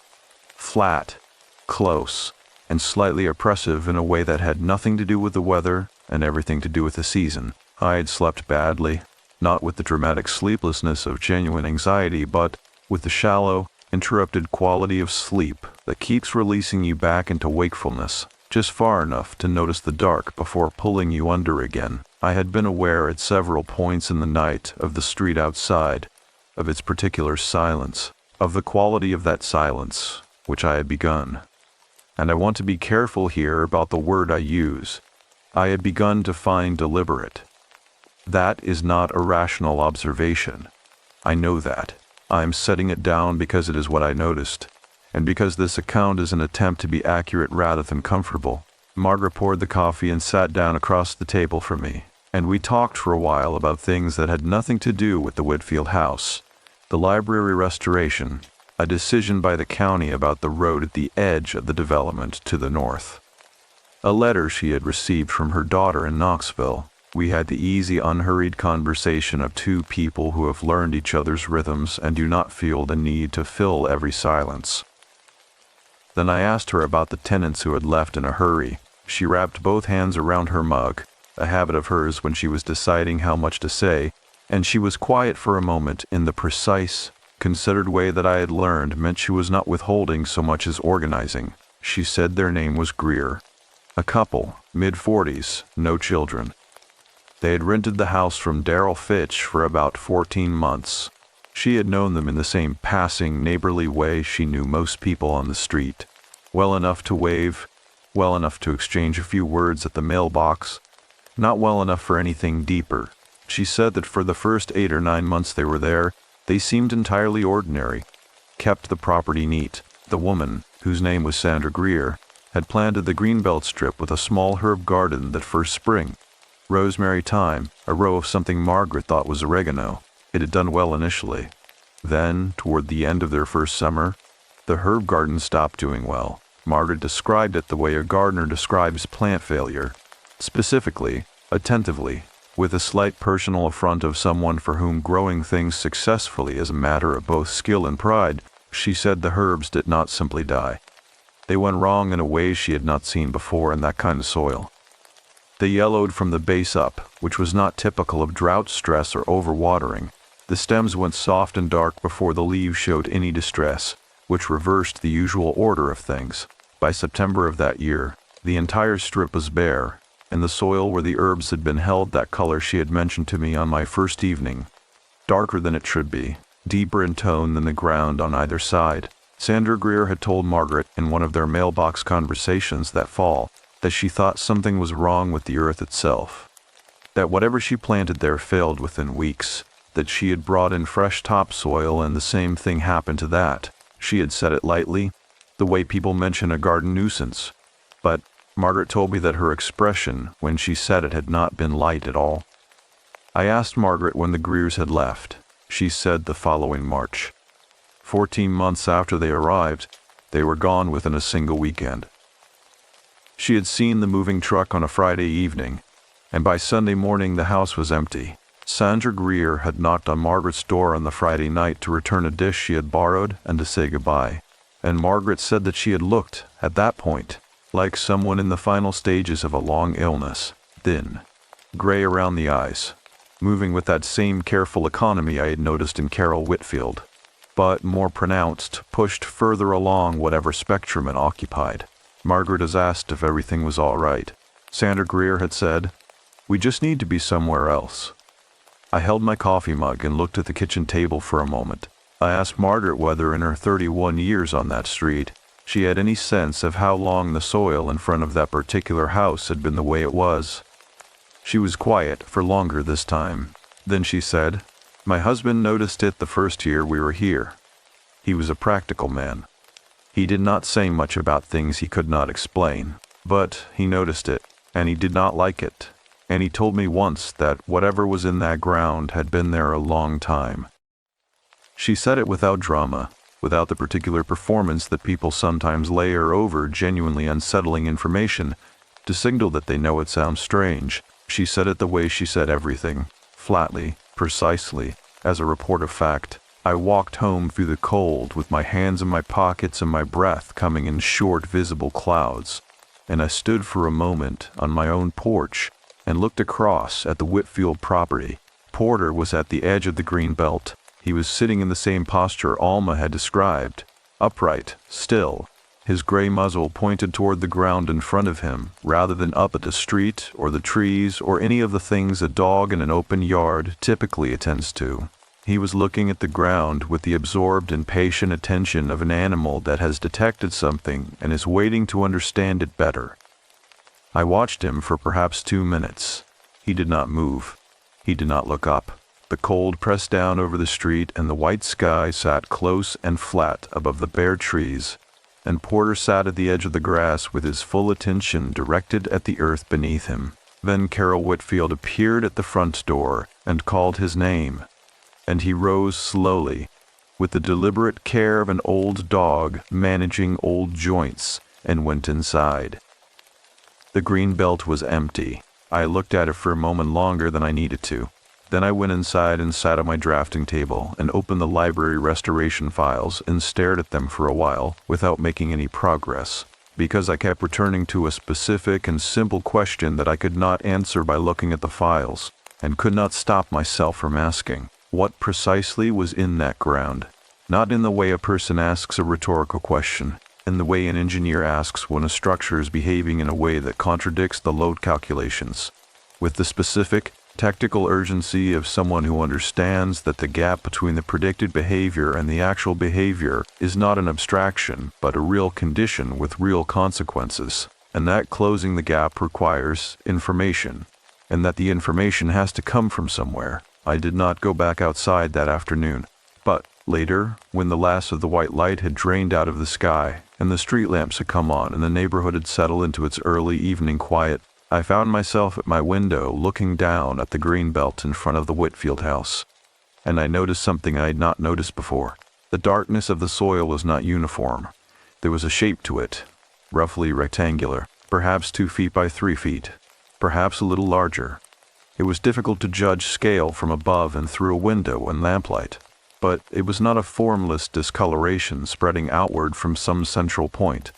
It had edges, faint edges, blurred by the grass growing over them, but edges nonetheless, the shape of something that had been placed. I stood at that window for a long time.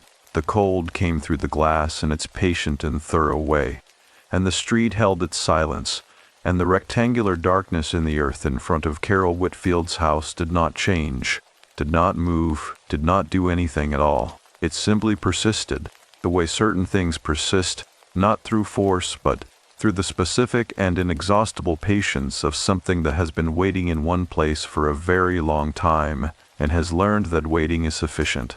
I turned away from the window eventually, but the shape stayed with me through the evening, not as fear exactly, but as the particular discomfort of a person who has just understood that a question they thought was casual is not casual at all. There are things you learn about yourself in the weeks that follow a decision not to act on what you know. I want to be precise about this, because it matters to the shape of what happened next. I had seen the shape in the ground. I had heard Margaret's account of the Greers and the dead soil and the husband who had noticed the darkness in his first year on the street, and had not liked what he noticed.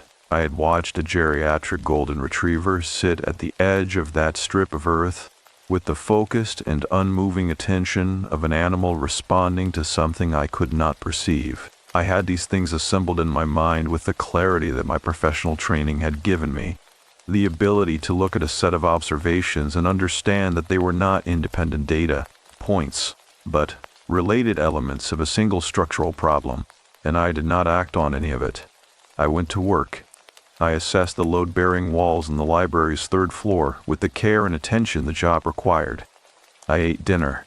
I had coffee with Margaret on 2 more Saturday mornings, and we talked about things that were not the Whitfield house. I told myself, in the specific and slightly dishonest way that people tell themselves things they do not entirely believe, that there was nothing to act on. That soil discoloration was a geological matter, or a drainage matter, or a matter of historical landscaping practice that had left some residue in the earth, that an old dog's behavioral quirk was an old dog's behavioral quirk, that a 9-year-old girl's question about what lived in the ground was the kind of question 9-year-old girls ask when they are observant and a little strange and growing up in a house where something is quietly difficult. I told myself all of that. I believed perhaps 30% of it. The other 70% sat in the back of my mind with the patient weight of the soil itself. Dark, rectangular, waiting. It was the 2nd week of December when I finally did what I should have done 3 weeks earlier. I went to the public library, not the restoration site, the working branch 2 miles east, a low brick building from the 1980s with a small local history room in the back that I had walked past a dozen times without entering. I went on a Tuesday evening after work when the building was quiet and the woman at the reference desk, her name tag said Ruth, and she had the specific focused competence of someone who has been doing the same skilled job for decades and has made peace with the invisibility that competence tends to attract, was pleased, in a restrained and professional way, to have a patron with a genuine research question. I asked about the history of the neighborhood, the streets specifically. I had the address.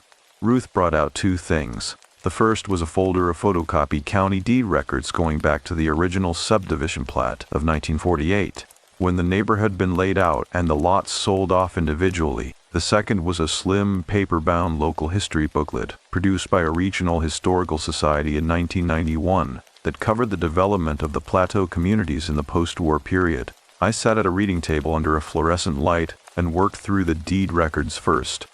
The lot history was unremarkable for the first several decades.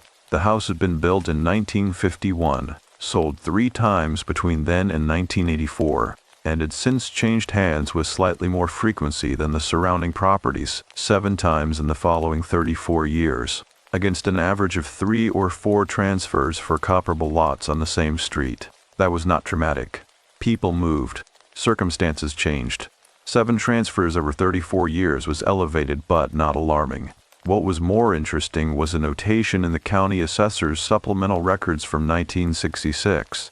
A complaint had been filed by the owner at the time, a man named Harold Voss, regarding an encroachment on the Greenbelt easement in front of his property. The nature of the encroachment was described in the bureaucratic language of mid-century county administration as an unauthorized deposit of materials within the public easement boundary. The complaint had been investigated and closed without resolution.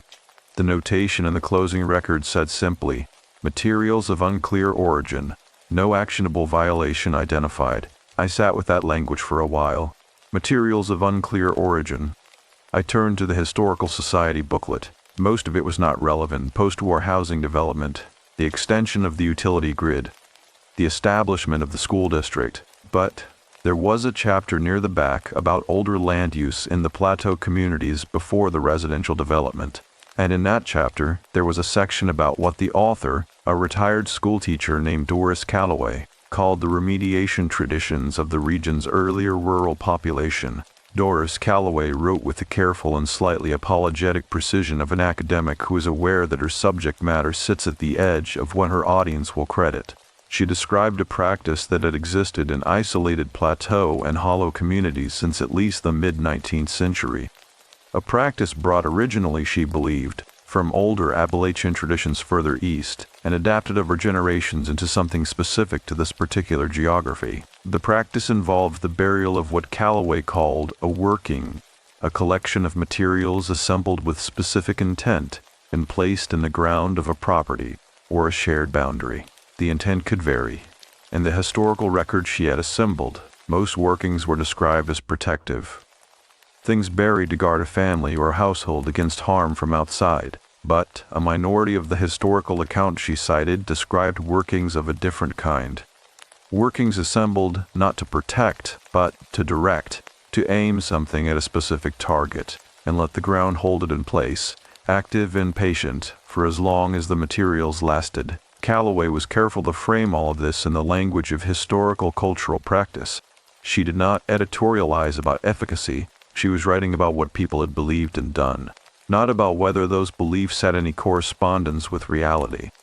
But she included one detail that I read 3 times before I moved on. She wrote that workings of the second kind, the directed, harmful kind, were traditionally placed not on the property of the intended target, but on shared or boundary ground that both parties touched, walked across, maintained without owning. The logic, she wrote, as best she could reconstruct it from the accounts she had gathered, was that a working placed on private ground could be removed by the owner. A working placed on shared ground was harder to find, harder to claim, and harder to remove. It persisted in the boundary itself, in the space between. The green belt, in front of the Whitfield house, was public easement land. Shared ground in exactly the sense Calloway described. I closed the booklet and sat for a moment under the fluorescent light with my hands flat on the table. I thought about Harold Voss filing his complaint in 1966, describing an unauthorized deposit of materials and receiving in return the county's measured and entirely useless notation that no actionable violation had been identified. I thought about what he must have known or suspected to file that complaint at all. Whether he had understood what he was looking at, whether the understanding had helped him, or had simply given the thing a name without giving him any means to address it. I thought about the 7 transfers of ownership in 34 years, about the Greers leading in a single weekend after 14 months, about Sandra Greer's expression on Margaret's doorstep, which Margaret had described as someone in the final stages of a long illness, and I thought about Carol Whitfield, standing at her kitchen counter with a cup held in both hands, looking at something I could not see, moving through her days with that careful economy of a person conserving something that was running low. I returned the materials to Ruth at the reference desk, and thanked her, and walked out into the December cold. The drive home took 11 minutes. I sat in the parked car in front of my own house for another 10, looking at the street. The lamp posts were on. The bare trees threw long, fractured shadows across the pavement. The green belt in front of the Whitfield house was a strip of dark grass in the lamplight, and the rectangular darkness within it was not visible from this angle and this light. But I knew where it was. I knew where it was with the same specific spatial certainty I felt on a job site when I'd identified a problem in a wall, when I could stand in a room and point to the exact location of a crack that was not yet visible on the surface, but was present in the structure behind the plaster, working steadily against the integrity of the thing that held the building up. The problem with that kind of knowledge was not having it. The problem was the question that came immediately after it. What do you do with it? I sat in the car in the cold and did not have an answer, and then, across the street, Carol Whitfield's front door opened and Porter came out, moving slowly down the porch steps. He crossed the front yard at his unhurried geriatric pace and stopped at the edge of the green belt with the precision of an animal that knows exactly where its boundary is. He sat. He looked at the ground. In the lamplight, his gray muscle was very still, and his breathing made small, regular clouds in the cold air. And he did not look up once in the entire time I sat in that car watching him. He did not look afraid. He looked like a creature standing guard over something he could not move and could not change, maintaining his witness with the only instrument available to him, which was a steady and undeviating presence. I got out of the car eventually and went inside, and the question of what to do with what I knew followed me through the door and sat with me at the table, and did not leave when I finally went to bed, because by then I had understood, with the cold clarity of a structural assessment that has returned an unambiguous result, that doing nothing was no longer a position I could honestly maintain. I need to tell you something about Portland before I can tell you what happened next. I have been circling it since the beginning of this account, mentioning it briefly, setting it down again, moving on to other things. I did that deliberately, and I want to acknowledge that I did it deliberately, because this account is meant to be honest, and honesty requires naming the evasions as well as the facts. The truth is that Portland is where this story actually begins, in the way that certain events began long before the moment that feels like a beginning. What happened in Tennessee in the winter of 2018 was a continuation of something that had started in Oregon 4 years earlier, and I cannot give you the full weight of what followed without first giving you that. In 2014, my wife and I lost a pregnancy at 22 weeks. Her name was Elena. My wife's name, I mean. Not the pregnancy, which we had not yet named, though we had been close to it. Elena was 34 years old. She was an urban planner, meticulous and imaginative in equal measure, the kind of person who could hold a complex system in her mind and see both its logic and its failures simultaneously. She was funny in a dry and quiet way that I had loved from the first week I knew her. She had a particular way of standing at a window and looking at a street or a skyline with the absorbed attention of someone who is simultaneously seeing what is there and what could be there, and I had spent a decade standing beside her at windows and finding that double vision of hers one of the most companionable things I had ever known. The loss came without warning in the medical sense, which is to say there were no indicators in advance that anything was wrong. And then there were. And then it was over. I will not go further into it than that. What matters for this account is not the specific texture of the grief. I do not have language adequate to that, and I am not certain language is the right instrument for it anyway. What matters is what the grief did to the structure of the two of us over the following year and a half. It is a common enough story, and the commonness of it does not make it less specific or less devastating when you are inside it. We tried to hold the weight of it together and found, gradually, and then all at once, that we were each holding it alone. We separated in the spring of 2016. The divorce was final by autumn of that year. I left Portland in January of 2017. I want to be clear that I did not go to Tennessee because I was running from anything. I have thought carefully about this distinction over the years, and I believe it is a real one. I went because the door was open and I needed to walk through something and the direction was forward rather than away. But I also want to be clear that I arrived in Tennessee carrying something that I had not fully set down, a grief that had been reorganized by time and distance, but had not been resolved, which is a different thing, and which I had become skilled at not thinking about directly. I had become very good over those 3 years in Tennessee and not thinking about it directly. And then in the second week of December of 2018, sitting at my kitchen table with the Doris Calloway booklet open in my memory and the shape of the dark soil present in my mind with the precision of a structural diagnosis, I understood something that I had not understood before. Carol Whitfield moved the way she moved, with that careful economy, that conservation of something running low, because she was carrying something, not the same thing I was carrying, or not exactly, but something of the same family. I had recognized it in her from the first day of the move-in, and had not allowed myself to identify what I was recognizing, because identifying it would have required me to look at the thing in myself that I had become skilled at not looking at. I went to her door that evening. She answered after a long moment, the way people answer doors when they have been somewhere else entirely in their minds and the knock has returned them to their bodies, and their bodies need a moment to catch up. She was in a gray cardigan, and her feet were bare on the wooden floor, and she had the look of someone who had been sitting in a dark room, not because the light was unavailable, but because the dark was easier. I said I was sorry to bother her. I said I had something I wanted to share with her if she had a few minutes, and that it was about the house. She looked at me for a moment with an expression I could not immediately read. Then she said, "I have been wondering when someone would come." She said it quietly, without drama, as a simple statement of fact, as though she had been sitting in the dark waiting for a knock, and had not been certain it would come, but had kept a small, careful portion of her attention directed toward the possibility that it might. She let me in. The house was neat in the way that houses are neat when the person living in them is using tidiness as a form of control, as a way of maintaining order over the things that can be ordered when the things that cannot be ordered are very large. The furniture was sparse and practical. There were drawings of Alma's on the refrigerator, held with small round magnets. Porter was on a dog bed in the corner of the living room, and he raised his head when I came in and looked at me with his amber eyes for a moment before lowering it again.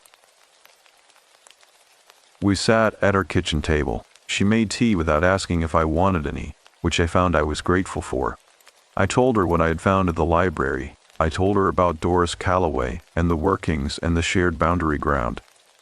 I told her about the complaint filed by Harold Voss in 1966. I told her about the 7 ownership transfers. I did not tell her about the Greers. Not yet. I did not know how much of what Margaret had told me was Carol's to know and how much was simply the neighborhood's accumulated private knowledge, and I wanted to be careful with it. She listened without interrupting. She held her mug in both hands and she listened with the focused and slightly distant expression of someone who is receiving confirmation of something they have suspected, without having had the language or the framework to articulate it. When I finished, she was quiet for a long time. Then she said, "Alma told me on the 3rd day we were here that something was sad in the front yard. Not scary. Sad. She said it felt like something that had been angry for a very long time and had gotten tired."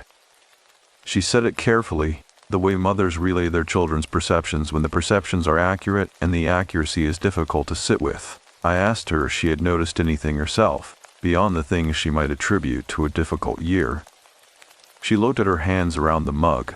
She said that she had moved here from Cincinnati following a custody arrangement that had required her to relocate within the school district. She said the divorce had been final 6 months before the move. She said that in the 8 weeks since they had arrived, she had experienced a quality of exhaustion that was different from the exhaustion she had carried through the preceding 2 years. Heavier, more physical, located in the body rather than the mind. She had been sleeping 9 and 10 hours and waking unrested. She had lost weight without trying. She had noticed, once, standing at her bathroom mirror, that her face looked wrong to her in a way she could not account for. Older, she said, and the word older came out with a specific and quiet horror underneath it, like a note played below the range of easy hearing. She said, "I keep thinking it will lift, the way a season lifts. But it does not lift." I looked at her across the table, and here's what I need to tell you. The thing I had not expected when I knocked on her door. the thing that came at me sideways in the warm kitchen light while Porter breathed steadily on his bed in the corner and Alma slept in her room down the hall. The grief Clara Whitfield was carrying and the grief I was carrying were not the same grief. But they had the same shape, the shape of a loss that had been compounded by a second loss. In her case, the marriage, and then the life they had planned for. In mine, the pregnancy, and then the marriage. The shape of a person who has reorganized themselves around an absence so thoroughly that the absence has become structural, has become part of how they bear weight, and cannot be removed without the question of what holds everything up in its place. I had not felt understood in that particular and specific way in 4 years. I had not realized until that moment how much of my energy had been directed at not needing to be understood in that way. I stayed at Carol Whitfield's kitchen table for 2 hours. We talked about things that were not the soil and were not the working and were not the dark rectangle in the shared ground out front. We talked about Cincinnati and Portland and the specific difficulty of moving a child through divorce and the specific difficulty of moving yourself. We talked about loss in the careful and serious way that two people talk about loss when they have both decided, without negotiating it, that there is no point in being anything other than direct. Porter came and rested his gray muzzle on my knee at one point, with the considered and deliberate tenderness of a very old animal who has developed good instincts about when a person needs the specific comfort that only his kind can provide. When I left, the street was cold and entirely still. The lampposts made their small circles of light on the pavement. The bare trees held their shapes against the dark sky. I stood on Carol Whitfield's porch for a moment before going down the steps, and I looked at the green belt, and I understood with a clarity that was new and slightly vertiginous that what was buried in that ground had not simply been waiting in a general way. It had been waiting for the specific weight of what people carried when they arrived here. It had been drawing it, feeding on it, taking the grief and the loss and the reorganized absence and pulling it downward into the earth, the way certain soils pull water, not through force but through the patient and inexhaustible fact of their composition, and we were both been standing on top of it. I walked home across the cold and quiet street with that understanding sitting in me, like a structural diagnosis I had not yet found the means to act on, and the awareness, newly precise and impossible to set aside, that the time for not acting was finished. Margaret Aldrich answered the door at 7:45 in the morning wearing a canvas work apron over her clothes, which meant she had already been in the garden for at least an hour despite the December cold. This was characteristic of her. She gardened the way she did most things, consistently, without regard to conditions that others might have considered prohibitive, and with the particular focused attention of someone for whom physical work in the earth was not recreation but something closer to a practice. A discipline maintained not for results but for the maintenance itself. I had asked her about it once, the previous spring, when I had watched her working in a light rain with the same unhurried concentration she brought to dry weather. She had thought about the question for a moment, and then said that the garden was the one place where she was certain that what she put into the ground and what came back out of it were in honest relationship with each other, and that she had found over the years that certainty of that kind was worth protecting. I had thought about that answer several times since she gave it. She looked at me on the doorstep with her careful, present attention, registering, I thought, the hour and the expression I was wearing, and stepped back to let me in without requiring an explanation first. Her kitchen smelled of coffee and the faint mineral trace of outdoor cold brought in on work clothes. She poured 2 cups and sat across the table from me, still in her apron, and waited. I told her everything. I told her about the library visit, and Doris Calloway's Historical Society booklet, and the description of boundary workings, and the notation in Harold Voss's complaint from 1966. I told her about the conversation with Carol Whitfield, not the personal parts, not the grief and the kitchen table and the 2 hours of careful talk, but the relevant parts, the exhaustion, the weight, the quality of aging that Carol had described seeing in her own face. I told her about what I had understood standing on Carol's porch afterward, about the drawing quality, about what I believed the working in the ground was doing and had been doing, likely for decades, to the people who lived closest to it. Margaret listened to all of it with her hands around her mug and her expression doing the thing it did when she was receiving information and organizing it against what she already knew. When I finished, she did not respond immediately. She got up, removed her canvas apron, folded it over the back of her chair, and sat back down. It was a small sequence of actions, but it had the quality of a deliberate transition, a person moving from one mode of attention to another. She said, "My husband's name was Gerald. He was a practical man, as I've told you. He did not talk about things he could not explain, and there were not many things he could not explain. He was an electrician for 34 years, and he understood systems. The way current moves, the way failure propagates, the way a problem in one part of a system creates stress in parts that appear unrelated until you trace the load path back." She paused. She looked at her coffee. He could not explain what was in that ground, but he understood it as a system. He told me, in the second year we lived here, that whatever was buried in front of that house was not passive. His word was not passive. He said it the way he would have said that a wire was live, as a practical warning about the nature of a thing, not as a mystical claim. I asked her how he had known what was buried there. She said he had looked. She said it simply, without elaboration, and then she elaborated anyway, because she could see that I needed it. In the spring of their second year, Gerald Aldrich had gone into the green belt at 4 a.m, a Saturday, still dark, the street entirely empty, and he had dug carefully into the soil in front of the Whitfield property with a hand trowel. He had gone down approximately 18 inches before he found what he was looking for. He had not opened it or disturbed its contents. He had covered it again and come inside and told Margaret what he had found. He had found a wooden box. The wood was dark with age and soil absorption. The box was roughly the size of a shoebox, perhaps slightly smaller. It was sealed, or had been sealed. The seal had deteriorated over the decades, and the box was no longer fully closed. He had felt, kneeling over the hole in the pre-dawn dark, a smell coming from it that he described to Margaret as organic and deeply wrong.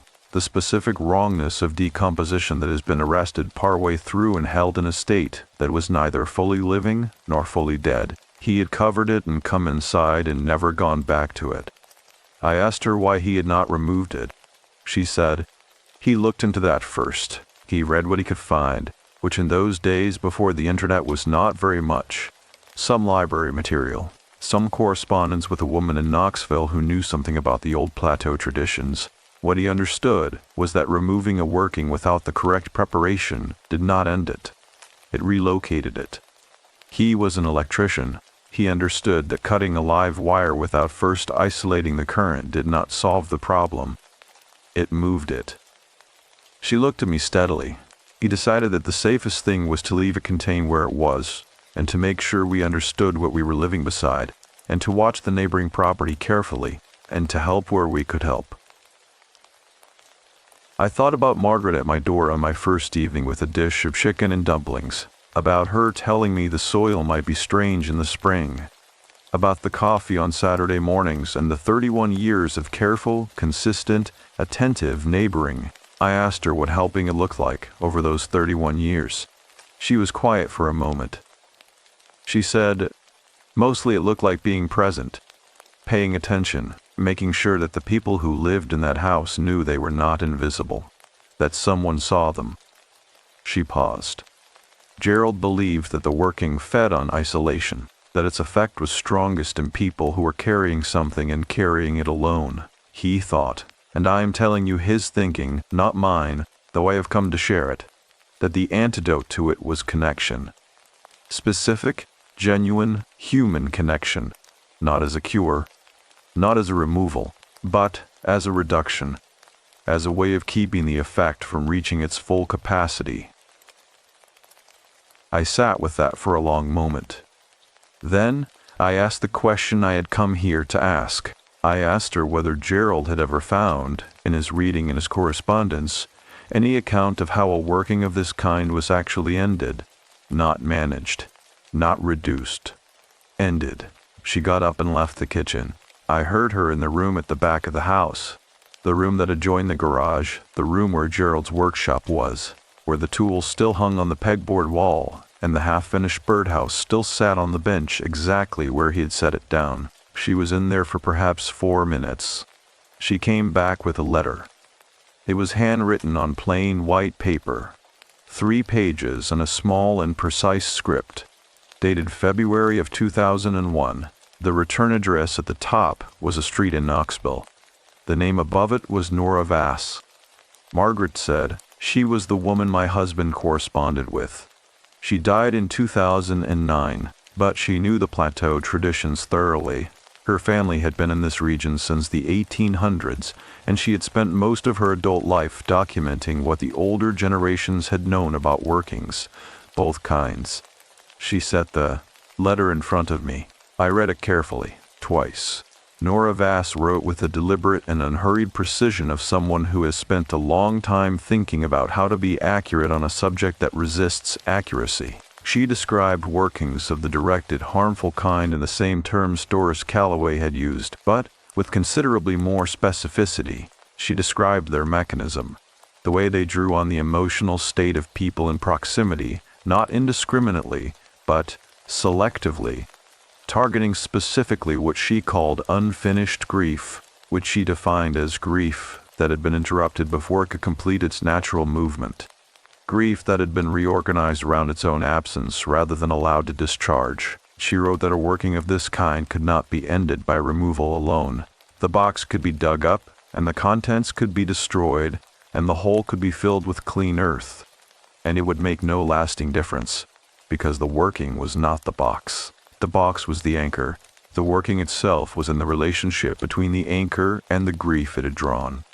A relationship that had been established over years and in some cases decades, and that had its own momentum, its own continuation, independent of the physical object that had initiated it. The way to end it, she wrote, was not to remove the anchor, but to complete the grief. She meant this specifically, not therapeutically, not in the language of stages or processing or working through. She meant it in the older sense of the word complete. To bring the unfinished thing to its finish, to say the thing that had not been said, to return to the specific moment where the grief had been interrupted and allow it to move. She wrote that this required 2 things. It required the person carrying the unfinished grief to identify the exact point of interruption, not the loss itself, but the moment after the loss where the natural movement of grief had been stopped, redirected, or refused. And it required that person to perform the completion in proximity to the anchor. Within the field of it, she wrote, in a phrase that I read 3 times and found I could not improve upon, within the field of it, so that what was drawn back in could be drawn back in as something finished, rather than something that remained open. The anchor would lose its purchase, she wrote, when the grief it held was no longer unfinished. I set the letter down. Margaret was watching me with the attentive and patient expression I knew well. I asked her whether Gerald had ever tried it. She said, Gerald did not have unfinished grief by Nora's definition. He was a man who finished things. It was the quality I loved most about him, and the quality I found most difficult in the years after he died. She said it without bitterness, as a precise and honest statement of the texture of their life together. He managed the working by being present, by neighboring well. He did not have the material to end it. She looked at me across the table with a directness that was her characteristic mode. But you do, she said, and so does the woman next door. She said it quietly without pressure, as the statement of a plain and observable fact. The way she said everything that mattered. I looked at the letter on the table between us. Outside, the December cold pressed against the kitchen windows, and the bare trees on the street held their stillness, and somewhere in the ground 40 feet from where I sat, something patient and very old held its anchor in the dark earth, and waited with the inexhaustible capacity of a thing that had never needed to hurry. I folded the letter carefully along its original creases, and Margaret told me to keep it, and I put it in my coat pocket and walked out into the cold with the specific and clarifying weight of a person who has just been handed both an explanation and a task, and who understands, for the first time, that the 2 things are not separate. I did not go to Carol Whitfield's door that evening. I want to be honest about that. I had the letter in my coat pocket, and I had Margaret's plain assessment sitting in me with its full weight, and I walked past Carol's house on the way to my own, and I went inside and I put the letter on my drafting table, and I stood in my kitchen for a long time looking at nothing in particular, and I did not go back out. It is not that I did not know what needed to happen.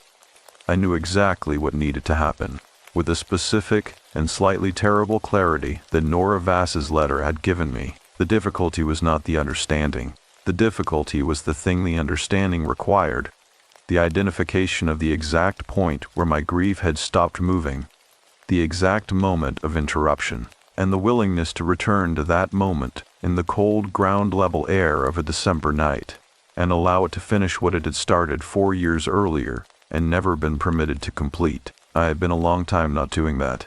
I sat at my drafting table and looked at the letter and outside the window.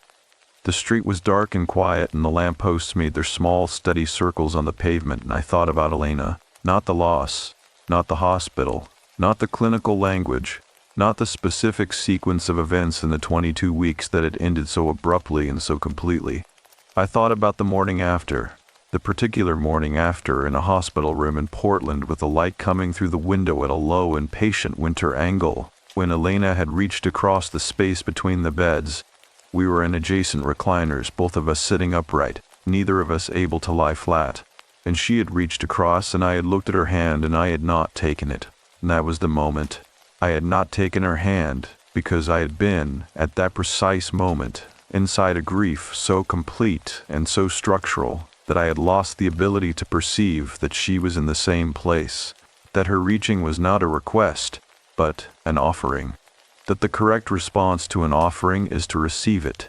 I had been so consumed by the architecture of my own loss that I had failed to see, in that specific and irreversible moment, that the person I loved most was extending herself across a small and crossable distance and asking for nothing more than the ordinary and sufficient human response of being met. I had not met her. I had looked at her hand and I had turned back to the window, and I had never, in the 4 years that followed, not in the therapy, not in the long and difficult conversations, not in the gradual and then sudden collapse of the marriage, I had never gone back to that moment and said what needed to be said about it. I had organized my entire account of the loss around everything except that moment. I had described the grief in every direction except the one that pointed directly at that morning and that unreceived hand. That was the interruption. That was where the movement had stopped. I understood, sitting at my drafting table with Nora Vass's letter in front of me, that I had known this for 4 years and had chosen, consistently and with considerable skill, not to know it. I went to Carol Whitfield's door the following evening. She opened it with the same expression as before, the expression of someone returning from somewhere else in their mind. And she looked at me, and whatever she saw in my face caused her expression to shift into something more alert and more open. I said I needed to tell her something.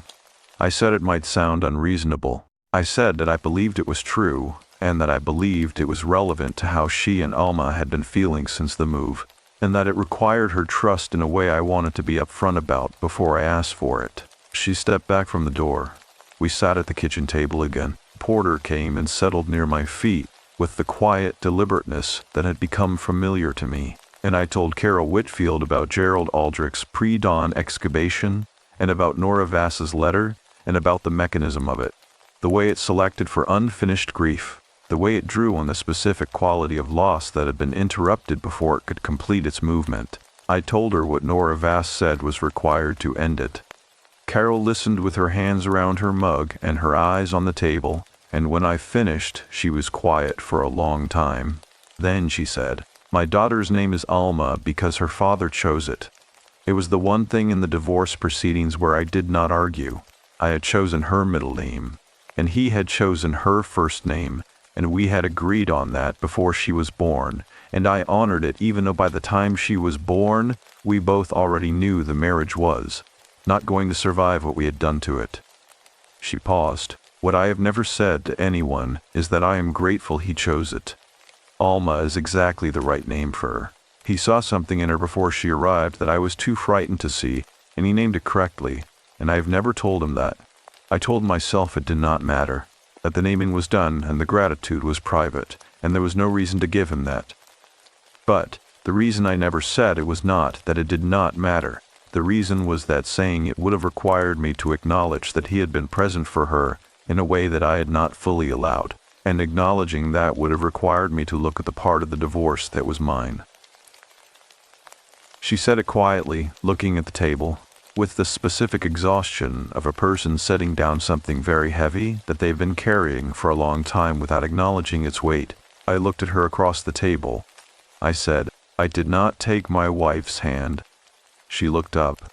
I told her about the hospital room, the low winter light, Elena's hand crossing the small distance between the recliners.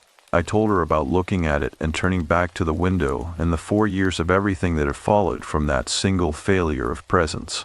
I said it plainly, in the straightforward way that Norvas's letter had described, not as confession, not as performance, but as the completion of a statement that had been left unfinished for too long and needed, finally, to be made. It was not dramatic. I want to be clear about that. The kitchen was warm and lit, and Porter was breathing steadily near my feet.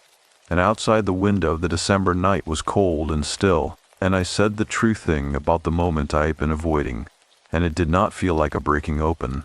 It felt like a door that had been stuck for a long time finally moving on its hinges. Resistant at first, and then, with the right pressure applied in the right direction, simply opening. Carol said, "We should do this outside." We went out through her front door into the cold night air. She had put on her coat, and she had brought Porter's leash, though Porter moved to the edge of the greenbelt and stopped there in his customary way, and did not require the leash's guidance. We stood at the boundary of the greenbelt. The cold was deep and clean, and the lampposts made their small illuminated circles, and the street was entirely empty in both directions. I said, "To the ground, and to the air, and to whatever patient presence had been resident in that soil since before Gerald Aldrich's hand, Trowd had found it in the pre-dawn dark of a spring morning in 2001. I did not take her hand.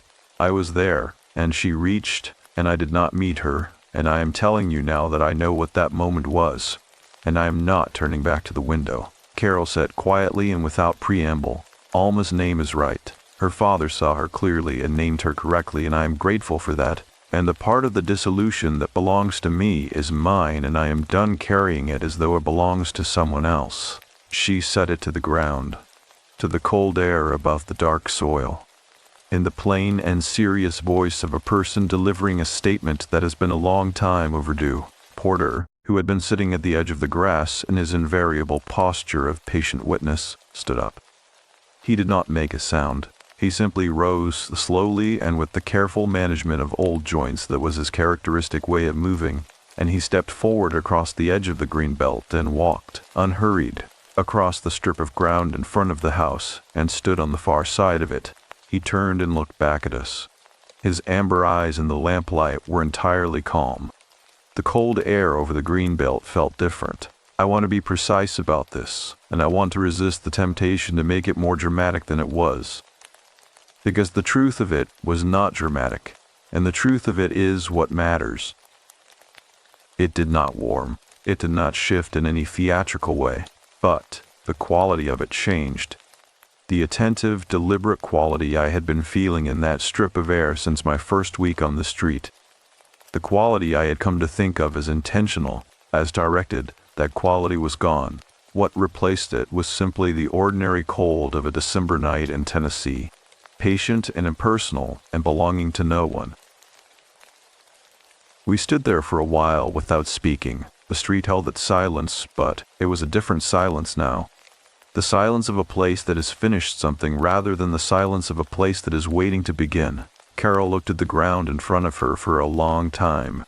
Then she said, very quietly, "It feels like a room after someone has opened the window."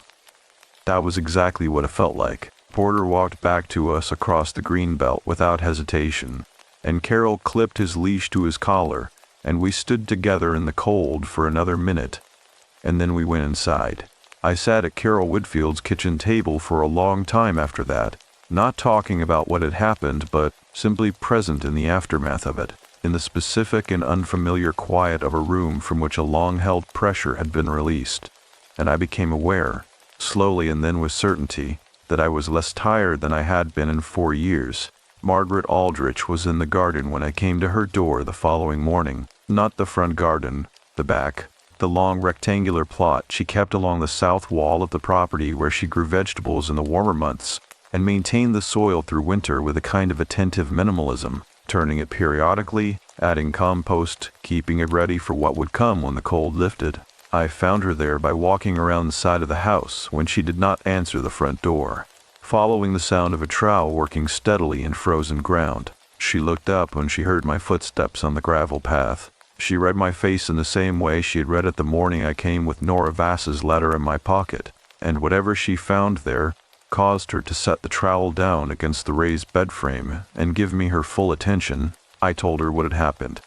I told her about standing at the edge of the green belt in the cold with Carol Whitfield, about Porter crossing the grass, about the quality of the air afterward, the ordinary cold that replaced the deliberate cold, the silence of completion rather than the silence of waiting. I told it plainly, in the sequence that had occurred, without editorializing, because I had found by then that plain sequential telling was the only mode adequate to events of this kind. Embellishment would have made it smaller. She listened without interrupting. When I finished, she looked at the turned soil of her winter garden for a moment, and then she looked at me, and her expression was something I had not seen on her face before, not the careful consideration she brought to most things, not the practical attentiveness that was her default. It was simpler than those. It was relief. 31 years of careful neighboring, 31 years of Saturday morning coffee and chicken and dumplings at the door, and quiet watchfulness, and the particular ongoing labor of being present to the suffering of people she could help, only partially and only by proximity. I had not fully understood the weight of that until I saw it leave her face. She said, "Gerald would have been very glad." She said it simply, looking back at her garden, and I understood that it was the most complete thing she could have said, and that it required nothing from me in response. We stood together in the cold for a few minutes, not talking, in the comfortable way of people who have been through something together and have arrived, mutually and without negotiation, at the understanding that silence is the appropriate container for it. Then she went inside and came back with a small object wrapped in a square of plain cotton cloth, folded and tied with a length of kitchen twine. She held it out to me with both hands in a way that was not ceremonial, but was deliberate. A considered offer, not a casual one. She said, "Gerald dug this up when he went into that ground. It was in the soil about 4 inches below the surface, separate from the box. He believed it had been placed there at the same time. A kind of key, he called it. Though that was not a word for Nora Vass. It was his word. He brought it in and cleaned it and kept it in the workshop, and he told me once that he thought whoever had buried the working had placed this near the surface so that it could be found when the time came." I took it from her hands. It was heavier than his size suggested. Through the cloth, I could feel a regular shape. Small, flat, with smooth edges. I did not unwrap it in front of her. That felt like a private thing to do privately. She said he meant it to go to someone who completed the work. Since he could not complete it himself, he kept it and waited. I have been keeping it since he died. She paused. I am glad it is no longer mine to keep. I thanked her in the only way that seemed proportionate, which was by not thanking her excessively. I said her name, and I said that what she and Gerald had done over 31 years was not a small thing, and she received that with the characteristic directness that meant she heard it and accepted it without deflecting. I left her to her garden and walked back around the side of the house to the street. I stood for a moment in front of the Whitfield property. The greenbelt looked like itself, a strip of winter grass between the sidewalk and the street, modest and ordinary, belonging to the neighborhood without drama.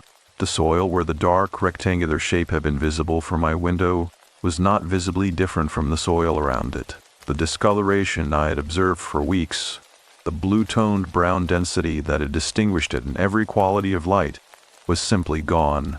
The earth was the color earth was supposed to be in December on the Cumberland Plateau. Gray-brown, frost-touched, patient in the ordinary seasonal way of ground that is resting rather than harboring. I went home and sat at my kitchen table and unwrapped the cloth.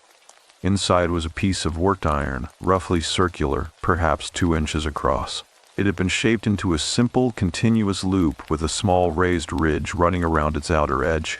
The kind of basic metalwork that a competent blacksmith could have produced in an afternoon, probably in the mid-19th century, based on the technique and the degree of surface oxidation. It was not decorated. It was not inscribed. It was a plain iron ring, dark with age, and it sat in my palm with the patient weight of an object that has been waiting in the ground for a long time and has finally arrived somewhere it was meant to arrive. I held it for a while. Then I put it on the windowsill above my drafting table, where the morning light came in from the east, and I went back to work. The week that followed was the last week of my library restoration contract. The final assessments on the third floor were completed. The documentation was submitted. The punch list was closed out with a kind of clean, professional finality that I had always found genuinely satisfying. The particular pleasure of a job that was structurally sound and had been done with care and would hold what it was designed to hold for a generation or more. I had a conversation with my project manager about extending into a second contract, a school gymnasium that needed seismic retrofitting 2 towns to the east. I said yes. It was the right kind of work, and I was not ready to leave Tennessee, and I knew, in a way that was new and unhurried, that staying was the right thing. I called Elena the Saturday before Christmas. I had her number still. I had not called it in 2 years. I sat at my kitchen table in the morning light, and I dialed, and I let it ring. And when she picked up, I said her name, and then I said the thing I had come to be able to say. I said that I had not taken her hand in the hospital room, and that I had known for 4 years that I had not taken her hand, and that I was telling her now because she deserved to hear it said directly, rather than carried silently by both of us in the structure of everything that had come after. She was quiet for a moment. Then she said, "I know you know. I have known that you know." She did not say it with bitterness. She said it the way Elena said precise things, as a statement of fact, offered cleanly, without the weight of recrimination. That was the quality I had loved and had failed to meet in the hospital room. The quality of a person who offered things directly and expected to be met with equivalent directness. And I had, in the worst moment, not been capable of it. We talked for 40 minutes, not about the marriage or the loss or the years since, not primarily. We talked about her work, which had changed direction in ways she found satisfying. We talked about Portland in December, which she had always loved and I had always found difficult. We talked with the specific ease of 2 people who know each other very well and have been, for a period of time, unable to access that knowledge, and are now finding it available again in the simpler form that follows the removal of something that had been in the way. Before we got off the phone, she said, "Are you all right?" I said that I was. I said it honestly, which was different from the way I had been saying it for 4 years, which had been as a management of the question rather than a response to it. She said, "Good." She said it the way she said things that mattered, briefly, directly, with the full weight of what she meant behind it. I set the phone down and looked at the iron ring on the windowsill. The morning light was coming through the east window at a low and patient winter angle. The same quality of light that had been in the hospital room in Portland 4 years before. And I sat with that coincidence for a moment. And then I let it be what it was, which was simply light, doing what light does. Arriving, illuminating, asking nothing in return. That afternoon I went to Carol Whitfield's door and knocked, and Alma answered it and told me her mother was in the kitchen. And I went in and found Carol at the counter making soup, not with the careful economy I had come to associate with her movements, but with something looser, something that had more air in it, the particular quality of a person who has put down a weight and is not yet fully calibrated to moving without it. She looked up and smiled. It was the first time I had seen her smile with her full face. Alma came and stood beside her mother at the counter and picked up a wooden spoon and stirred the soup with the proprietary confidence of a child who has decided that the kitchen is partly hers. And Porter came and stood beside me with his gray muzzle and his amber eyes and his reliable steadiness, and the kitchen smelled of broth and thyme and the particular warmth of a room that is being lived in honestly. I stayed for dinner, and the table was set for 3, and the soup was very good, and outside the window the December dark came on early and patient over the bare trees and the quiet street, and for the first time in a longer time than I wanted to calculate, I did not feel the cold of it as something directed specifically at me. Spring came late to the plateau that year. It arrived in a way that late springs arrive in that part of Tennessee. Not gradually, not with the incremental warming that allows a person to track the season's progress day by day, but in a single decisive week in early April when the temperature shifted 15 degrees and stayed there, and the bare trees went from the gray patience of dormancy to the specific and almost aggressive green of new growth in what felt like a single, extended breath. One morning the branches were empty. By the end of the week they held the canopy that filtered the sunlight into the particular dappled quality that would persist through the long, humid summer ahead. I noticed it differently than I had noticed it in the 2 previous springs. That is perhaps the simplest and most honest way I can describe what the months between December and April had been. A gradual recalibration of perception, a slow return of the ordinary, noticing that I had not understood, I had lost until it began to come back. The way the morning light changed through February, losing its flat winter quality and developing something with more angle and intention. The way the cold in March began to carry, underneath its surface, the faint mineral suggestion of soil preparing to warm. The way sound moved differently in the neighborhood as the weeks passed, less absorbed, less contained, more willing to travel. I had been living for 4 years in a version of the world that was structurally complete but sincerely muted. I understood that now. The grief I had reorganized myself around had not removed my capacity for perception. It had simply placed a layer between me and the perceptual world, a layer so consistent and so long established that I had stopped noticing it was there. The return of full perception was not dramatic. It was incremental and specific, and it arrived, mostly, in the form of small things that I found I was newly able to receive. The smell of coffee in the morning, which I had been drinking for years as a functional substance rather than a pleasure. The weight of good work completed at the end of a long day on the gymnasium retrofitting project, which was demanding and satisfying in the precise way I had originally loved about structural engineering and had somewhere along the way stopped fully feeling. The specific quality of Saturday mornings at Margaret Aldrich's kitchen table, which had always been good, but which I found, now, to be something I looked forward to in the full-bodied way of a person who has access to their own anticipation. These are small things. I am listing them because the account I am trying to give is an honest one, an honest account of recovery, if recovery is even the right word for what I am describing, are made of small things. The dramatic moments are few. The texture of returning to yourself is mostly quiet and mostly particular and mostly invisible to anyone who is not paying very careful attention from the inside. I was paying very careful attention from the inside. Carol Whitfield and I had dinner together most weeks through January and February, not always at her house. Sometimes at the diner on Route 70, which had a corner booth that Alma had claimed as the family booth on their 3rd visit, and which the woman at the register had begun holding for us on Friday evenings without being asked. Sometimes I cooked, which I had not done with any seriousness or pleasure in years, and which I found I was better at than I remembered, in which Alma critiqued with the specific and diplomatic honesty of a child who has strong opinions about food and has been raised to express them without cruelty. I want to be careful here about what I say and do not say, because Carol Whitfield's story is hers and not mine to tell in full, and the account I am writing is an account of what I experienced and what I understand, not an account of what she experienced and understood, which was similar in structure but different in its specific contents and which belongs to her. What I can say is this: she moved differently by February than she had in November.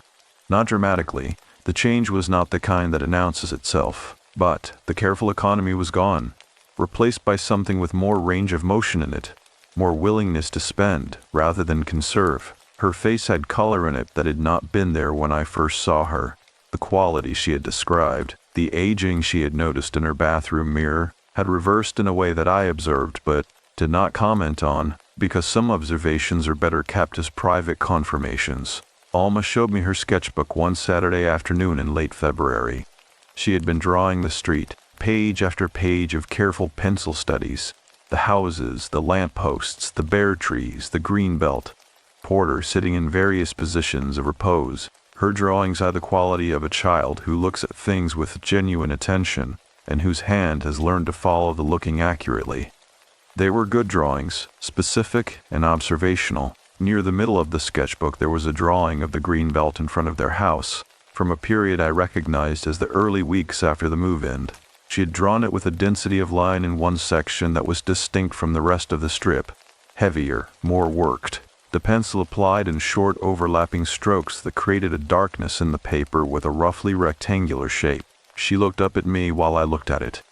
She said, "I do not draw it like that anymore."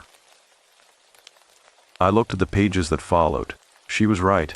The later drawings of the same strip of ground were lighter, more open, the lines confident and unworried. Whatever she had been seeing or sensing in those early weeks, her hand had stopped recording it. I asked her what she thought had been there. She considered the question with the seriousness she brought to most things, which was considerable for a 9-year-old. She said, "Something that was finished a long time ago but did not know how to stop." I did not say anything to that. I turned the page and looked at the next drawing, which was a study of Porter asleep in a patch of afternoon light, rendered with the kind of affectionate attention that only someone who loves a subject very much can sustain across an entire page. The iron ring sat on the windowsill above my drafting table through those months. I looked at it most mornings as I worked. It was not decorative and it was not significant in any way I could point to clearly. It was a piece of worked iron, old and plain and without inscription, and its significance was entirely in what it represented rather than what it was. Gerald Aldrich had kept it in his workshop for decades, as the artifact of a thing he had understood, but not been able to finish. I kept it on the windowsill as a reminder of the difference between managing something and completing it, that distinction I had spent 4 years failing to make, and which I now understood with the specific and embodied knowledge that comes only from having lived both sides of it. I spoke to Elena twice more through the winter. The conversations were shorter than the first one and easier, in the way that things become easier when the difficult true thing has already been said and what remains is simply the ongoing fact of two people who have known each other deeply and carry that knowledge forward into whatever their separate lives become. There was no reunion. There was no dramatic reversal. There was the specific and sufficient thing of two people who had hurt each other in the extremity of a shared loss, and had organized years of life around that hurt without addressing its origin. And had now addressed its origin, and were finding that the address had changed the quality of carrying it from a structural weight to something more like weather. Present, variable, no longer load-bearing. I wrote the first draft of this account in March. I had not intended to write it. I had been keeping notes since December in the loose functional way that people with analytical minds keep notes about things they are trying to understand. Observations, sequences, the language from Nora Vass's letter, the specific details I wanted not to lose. In early March, I sat down on a Sunday morning with those notes and the cup of coffee, and I began to arrange them into a continuous account. And what I found was that the arrangement came easily, and that the ease was itself information. A sign that the events had settled into a shape that could be told, which is a thing that only happens when the events have been fully inhabited rather than merely survived. The title came to me on a Wednesday afternoon in the 3rd week of March. I was on the gymnasium site, standing in the empty space where the east wall would be reinforced, looking at the bare structural members of a building that was being made to bear weight more honestly than it had been designed to bear. And the title arrived with the particular completeness of a phrase that does not need to be revised because it arrived already right. The box in the ground. I wrote it at the top of the document that evening, and I understood, writing it, that the account was finished. Almost finished. There was one remaining thing. Margaret had told me, in one of our February mornings, that Gerald used to drive out to the eastern edge of the plateau once a year in the spring, to a place where the land dropped away suddenly, and you could see the full reach of the valley below. A view that he had found clarifying. He had told her it was where he went when he needed to understand the scale of things. To see the full geography of where he was living and be reminded that the neighborhood and its concerns and its long patient problem existed within something much larger than itself, something that continued without reference to any of it. He had gone every spring for 30 years, she said, until he could not anymore. She had not been since he died. She asked me, in the careful and indirect way she asked things she genuinely wanted, rather than things she was simply raising as a possibility, whether I might want to drive out there with her in the spring. I'd said yes. The account sat complete on my screen in the late March light, and outside the window the first genuinely warm evening of the year was settling over the street, and from Carol Whitfield's yard I could hear Alma's voice and Porter's slow movement through the new grass, and I sat for a while with the completeness of the thing I had written, and the awareness that there was one more movement left, not in the account, but in the year, and in what I owed to the fullness of what had happened here. Margaret Aldrich was ready at 7 in the morning, which did not surprise me. She was standing at her front door when I pulled up, wearing her good coat. Not the canvas work coat she wore in the garden, but a wool coat in a dark green that I had not seen before, which told me she had thought about the morning with some care. She was carrying a small canvas bag, and she locked her door behind her with the deliberate attention of a person securing something they love before leaving it, and she walked to the car with the unhurried pace that was her characteristic way of moving through the world. It was the second Saturday in April. The late spring had arrived in its sudden way during the week, and the morning held the particular quality of the first genuinely warm day after a long cold. The air softer than it had been, the light more willing, the bare trees now carrying their new green with the specific and almost implausible abundance of growth that has been waiting for its moment and has finally been given it. She got in and set her canvas bag on her lap, and looked out at the street for a moment before I pulled away. The green belt in front of the Whitfield house was entirely ordinary. The grass had come in well with the warming, even, unhurried, the same as every other strip along the block. Porter was visible through the front window, on his bed in the morning light, in the absolute physical commitment of an old dog who has found exactly the right spot and sees no reason to vacate it. Alma's bicycle was propped against the porch railing, which meant she was home, which meant the household was intact and settled and occupied with the ordinary business of a Saturday morning. Margaret looked at it all for a moment without speaking. Then she said, "Gerald would have loved this spring."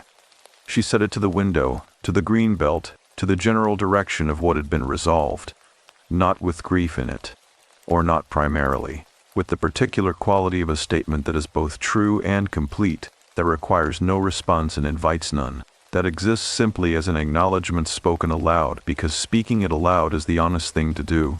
I pulled away from the curb, and we drove east through the neighborhood and out onto the county road that climbed toward the upper plateau. The drive took 40 minutes. Margaret had been here before, many times, and she navigated from memory in the easy way of someone who knows a road so well that the directions arrive before they are needed. Left at the old drain cooperative, right where the road surface changed from asphalt to packed gravel, straight through the section where the tree canopy closed overhead and the morning light came through in long, fractured columns that moved across the windshield as we passed under. She did not talk much on the drive, and I did not talk much either, and the silence between us was the comfortable kind. The kind that has been established over enough Saturday mornings that it no longer requires management. The road ended at a gravel turnaround at the edge of the plateau's eastern rim. We got out of the car. The view opened in front of us, with the specific and unhurried generosity of a landscape that has been here a very long time and has no investment in impressing anyone. The valley below was wide and deep, the river at its floor a silver thread moving through the green of the bottomland, the far ridge a long blue line at the horizon where the sky began. The morning light was coming in from the southeast at a low angle, laying itself across the landscape without urgency, touching the near slopes and the middle distance and the far ridge with the same patient evenness. I stood at the rim and looked at it for a long time. Margaret stood beside me with her canvas bag, and she looked at it too. And I understood that for her the view was layered. The view as it was now, in this April light, and underneath it all the accumulated views of 30 springs that Gerald had stood here and seen it, and underneath that the specific and irreplaceable absence of the view they had last seen together, whenever that had been, and the fact that she was standing here now, in his place and in the company of someone who was not him but who had completed the thing he had spent his life managing and had not been permitted to finish. She reached into the canvas bag. She brought out 2 things. The first was a small clay pot sealed with a cork. She held it in both hands for a moment, and then she looked at me, and she said, "This is from Gerald's garden. The last soil he turned the autumn before he died. I kept it because I did not know what else to do with it, and then I knew." She walked to the very edge of the rim, and she uncorked the pot, and she tipped it slowly, and the dark garden soil fell in a quiet stream into the open air above the valley, dispersing as it fell, catching the morning light briefly before it was gone. She stood there for a moment after the pot was empty. Then she said, "To the valley and the light and the long blue ridge of the horizon. It is finished, Gerald. Someone finished it. You can let it go now." She said it in the plain and direct voice she used for everything that mattered, and she stood with it for a moment, and then she turned back from the edge. The second thing in the canvas bag was a thermos of coffee. She poured 2 cups and handed me one, and we sat on the flat limestone outcropping at the rim's edge, and we drank the coffee in the warm April morning and looked at the valley below us, and the coffee was strong and black in the way that Margaret's coffee always was, arriving as a small embracing argument with your expectations, and I received it fully. I had the iron ring in my coat pocket. I had brought it without fully deciding to bring it, which is to say I had understood without deliberating on it that the ring belonged here, that Gerald Aldrich had kept it in his workshop for 2 decades as the artifact of unfinished work, and that Margaret had kept it for 8 years after that, and that I had kept it on my windowsill through 1 winter as the mark of work completed, and that its work was now done and it no longer needed to be kept by anyone. I held it in my palm for a moment and looked at it in the morning light. It was a plain iron ring, dark with age, simple and without inscription, an object made by someone whose name I did not know with a skill I cannot fully assess for a purpose that had outlasted its maker by a century and a half. It had been in the ground for decades. It had sat in a dead man's workshop. It had come to rest on my windowsill in the winter light of a year that had asked more of me than I had expected to have available, and I had found, against my prior assessment of my own reserves, that I had enough. I set it on the limestone outcropping beside me, not thrown, not placed with ceremony, simply set down, the way you set down something you have been carrying that has reached the end of its distance, and no longer needs to travel further. Margaret looked at it, and then looked out at the valley. We finished our coffee. The morning continued its patient work over the landscape below, the light shifting in its incremental way as the sun climbed, the shadow of the rim moving slowly back across the near slope, the river at the valley floor catching the light differently as the angle changed. A hawk moved in a long, unhurried circle over the middle distance, riding something invisible, tilting its wings with the minimal and precise adjustments of a creature that has learned to let the air do the work. Margaret poured the last of the coffee and divided it evenly between the 2 cups, without looking at the thermos. "I feel, the way you do something you have done many times and trust your hands to know." I thought about Carol Whitfield on a Friday evening in the corner booth at the diner, with Alma beside her explaining at length and with considerable conviction why the soup of the day was inferior to the soup of last Friday. I thought about Porter in the morning light on his bed, gray-muzzled and amber-eyed and entirely at peace with the shape of his days. I thought about Elena's voice on the phone in December saying good in the way she said things that mattered.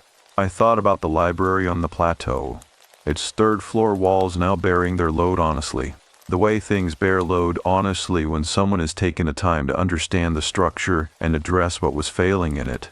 I thought about the rectangular darkness in the soil and the absence of it. I thought about a 9-year-old girl's pencil moving lightly across a page, drawing the same strip of ground without the heavy overlapping strokes, drawing it as it simply was, unworried, belonging to the ordinary world. Margaret finished her coffee and looked out at the valley for a long moment, and then she looked at the iron ring on the limestone beside me, and then she looked at me. And what was in her face was the thing I had seen leave it in her winter garden on the morning I told her what had happened. The relief, clean and complete. The specific lightness of a person who has set down a long-carried thing and found the ground solid beneath them without it. She said nothing. There was nothing that needed to be said. The hawk made one more long circle over the valley, and then tilted its wings and moved south along the ridgeline, growing smaller against the blue distance until it was gone. And the sky above the valley was clear and wide and entirely indifferent in the way that sky is indifferent, not cold, not hostile, simply vast and continuous and present in the way that things are present when they have no agenda and no memory and no investment in any of what moves beneath them. We sat there for a while longer. The morning light did what morning light does. It continued, unhurried and without announcement, doing its patient and sufficient work across the valley, and the ridge, and the river, and the near slope, and the limestone rim where two people sat with empty coffee cups, and the specific quiet of a ball, completed thing. When we finally rose to go, I left the iron ring where it was. It sat on the pale limestone in the April light, dark and plain and entirely itself, no longer anyone's to carry. We drove home through the greening plateau with the windows down a little, and the air that came in was warm and carried the smell of new earth, and somewhere underneath it the faint mineral suggestion of deep stone, of the old patient ground of this place that had been here before any of it, and would be here after, holding everything that had been given to it, and releasing, in its own time and by its own measure, what it no longer needed to hold. Margaret was quiet on the drive back. Not the quiet of someone who is sad, or someone who is managing something, or someone who is waiting. The quiet of someone who has arrived somewhere they intended to arrive and are simply present in the arrival. We turned back into the neighborhood as the morning was moving toward midday, and the street received us with the ordinary and sufficient welcome of a place that knows its people. The lampposts standing in the new green light of the April trees, the houses settled and particular and inhabited, the green belt running its modest length along the block, belonging to everyone and no one. Just ground now, just the ordinary patient earth of a street in Tennessee in spring. I pulled up in front of Margaret's house, and she gathered her canvas bag and her empty thermos, and she opened the car door, and then she paused, half out, and she looked at the street for a moment with the full and present attention that was her most characteristic way of seeing things. She said, "He used to say that a place is not what happened in it. A place is what continues." She got out of the car. She walked up her front path in her good wool coat, and she unlocked her door and she went inside, and the door closed behind her, and the street held its April quiet around it all. Across the way, from somewhere in the yard behind the Whitfield house, I could hear Alma's voice and the soft sound of Porter moving through the new grass, and the sound was ordinary and alive and entirely present in the warm morning air. I sat in the car for a moment with the window still down. The new leaves on the trees above the street moved in a small and easy way in the April air, and the light came through them in the dappled and unhurried manner of a season that has arrived and intends to stay. And the street was simply itself. Old houses, bare green lawn, the shared quiet of a neighborhood going about its Saturday, and somewhere underneath all of it, in the dark and patient earth, the ground was just ground. That was enough. That was exactly enough.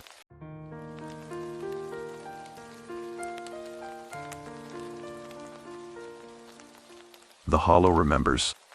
I have been trying to figure out where this story begins for a long time, and the honest answer is that it does not begin where I thought it did. I thought it began in October when I drove south on Interstate 26 with a duffel bag in the back of my car and my phone on silent in a rental confirmation for a cabin I had never seen. I thought it began when I turned off the interstate and started climbing, when the elevation change made my ears pop, and the trees on either side of the road changed from the scrub and pine of the Piedmont to something older and darker and closer together. I thought that was the beginning, but I have come to believe it actually began 3 months earlier, in a hospital hallway in Asheville, when a doctor said the words I had spent 6 weeks preparing to hear, and I discovered that preparation and readiness are entirely separate things.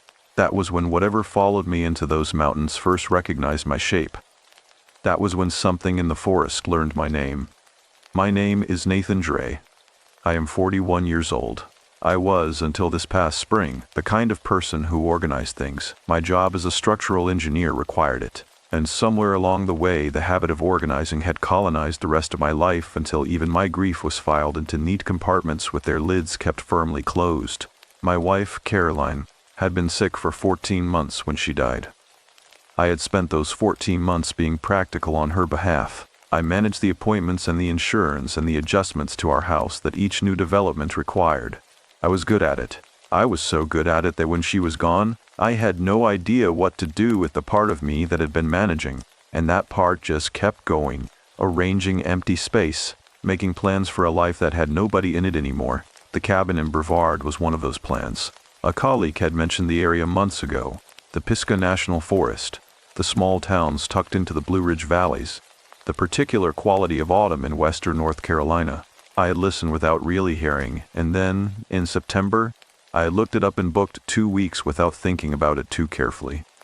I told myself it was a working retreat. I brought my laptop and a project folder and 3 books I would not open. I told myself it was practical. I left on a Thursday morning when the forecast showed the last of the warm weather breaking. The drive from Asheville into the mountains takes about 40 minutes if you do not stop, and I stopped twice. The first time was at a gas station outside Arden, where the pumps were older than my car, and a hand-lettered sign in the window advertised boiled peanuts. And I bought a bag and ate them in the parking lot, while a man with a retriever watched me from the next pump over with the particular patience of someone who has no particular place to be. The peanuts were salted and soft and tasted like something that had been cooking since morning. I sat there longer than I needed to.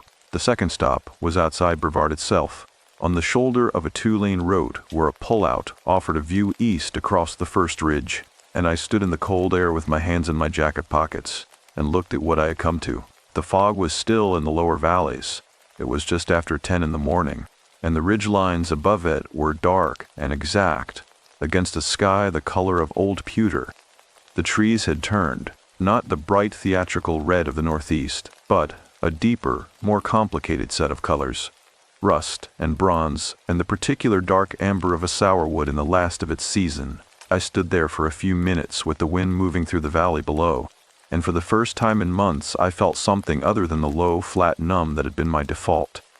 I felt small. And for some reason, that morning, standing on that shoulder of road with the fog in the valley and the old mountains all around, feeling small was a relief. The cabin was up a county road that turned to gravel about a mile past the main turn, and the gravel climbs through a section of forest that was immediately different from the roadsides I had been passing. The trees here were bigger.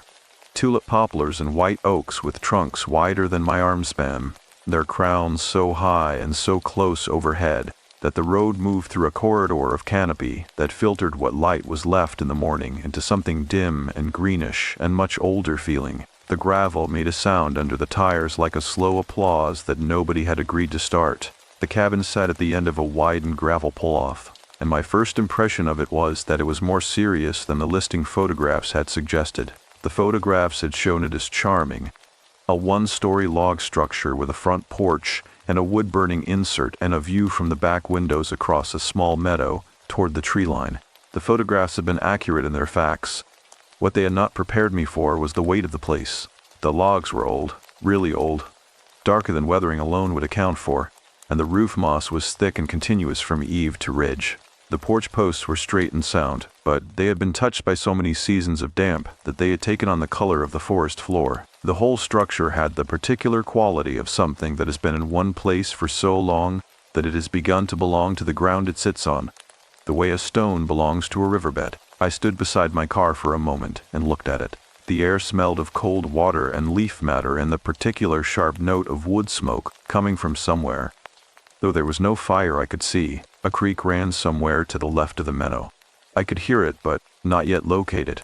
A sound that moved through the trees in a way that made its direction hard to fix. A crow passed overhead without calling. The meadow grass was long and still. I went up the porch steps and found the lockbox exactly where the listing described it, and the key was heavy and old-fashioned, the kind cut from real brass. And when I opened the front door, the cabin exhaled into the cold air, a breath of wood smoke and pine resin, and something underneath both. A smell I did not have a clean word for then, though I have one now. I stepped inside. The main room was low-ceilinged and warm in color even without a fire. The logs had been darkened by decades of smoke, and the floorboards were wide and worn to a soft gray-brown under the rugs. There was a cast-iron wood stove against the far wall with a stack of seasoned splits beside it. There was a table and 2 chairs, and a deep cushioned reading chair angled toward the east window where the light, when it came, would arrive first in the morning. There were some books on a shelf above the table, field guides and a few paperback novels and a copy of a regional history. Its spine cracked from use. I set my bag down and walked through to the back. The rear window faced the meadow and the tree line beyond it, exactly as the photographs had shown. But, standing at the window in the actual space, I noticed something the photographs had not captured. The tree line was close, closer than the angle of the listing images had suggested, and it was not the ragged mixed edge of a cleared field, but a wall, a clean, close, vertical wall of old growth. the trunks beginning just at the far edge of the meadow grass, the canopy so tall that the sky above the meadow felt enclosed rather than open. The meadow was not a gap in the forest, it was a room inside it. I stood at that window for a long time. The light was changing, the late morning beginning to thin as the cloud cover thickened, and the meadow grass moved without obvious wind in a slow, loose, irregular way that I watched without registering as wrong for several minutes before the thought crossed me that there was no wind I could feel at the glass. I moved away from the window. I turned on the kitchen tap to check the water, which ran cold and clear and mineral-smelling from the well. I opened the wood stove and laid a fire, and lit it with the matches left on the mantel. I unpacked my bag with the systematic efficiency that had served me well for a year and a half of managing things, and when the fire was burning and my few items were arranged and I'd eaten something standing at the kitchen counter, I sat down in the reading chair with the window to my left and the fire to my right, and let myself be still for the first time in longer than I could accurately remember. Through the window, the meadow grass had gone quiet. The tree line waited in the gray afternoon light, patient and close, in exactly the way that certain things wait when they have already decided they are not in any hurry. I would not understand until much later that the cabin had been selected before I selected it, that whatever operated in those trees had been following the shape of my loss for months, and that the gravel road leading in was not a road I had chosen so much as a road I had been guided toward. But that was later. That first evening, with the fire taking hold and the cold settling into the meadow outside, I only knew that I had arrived somewhere that felt, in a way I could not explain to myself, as if it had been expecting me. The meadow had held its stillness through the night, and by the time I woke to find gray light pressing at the east window, the wood stove had burned down to a low orange pulse, and the cabin was cold in the particular way of old structures. Not the sharp cold of a room with a broken furnace, but the slow, thorough cold of stone and timber that has been absorbing the mountain night for hours. I lay on the narrow mattress and listened before I moved.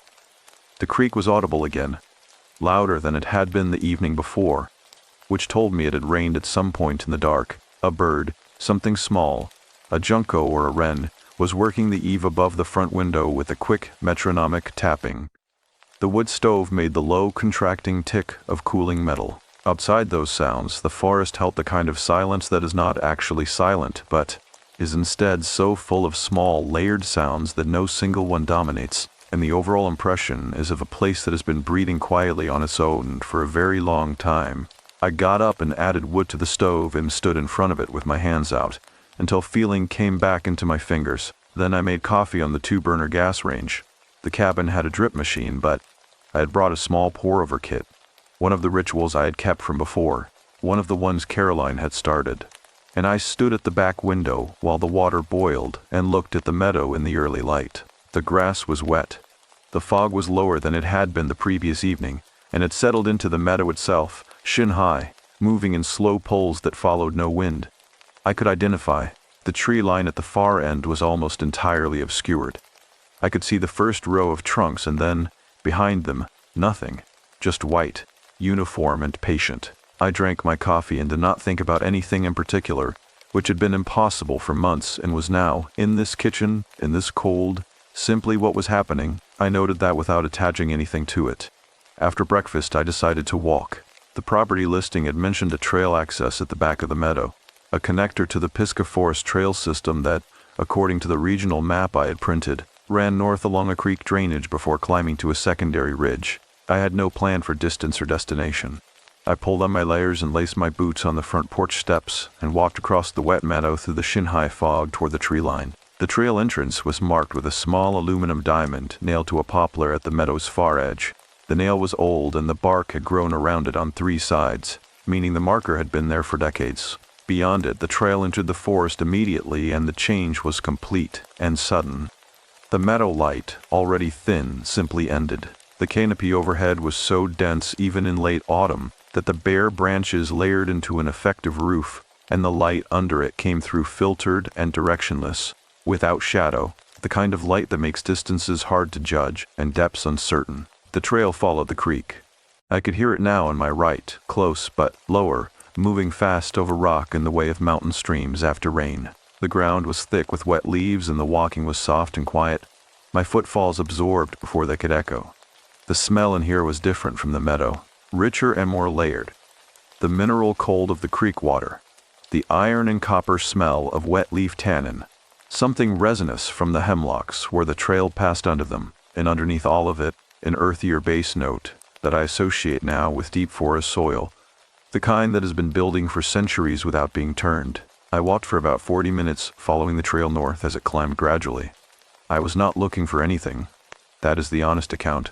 I was walking because movement had been easier than stillness for 18 months, and the habit had not yet broken, and because the forest gave me something to do with my attention without requiring anything of me emotionally. I was looking at the trail and the trees and the creek, which is why I noticed the structure. It was set back from the trail perhaps 30 feet, barely visible through the understory, and my eye found it not because it announced itself, but because it was straight in a place where nothing else was, a vertical line among the organic diagonals of a standing forest.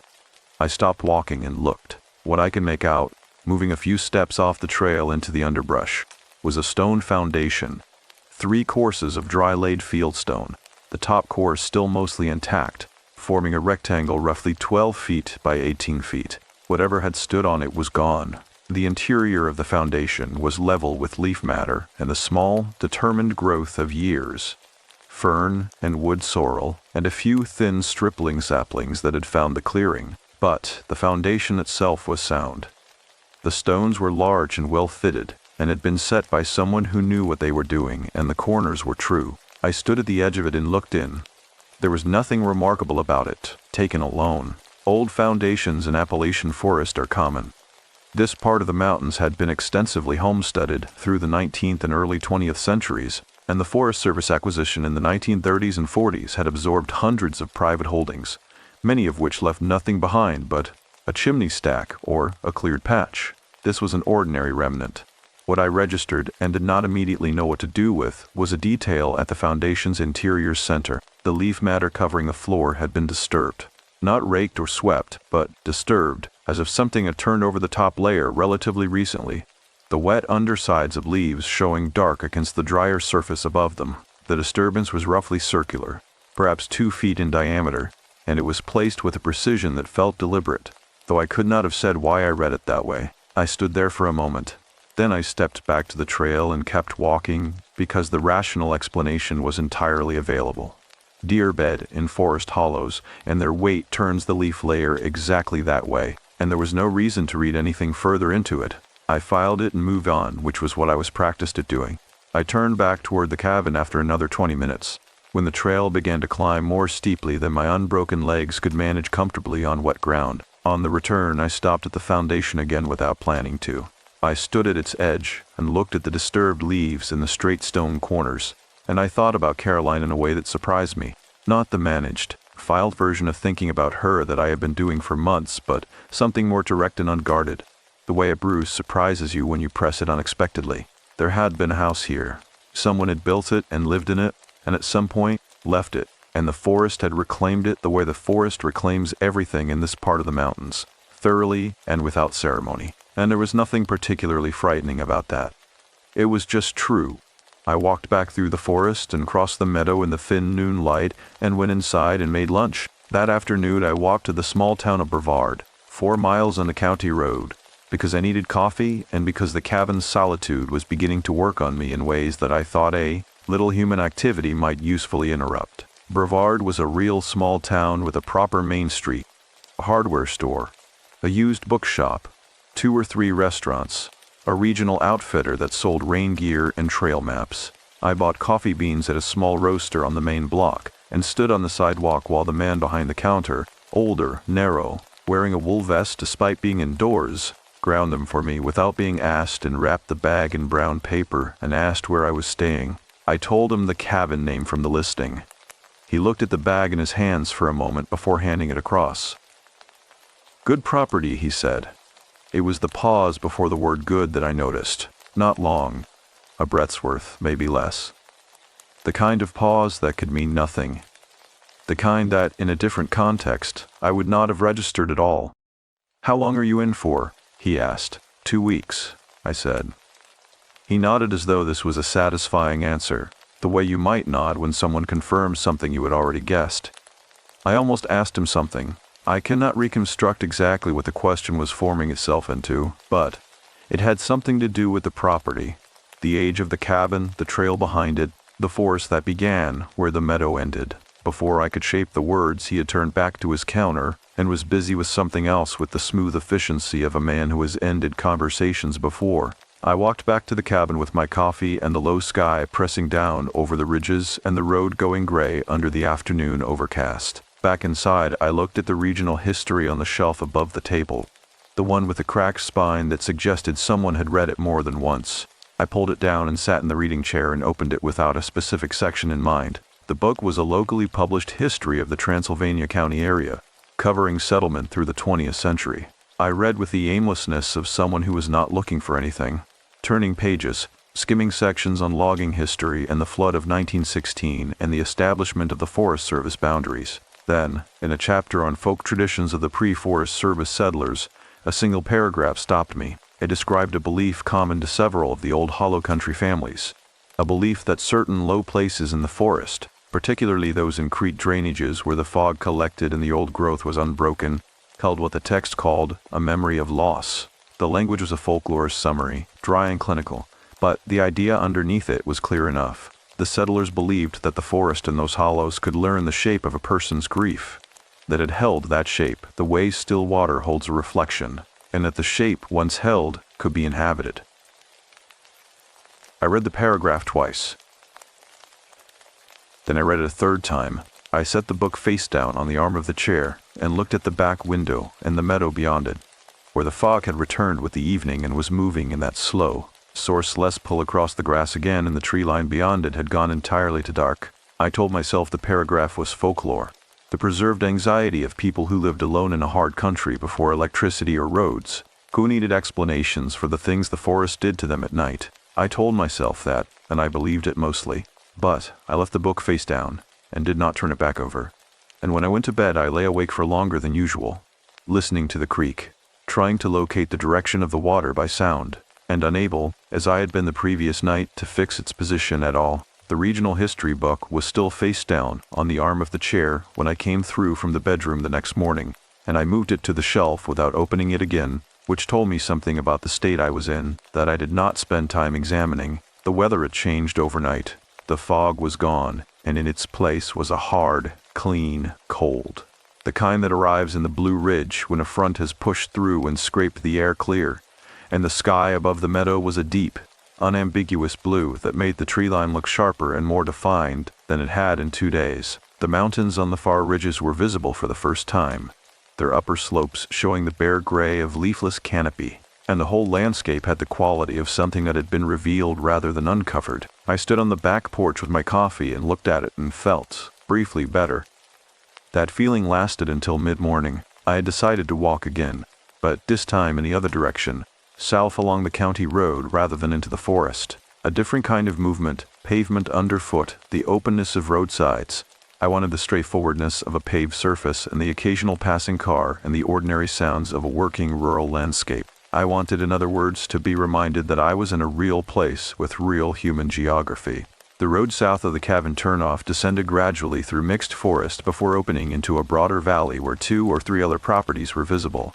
A farmhouse set back from the road, behind a board fence, a newer ranch-style house with a satellite dish and a garden plot gone to late-season stalks. A small white church at a crossroads, whose sign announced services at 10, and whose parking lot held 3 cars on a Thursday morning. I walked past all of it with the loose, purposeless rhythm I had been cultivating.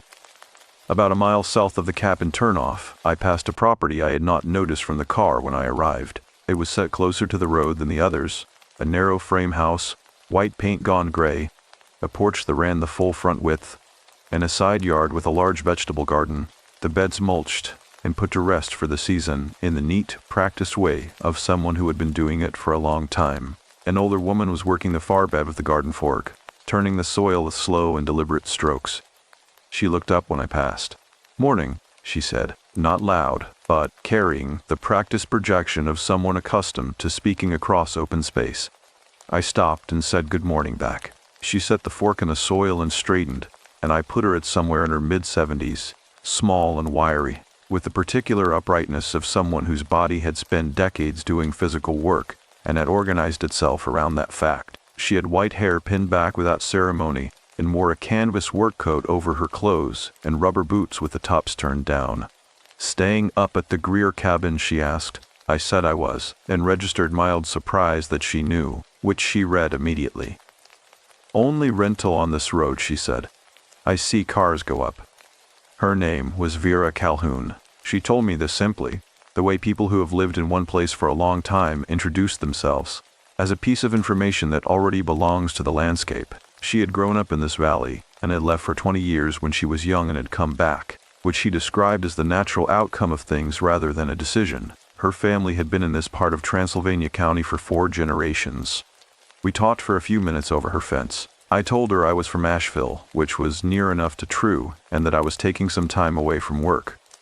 She accepted this without pressing it. Then I asked about the trail behind the cabin, the connector trail, the creek drainage it followed. I asked it casually, but I was asking because of the foundation and because of the paragraph in the history book, and something in my phrasing or my manner must have indicated more than casual curiosity.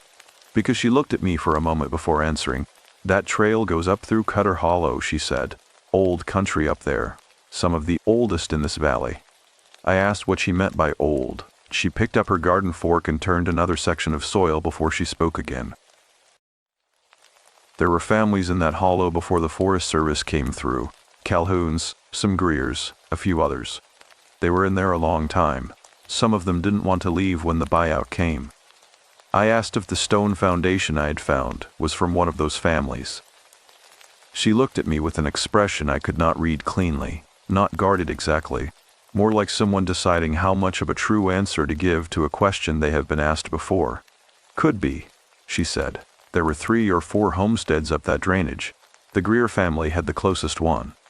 She paused, "The one the cabin's named for." I thought about the lockbox key and the listing and the name on the confirmation email. Greer Mountain Cabin. I had not thought about the name. "Did something happen to the Greer family?" I asked. Another pause, shorter this time. "Things happened to most of those families," she said. "That was hard country. People lost things. Children, mostly. It was different then." She set the fork in the soil again and put both hands on the handle. "There's a local belief, I expect you've read some version of it if you found that book on the shelf up there, that the hollow holds what people lost, that it doesn't let certain things go." I told her I had read the paragraph. I told her I had read it 3 times.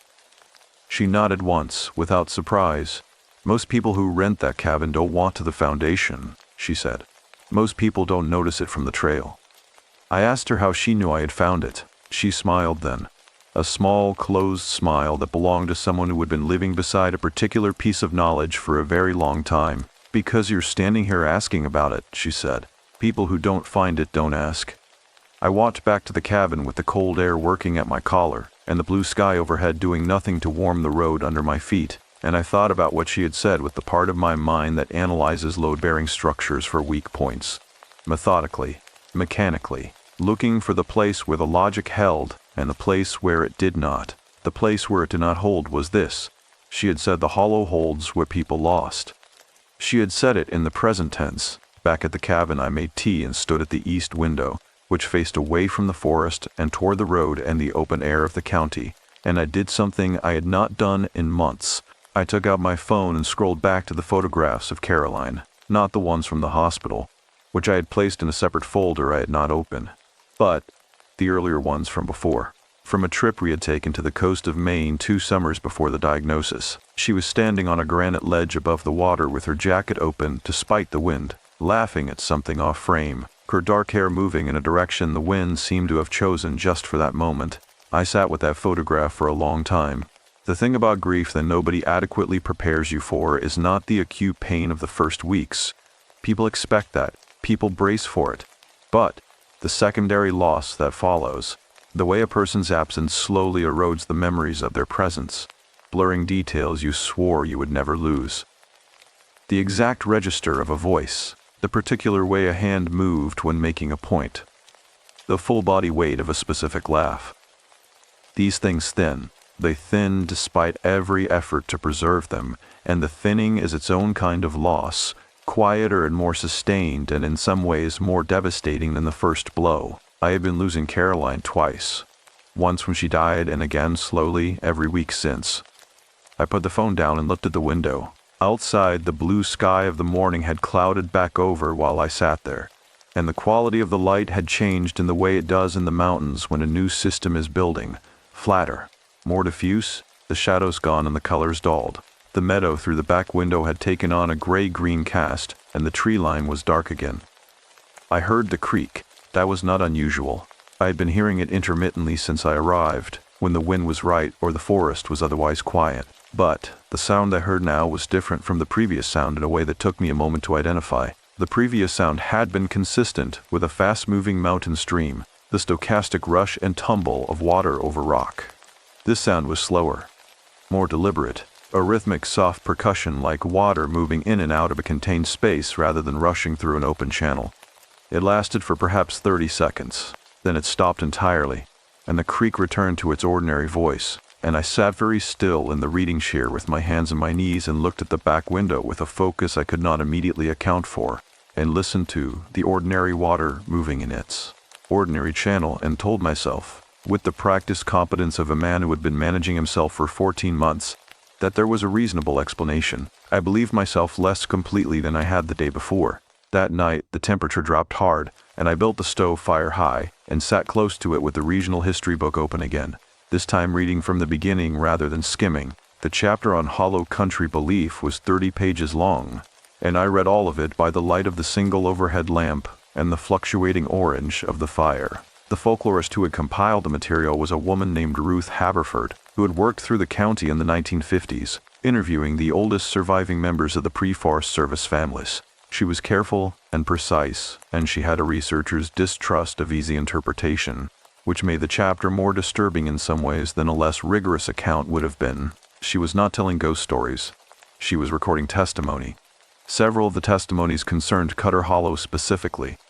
The accounts described a pattern. A person carrying grief, fresh or long-standing, it did not appear to matter, would enter the hollow and encounter what the informants described as a presence that knew the particular shape of what had been lost. Not a ghost in a conventional sense, not a visual apparition standing in a recognizable form, something more like an impression, a weight in the air, a sense of specific recognition that had no rational origin. Several informants described hearing sounds that corresponded to the person they had lost.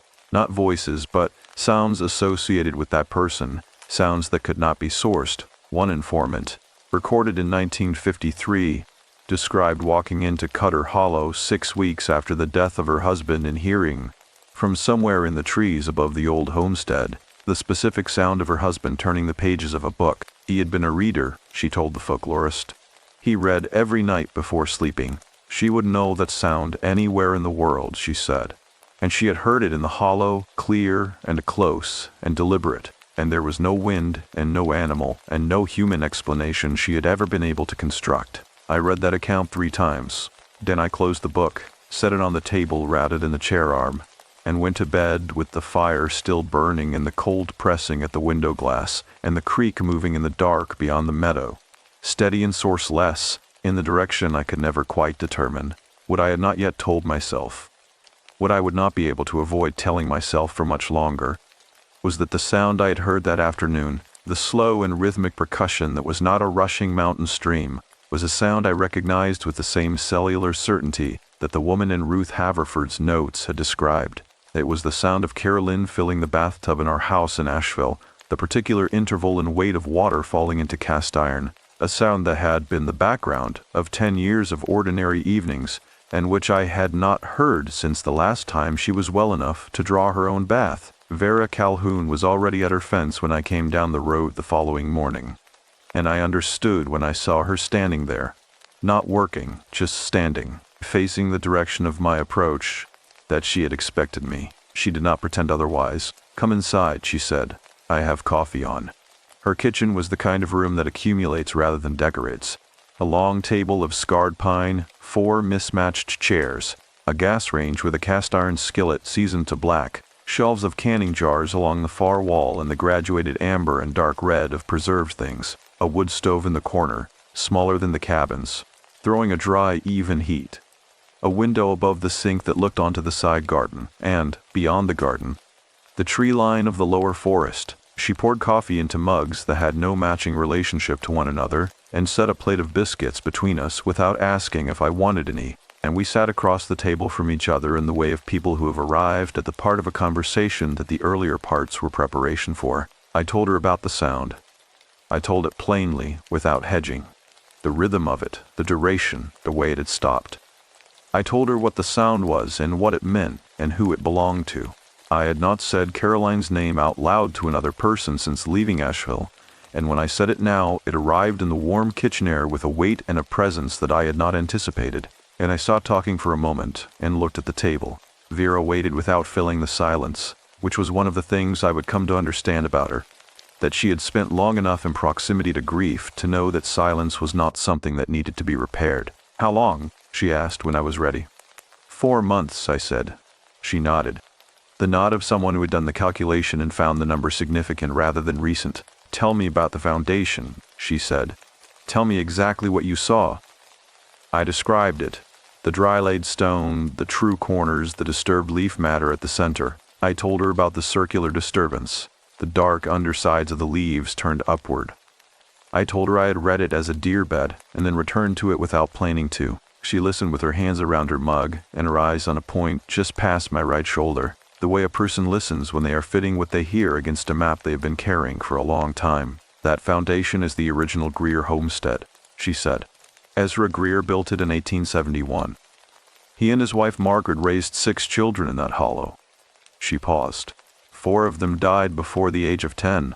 Hollow fever, they called it, what we would now call a combination of typhoid and waterborne illness. But they did not know that then. They knew only that the hollow took their children, and that Margaret Greer spent the last 20 years of her life walking up to that foundation and sitting inside it even after the house was gone.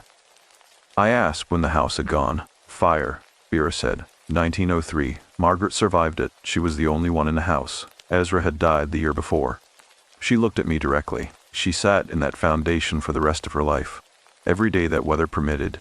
The neighbors thought she was lost in her grief. The Forest Service man who came through in 31 to do the survey for the buyout wrote in his notes that he found an old woman sitting in the ruins of a burned house, and that she told him the hollow remembered her children, and she was not going anywhere. The kitchen was very quiet. Outside the window, a gust moved through the garden stalks and then was gone. Margaret Greer died in 1934, Vera said. She was 91 years old. She had sat in that foundation for 31 years. She turned her mug in a slow half-circle on the table. The hollow has been doing what it does ever since. I asked her what it did, precisely, not the folkloric account from the book, not the preserved testimony of the 1850 settlers. I asked her what she, personally, as a woman who had lived her entire life within a mile of Cutter Hollow, believed happened there. She took her time with the answer. "I believe the hollow is a kind of container," she said. "I believe that human grief, when it is deep enough and sustained enough, leaves something in a place. An impression. The way a person leaves a depression in a mattress, after they are gone, the shape of them remains." She looked at the window. "I believe Cutter Hollow has been holding impressions since Margaret Greer first began sitting in that foundation. I believe those impressions accumulate, and I believe that a person carrying fresh grief, if they go into the hollow, will encounter whatever impression most closely matches the shape of what they are carrying." I asked her if that was a comforting belief or a frightening one. "Neither," she said. "It is just what I have observed."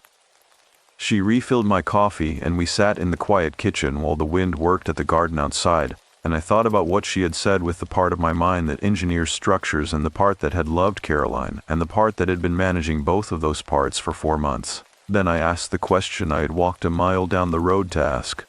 What happens to people who encounter it? Vera set the coffee pot back on the stove and stood for a moment with her back to me. "It depends on what they do with the encounter," she said. She turned around. "Most people run. The sound or the sensation, whatever form it takes, frightens them badly enough that they leave the hollow fast and do not return, and then they spend the rest of their lives half believing they imagined it." She sat back down. "A smaller number stay. They go back. They sit with it. And the ones who stay, they move through it," she said. "The grief changes. not disappears. That is not what I am saying. But it changes quality. The hollow does not resolve anything.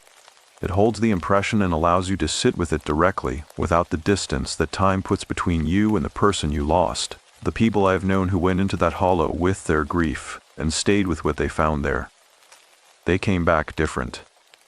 I asked her how she knew this with such specificity. She was quiet for a moment. My son, she said. He died in 1994. He was 32. She looked at the table. I spent 2 years being practical about it. Managing. Arranging. I was very organized. She said the word organized with a care that told me she was describing something she recognized in me. Then one morning I walked up to that foundation and sat inside it and stayed for the entire day. And what happened in that hollow is mine, and I will not describe it to anyone, but I came back changed. We sat with that for a long time. The wood stove ticked. The garden moved outside the window, somewhere above us. A door in the upper part of the house shifted in its frame, the old wood expanding in the heat of the morning, and the sound moved through the ceiling in a way that was both entirely ordinary and, in that particular moment in that particular kitchen, something else entirely. Vera looked at the ceiling briefly, then back at me, and something in her expression was as close to gentle as I had seen it. "You know what you need to do," she said. Not a question. I did know. I had known since the sound of the water in the afternoon of the previous day, and possibly since the moment I first stood at the edge of the foundation and felt the bruise of an unexpected memory. I had been filing that knowledge under not yet, with the same practice competence I had been filing everything, and sitting in Vera Calhoun's kitchen in the clear cold morning I could feel the folder coming apart. "Go in the afternoon," she said. "Not morning. The light goes too fast in the hollow after 2 o'clock. Take water. Sit inside the foundation, not at the edge of it, inside." I asked her if I should take anything else. She thought about it. "Something of hers," she said. "If you have it." I had Caroline's watch in my bag. I had put it there the morning I left Asheville without examining why. It was a small watch, a simple white-faced thing she had worn every day for 11 years, and I had lifted it from the dish on her side of the dresser before I packed, because it seemed wrong to leave it behind. I had not looked at it since I arrived. I told Vera I had something. She nodded and stood, and we walked to the front of her house, and she held the door in the way of a person who has said everything they need to say and is not going to add anything that would dilute it. "One more thing," she said, when I was on the porch steps. "The hollow will give you what you need, which is not necessarily what you expect. Do not try to direct it. Do not try to ask it for something specific." She looked at me with the steady attention of someone who had walked a long distance in the dark and arrived somewhere real. "Just sit with it. Let it know the shape of what you are carrying. That is all you have to do." I walked back up the county road in the hard autumn light, the ridges clear and specific on all sides, and I thought of Margaret Greer sitting for 31 years in the ruins of her burnt house, while the forest held the impression of her children. And I thought of Vera Calhoun walking alone into the hollow in 1996 with 2 years of managed grief pressed flat inside her. And I thought of Caroline's watch sitting in the bottom of my bag, its small hand moving through the hours on its own, keeping time for no one. I went inside and ate something and drank water and sat for a while without doing anything. Then I took the watch from my bag and held it in my closed fist, and went out the back door and walked across the meadow toward the tree line. The canopy closed over me at the trail entrance, and the temperature dropped the instant the direct sky was gone, and the trail under my feet was soft with the accumulated damp of days, and the creek was moving to my right in its ordinary rushing voice. I walked north along the drainage with the watch in my closed hand, not squeezing it, just holding it the way you hold something you do not want to lose in a crowd. The foundation appeared through the understory exactly as it had before, that single vertical line among the organic angles of the forest, the straight edge of the north wall catching what light came through the canopy, and throwing it back in a pale band. I stepped off the trail and moved through the understory and stood at the foundation's edge. The disturbed circle of leaf matter was still there at the center, larger than I remembered, or so it seemed in the flat afternoon light. I stepped over the foundation wall and walked to the center of the space and sat down on the cold ground. I sat inside Ezra and Margaret Greer's home, which was not a home anymore, but was still a place. And the forest rose on all sides, and the creek moved in its channel, and the cold came up through the leaf matter into the fabric of my pants, and I opened my hand and looked at the watch. The second hand was moving. I sat there, and I did not try to direct anything. The hollow went very quiet around me in a way that was different from the ordinary quiet of the forest. Not an absence of sound, but a settling of it. The way a room settles when everyone in it has finally stopped trying to say something and is simply present. The creak went on. The wind moved somewhere high above the canopy. A single leaf released from a branch directly overhead and took a long, unhurried time to reach the ground. And then, not suddenly, not dramatically, but with the slow certainty of cold entering a room through a window that has been open all along. I felt it. Not a sound this time, not a movement or a temperature change or any of the sensory categories I had been using to monitor and file and manage what was happening.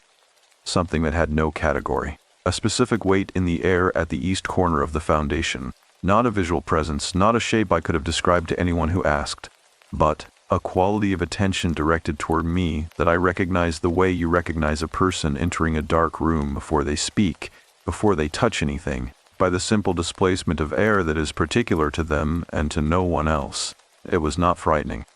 That is the true account, and I am going to give the true account. It was not frightening because it was not wrong. It was not an intrusion or an anomaly or anything I needed to brace against. It was the presence of a specific attention, steady and quiet and very close, that I had been trying not to need, and had been needing every hour of every day for 4 months. I sat inside that ruined house in the cold afternoon forest, and held my wife's watch in my open palm, and did not try to direct anything. I just sat with it. The second hand kept moving, counting out the minutes of the afternoon, and the hollow held what it held, and the east corner of the foundation held its specific weight, and I let it know the shape of what I was carrying. When the light in the canopy finally began to change, the blue of the sky above the bare branches shifting toward the gray of early dusk, I did not want to leave. That was the part I had not expected. Not the encounter itself, but the quality of what came after it. The plain and sourceless reluctance of someone who has finally, after a very long time, sat down in the right room. The walk back through the forest was different from every walk that had preceded it. Not lighter. That is not the right word, and I want to be precise about this because the distinction matters. The grief did not diminish in that hollow. It did not lift or soften or perform any of the transformations that the language of recovery promises and rarely delivers. What changed was its texture. For 4 months my grief had been a flat, pressurized thing, something sealed and managed and kept from taking up too much space in any given hour. What I carried back through the darkening forest on that late afternoon was the same loss, but it had volume now. It had dimension. It occupied space the way a real thing occupies space, rather than the way a compressed thing does. And there is a difference between those two experiences that I could not have explained before that afternoon and cannot fully explain now, except to say that one of them is livable and one of them is not. I crossed the meadow in the last of the direct light, the grass copper-colored in the low sun, and went inside and built the fire without turning on any of the cabin's lights, and sat in front of it while the dark completed itself outside, and the mountains went from blue to black on all 4 sides of the valley. I held the watch in my hand for a long time. Then I set it on the mantel above the stove, face out, where I could see it from the reading chair. I slept that night the way I had not slept in months. Not deeply, not dreamlessly, but honestly, which is a different thing. The kind of sleep that allows the mind to do its actual work rather than its managed work. The difference between water moving freely and water held behind a dam. I woke twice. The second time I lay still and listened to the creek and did not try to determine its direction, and found that the not trying was easier than it had been. And eventually, I went back under. In the morning I drove into Brevard for groceries and walked the main street in a manner that was outwardly indistinguishable from any other morning errand but felt internally like moving through a place I had some right to inhabit. I bought food for real cooking, not the utilitarian provisions of a person managing a 2-week absence, but actual ingredients, the kind that require attention and time. I bought a whole chicken and root vegetables and a bunch of fresh thyme because Caroline had made a roast chicken on the first night of every trip we ever took together, a ritual she had started without announcement and maintained without explanation, and which I had never thought to question until the trip stopped. I drove back up the county road with the groceries on the passenger seat and stopped at Vera's without planning to. She was on the porch this time, seated, a mug in both hands, watching the road with the patience of someone who was not waiting for anything in particular, and therefore noticed everything. I parked and walked to the fence, and she looked at me for a moment with that steady, reading attention. "You stayed," she said. Not a question. An observation about something she could see. "Until the light changed," I said. She nodded slowly, the way a person nods when something they believed has been confirmed by evidence. She asked if I wanted to sit, and I came through the gate and sat in the other porch chair, and we looked out at the road and the tree line across it, and the ridge beyond that in the clear, cold morning. "The east corner," I said after a while. She turned her head toward me slightly. "Something sat in the east corner of the foundation," I said. I could not see it, but it was there. It was paying attention. "Yes," she said. Simply and without elaboration, the way you confirm something that requires no additional commentary. I asked her if what I encountered was Caroline, if she believed the presence in the hollow was the actual person, a continuation of consciousness, the thing that organized religion organizes itself around. She thought about this with genuine care. I appreciated that she did not reach for the easy answer. "I do not know what it is," she said. "In 40 years of living beside that hollow, and knowing what it does, I have never been able to answer that question with confidence." She looked at the ridge. "What I believe is that it is real. I believe it is specific, that it is not a general impression but a particular one, corresponding to a particular person's loss.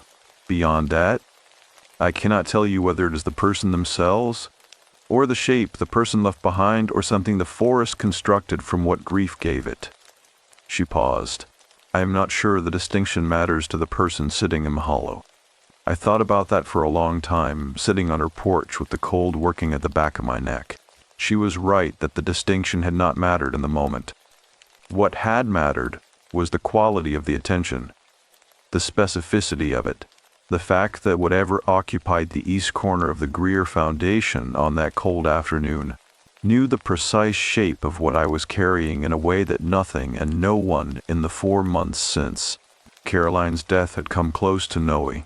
Everyone who had loved me in those 4 months had tried to know it.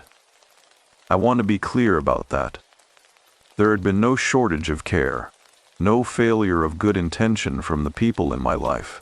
My sister had called every Sunday. My colleague had mentioned the mountains. My neighbors had left food.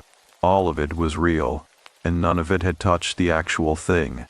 Because the actual thing was the specific absence of one specific person, and generalized love, however genuine, cannot fill a specific shape.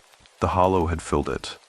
Briefly, incompletely, in a way that could not be sustained outside that particular place.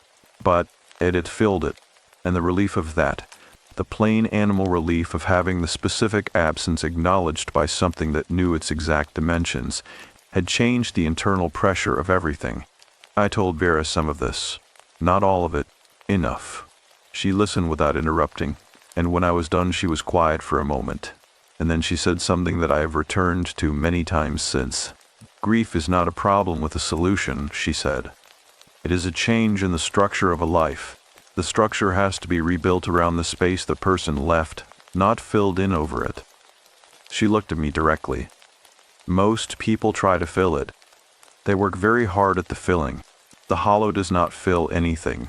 It just shows you the space clearly, so you can stop pretending it is not there and start building around it honestly." I sat with that on her porch for a long time. The morning light moved across the garden beds and the bare stalks threw their thin shadows east, and a truck passed on the road and the driver raised 2 fingers from the wheel in the minimal rural wave that acknowledges a neighbor without requiring anything further, and Vera raised her mug in return. "Will you go back?" she asked, not directing, genuinely asking. I said I thought I would go back once more before the 2 weeks ended, that I wanted to go back in the early morning, when the fog was still in the hollow, rather than the afternoon. I did not know exactly why I felt this. It was not a reasoned decision, but a physical inclination, the way you know to approach a certain thing quietly rather than directly. She said that was right, in the tone of someone confirming a correct answer to a question that has only one. I drove back to the cabin and unloaded the groceries and spent the afternoon cooking the roast chicken with the particular attention that cooking requires when you are doing it for the first time. Alone. Measuring things Caroline had always measured by instinct. Consulting a recipe she would not have consulted. Getting the thyme under the skin with less elegance than she would have managed. And the carrots in the pan at a slightly wrong angle. And the whole thing in the oven at the right temperature at the right time. And when it came out, an hour and 40 minutes later, it was imperfect and it was real. And I sat at the small pine table and ate it by the light of the overhead lamp, with the fire in the stove and a watch on the mantel, catching the light. And I ate the whole thing over the course of an hour, because there was no reason to hurry. That evening, I called my sister. She answered on the second ring, with the particular quality of someone who has been waiting for a call for a long time and has learned to wait without the tension showing. "Nathan," she said. Just my name. The way Vera had said Caroline's name when I told her, as a piece of information that already belonged to the room. We talked for an hour and 40 minutes, which was longer than we had talked since the days immediately following Caroline's death. I told her about the mountains and the cabin and the trail and Vera, and I told her about the hollow in the way that I could. Not the full account, not what sat in the east corner of the foundation, but the truth of what I had been carrying and what the place had done with it. My sister, who is a practical woman with a practical woman's distrust of anything that cannot be measured, listened to all of it without challenging any of it, because she had been watching me manage and compress and organize my grief for 4 months, and recognized that something had finally cracked the lid. She cried at one point. I heard her doing the quiet work of it and did not acknowledge it directly, which was what she needed. She's private about emotion in the same way I am, which is a family trait, and acknowledging it would have made her stop. When we hung up the mountain, dark outside the windows was complete, and the fire was low and the watch on the mantel said 9:47, and I sat in the reading chair with nothing in my hands, and felt the specific weight of a life that had been changed by loss, and was now, slowly and without drama, being rebuilt around the space the loss had made. Not healed, not resolved, not any of the clean words, just rebuilt. Honestly, around the real shape of the absence. I thought about the east corner of the foundation, where the specific attention had waited in the cold air of the afternoon, patient and close. And I thought about going back in the morning fog. And I thought about Caroline turning the pages of a book in bed at night with the lamp on her side, making a warm circle that never quite reached my side, and how I had always reached my arm into that circle when I wanted more light. I went to bed. Outside, the forest held its long, deep silence, and the creek moved through the dark in its unchanging voice. And somewhere up the drainage where the trail climbed toward the hollow, the old foundation sat in the dark with its dry-laid walls and its true corners, holding the shape of everything it had been given. In the morning I would go back one final time, and what happened there in the fog would be the last thing the hollow had to give me. Not a visitation, not an ending, but something smaller and more permanent, the kind of thing that does not announce itself until you are already carrying it home.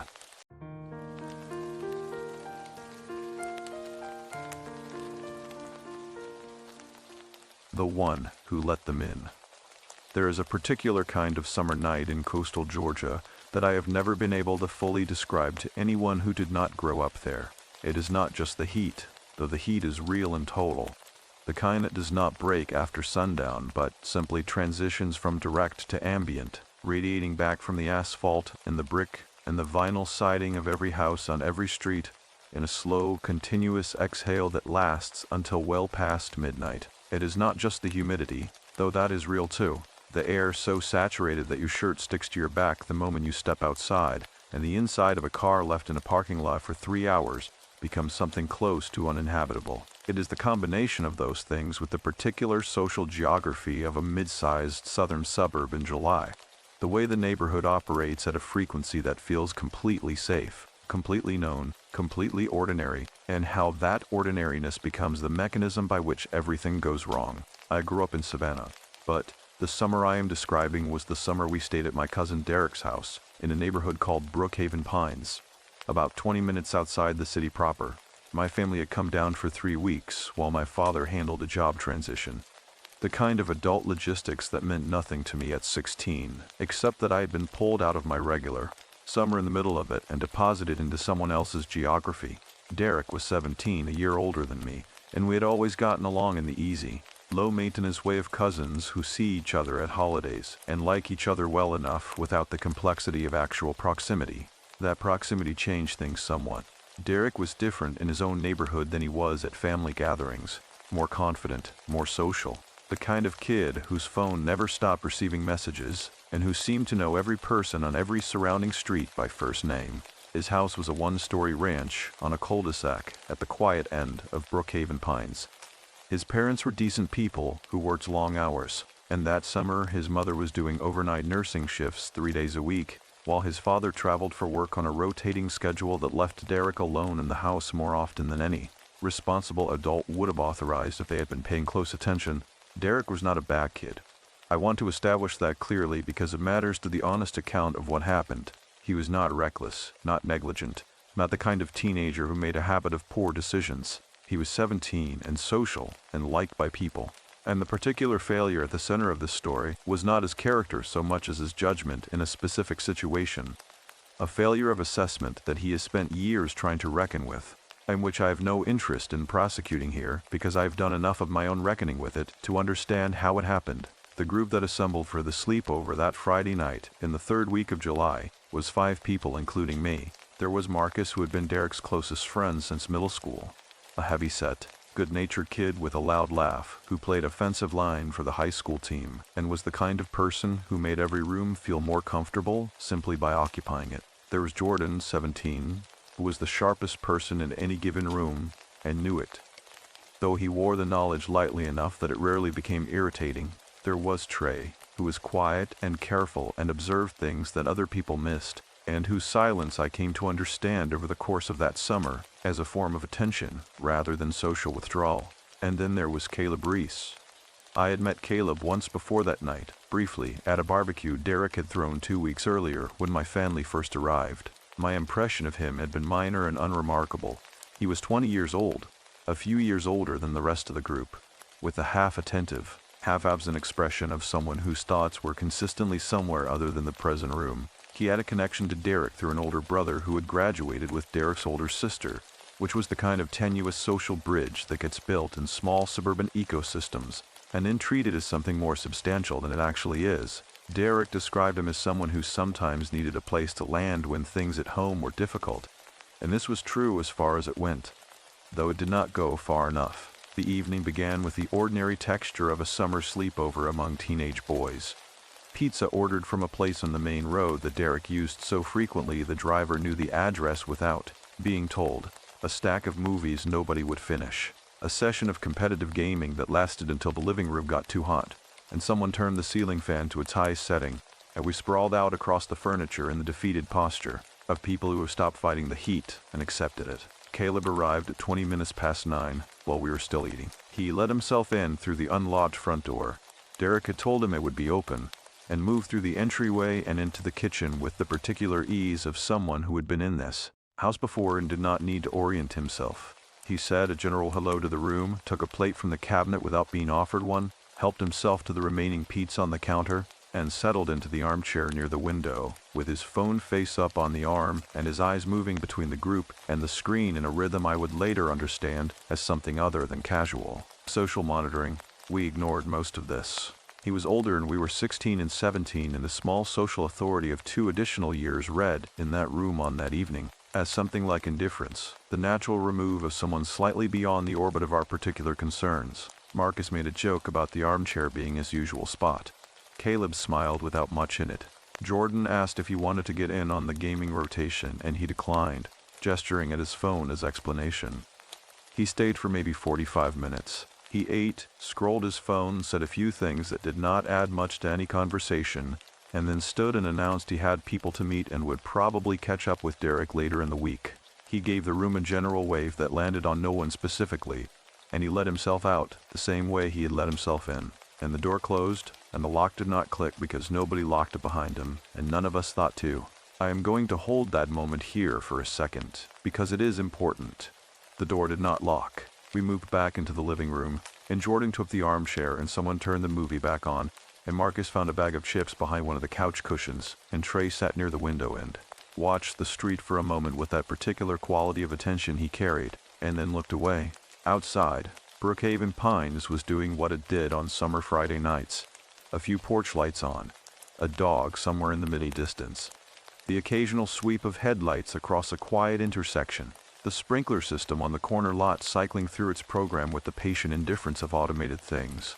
Everything was precisely as a quiet American suburb at 10 o'clock in July should be. I went to the kitchen for a drink and stood at the counter for a moment and looked out the window above the sink at the dark backyard and the fence at its far end and the street lamp beyond the fence that threw a cone of yellowish light onto the sidewalk.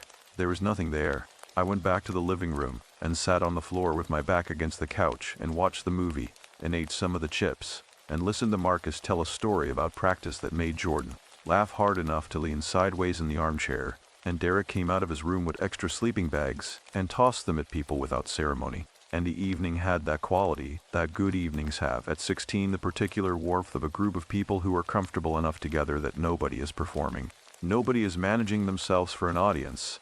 Everyone is simply present in the easy and unrepeatable way of a summer night with nowhere better to be. That feeling lasted until just past midnight, which is when I heard the sliding glass door at the back of the house open with the specific sound of a door that has not been locked.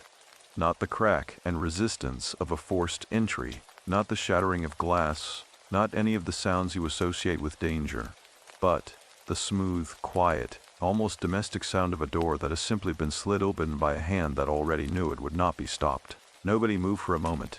Marcus muted the television. We all looked at the hallway that led to the back of the house, where the kitchen connected to the small rear room with the sliding door, and in the sudden quiet of the muted television we heard what the television had been covering. 2 sets of footsteps, unhurried, crossing the kitchen tile. I have replayed the sequence of what happened next more times than I can accurately count, and the detail that never changes, the one I cannot rationalize away or soften with time, is that in the second before the lights came on and everything became irreversibly real, I looked at Derek, and Derek was already looking at the hallway, and his expression was not the expression of someone hearing an unexpected sound in their home at midnight. It was the expression of someone watching something arrive that they had known was coming. The lights came on and time did something I have never been able to properly explain. Not that it slowed down exactly, but that it became granular, each second breaking into a series of still images that my brain filed with a precision it does not apply to ordinary moments. 2 men stood in the hallway entrance to the living room.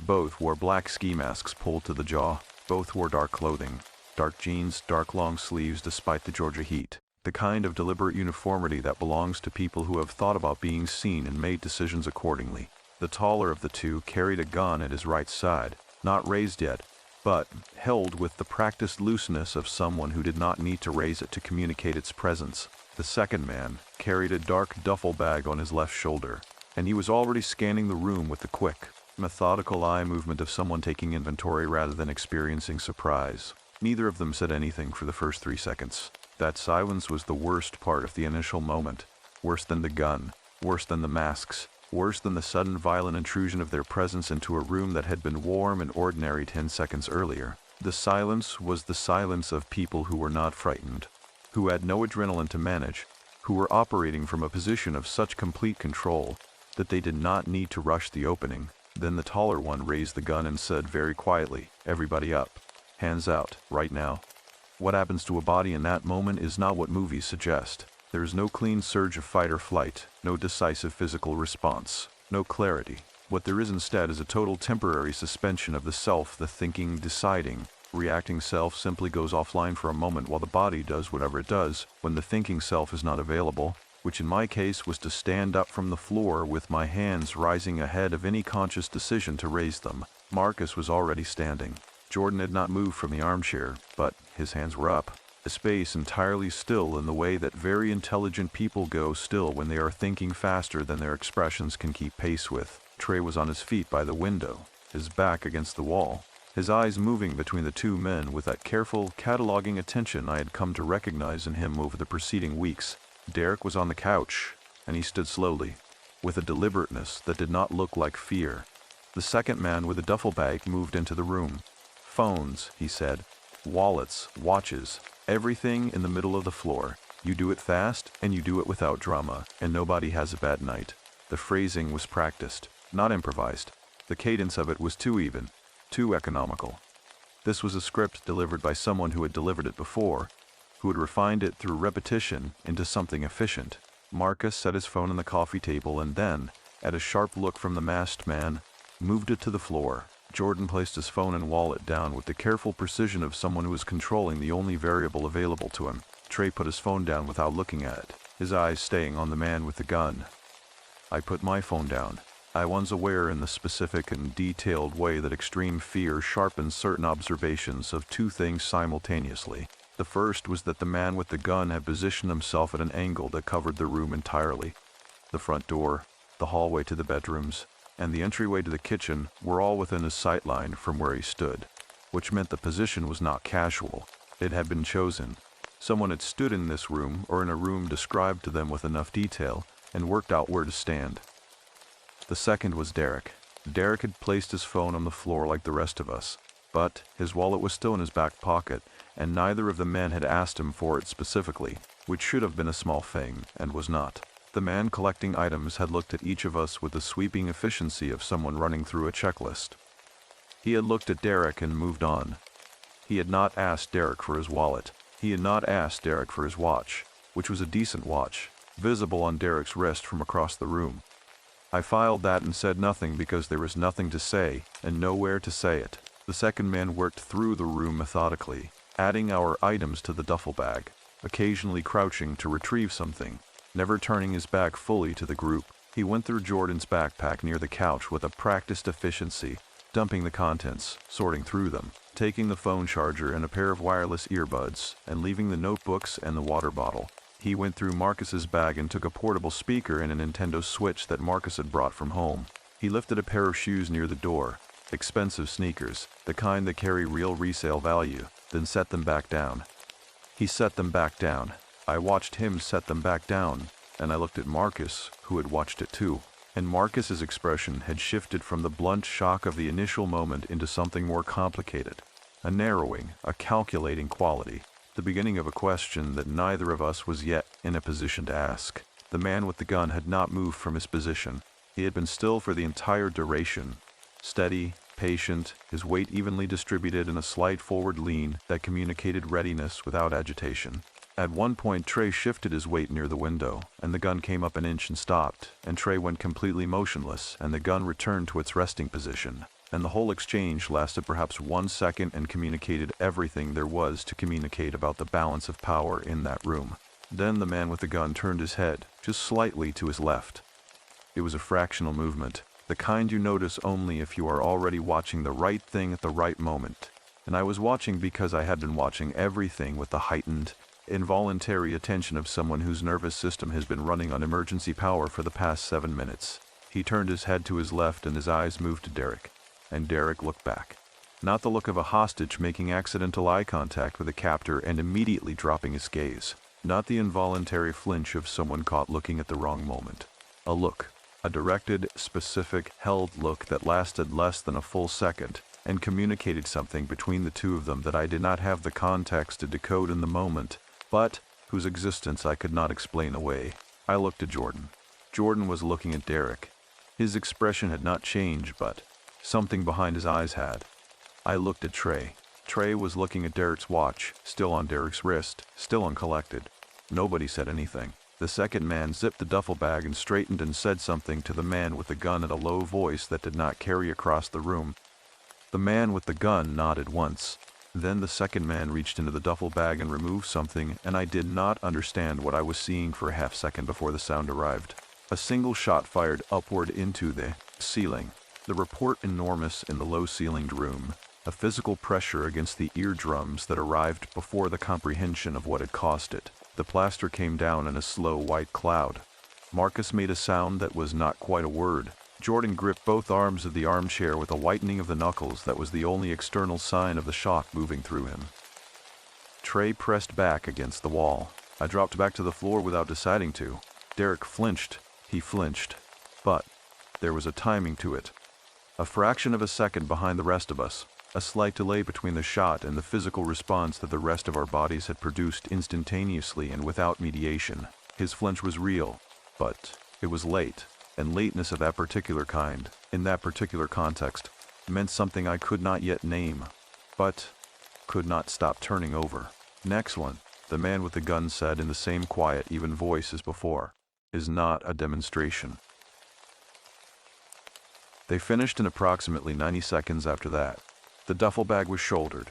The two men moved back through the kitchen the way they had come, and the sliding glass door opened again and then closed, and their footsteps crossed the back porch and were absorbed by the yard, and then there was nothing but the ringing in my ears from the shot and the white plaster dust settling on the coffee table and the floor and the backs of our hands. For a long time none of us moved. The ceiling fan turned above us.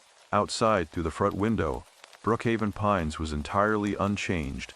The same porch lights, the same empty street, the same sprinkler on its timer cycling through the same arc. The neighborhood had not registered any of it. Not the shot, not the men, not the sliding glass door opening and closing. Everything outside was exactly as it had been before midnight, and we were inside the boundary of what had just happened, and the distance between those two realities was one of the loneliest things I have ever felt. Marcus was the first to speak. "Is everybody okay?" His voice was lower than usual. The loudness drained out of it. Jordan said he was fine without looking up from the floor. Trey said nothing, and I said I was not hurt, which was accurate in the narrow physical sense and did not begin to cover the rest of it. We did not call the police immediately. I want to be honest about that.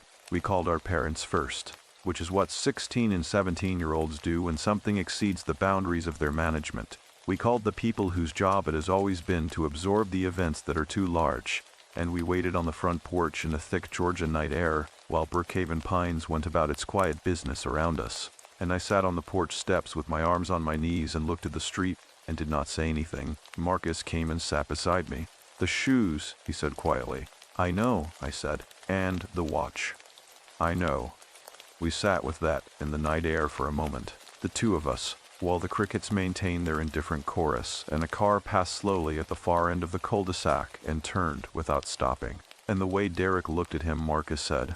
I did not answer, because there was no answer that helped anything, and because our parents' headlights were already appearing at the turn of the street, and because Derek was sitting at the far end of the porch with his elbows on his knees and his face in his hands, and whatever was happening inside him in that moment I was not yet prepared to examine. Jordan stood at the edge of the porch railing with his arms crossed and his eyes on the street, and when the cars pulled up and the adults got out with their particular brand of parental alarm, loud, mobilizing, taking up the available space, Jordan turned and looked at me over his shoulder. His expression said everything that none of us were ready to say out loud. The question that none of us asked Derek that night was not because we did not have it. We had it completely, formed and specific and sitting in the room between all of us like a piece of furniture nobody would acknowledge. We did not ask it because some part of each of us understood that asking it would end something. Not just the sleepover, not just the summer, but the particular version of that friendship and of that ordinary life that had existed before midnight. We were not yet ready for that ending. We would be by morning. The adults took over the porch in the way that adults take over things when they arrive after the fact, with energy and volume, and the urgent need to do something in a situation where the something has already been done, where the event is finished, and what remains is only its aftermath, which is not a problem that action solves. Derek's mother had come home from her shift early, called by Derek before any of us had reached our own parents, and she stood in the front doorway in her scrubs, with her phone pressed to her ear and her eyes moving over all of us in the repeated, compulsive inventory of a parent confirming that what she feared has not happened, that every body is present and uninjured. My aunt was a composed woman under most circumstances, the particular composure of a night shift nurse who had learned to process emergency without performing it, but that composure had a seam in it that night, visible in the way she kept returning to Derek and touching his shoulder without seeming to realize she was doing it. My own mother arrived 8 minutes later. She held me for a long moment without saying anything, which was the right instinct and the thing I needed. And then she pulled back and looked at my face, with the specific searching attention of a parent looking for damage that does not show on the surface. Marcus's father arrived in a truck, still wearing the clothes he had apparently been sleeping in, and he moved through the porch with a contained, deliberate energy that I recognized from Derek's description of him. A man who had spent 20 years in logistics management and who applied the same systematic approach to every category of problem, emotional or otherwise. He put both hands on Marcus's shoulders and asked him 3 direct questions and received 3 direct answers, and then nodded once and took out his phone. Jordan's mother did not come. Jordan called her and spoke briefly and quietly, standing at the far end of the porch with his back partially to the group. And when he came back, his expression had not changed, but there was a flatness behind it that had not been there before. He did not explain and nobody asked. Trey sat on the porch steps alone and said very little to anyone, which was consistent with how Trey processed most things. And I sat near him for a while without requiring conversation from him, and he seemed to find this acceptable. The police arrived 22 minutes after Marcus's father called them. 2 officers, a man and a woman, who moved through the house and the backyard with a methodical but unhurried pace of people who had responded to residential incidents before and understood the specific parameters of this one property taken. No physical injuries, perpetrators gone. They collected our statements individually, which meant each of us was taken to a separate part of the house or porch while the others waited. And the separation had the unintended effect of making something already present more present. The awareness that each of us had seen something, and that the process of official statement giving was going to require us to decide how much of what we had seen to include. I gave my statement to the female officer at the kitchen table. She was professional and thorough, and asked good questions in a logical sequence. And when she reached the part about the 2 men and what they had taken, I described it accurately. The phones, the charger, the speaker, the switch, the wallets. She wrote it down. She asked if I had noticed anything about the men, height, build, any identifying features visible below the masks. I told her what I could describe. She asked if there was anything else I had observed that seemed relevant. I held the question in my mind for a moment. The expensive shoes set back down. The wallet still on Derek's hip. The watch still on his wrist. The look. The held, directed, specific look that had passed between Derek and the taller masked man for less than a full second in the middle of a room where everyone was terrified. I told her I had not noticed anything else. I have thought about that decision many times since. I made it for the reason most 16-year-old boys make decisions of that kind. Not from any calculation of consequence or strategy, but from the simple, visceral inability to say out loud, in an official context, the thing that the saying of it would make permanent, as long as I had not said it to a police officer writing it into a report. The alternative explanations still had room to exist, however implausible they had become. The officers finished their work and spoke with Derek's mother at the front door for several minutes, and then they left. And the porch became the place where the adults conducted their own separate, lower-voiced version of what had happened. The parental conference that takes over when the official process concludes and the real accounting begins. We were sent inside. The 5 of us sat in the living room, the same living room. The plaster dust still on the coffee table, the single gouge in the ceiling where the shot had entered visible as a dark puncture in the white above us, and the absence of the adults gave the room a different quality than it had had at any point in the preceding hours. Not safer, more honest. Jordan spoke first. The Jordan's by the door, he said. He was not looking at Derek. He was looking at the middle distance above the coffee table, with the precise focus of someone who is choosing their words with the awareness that what they say next cannot be unsaid. Brand new. Retail value probably $250. Resale higher. They didn't touch them.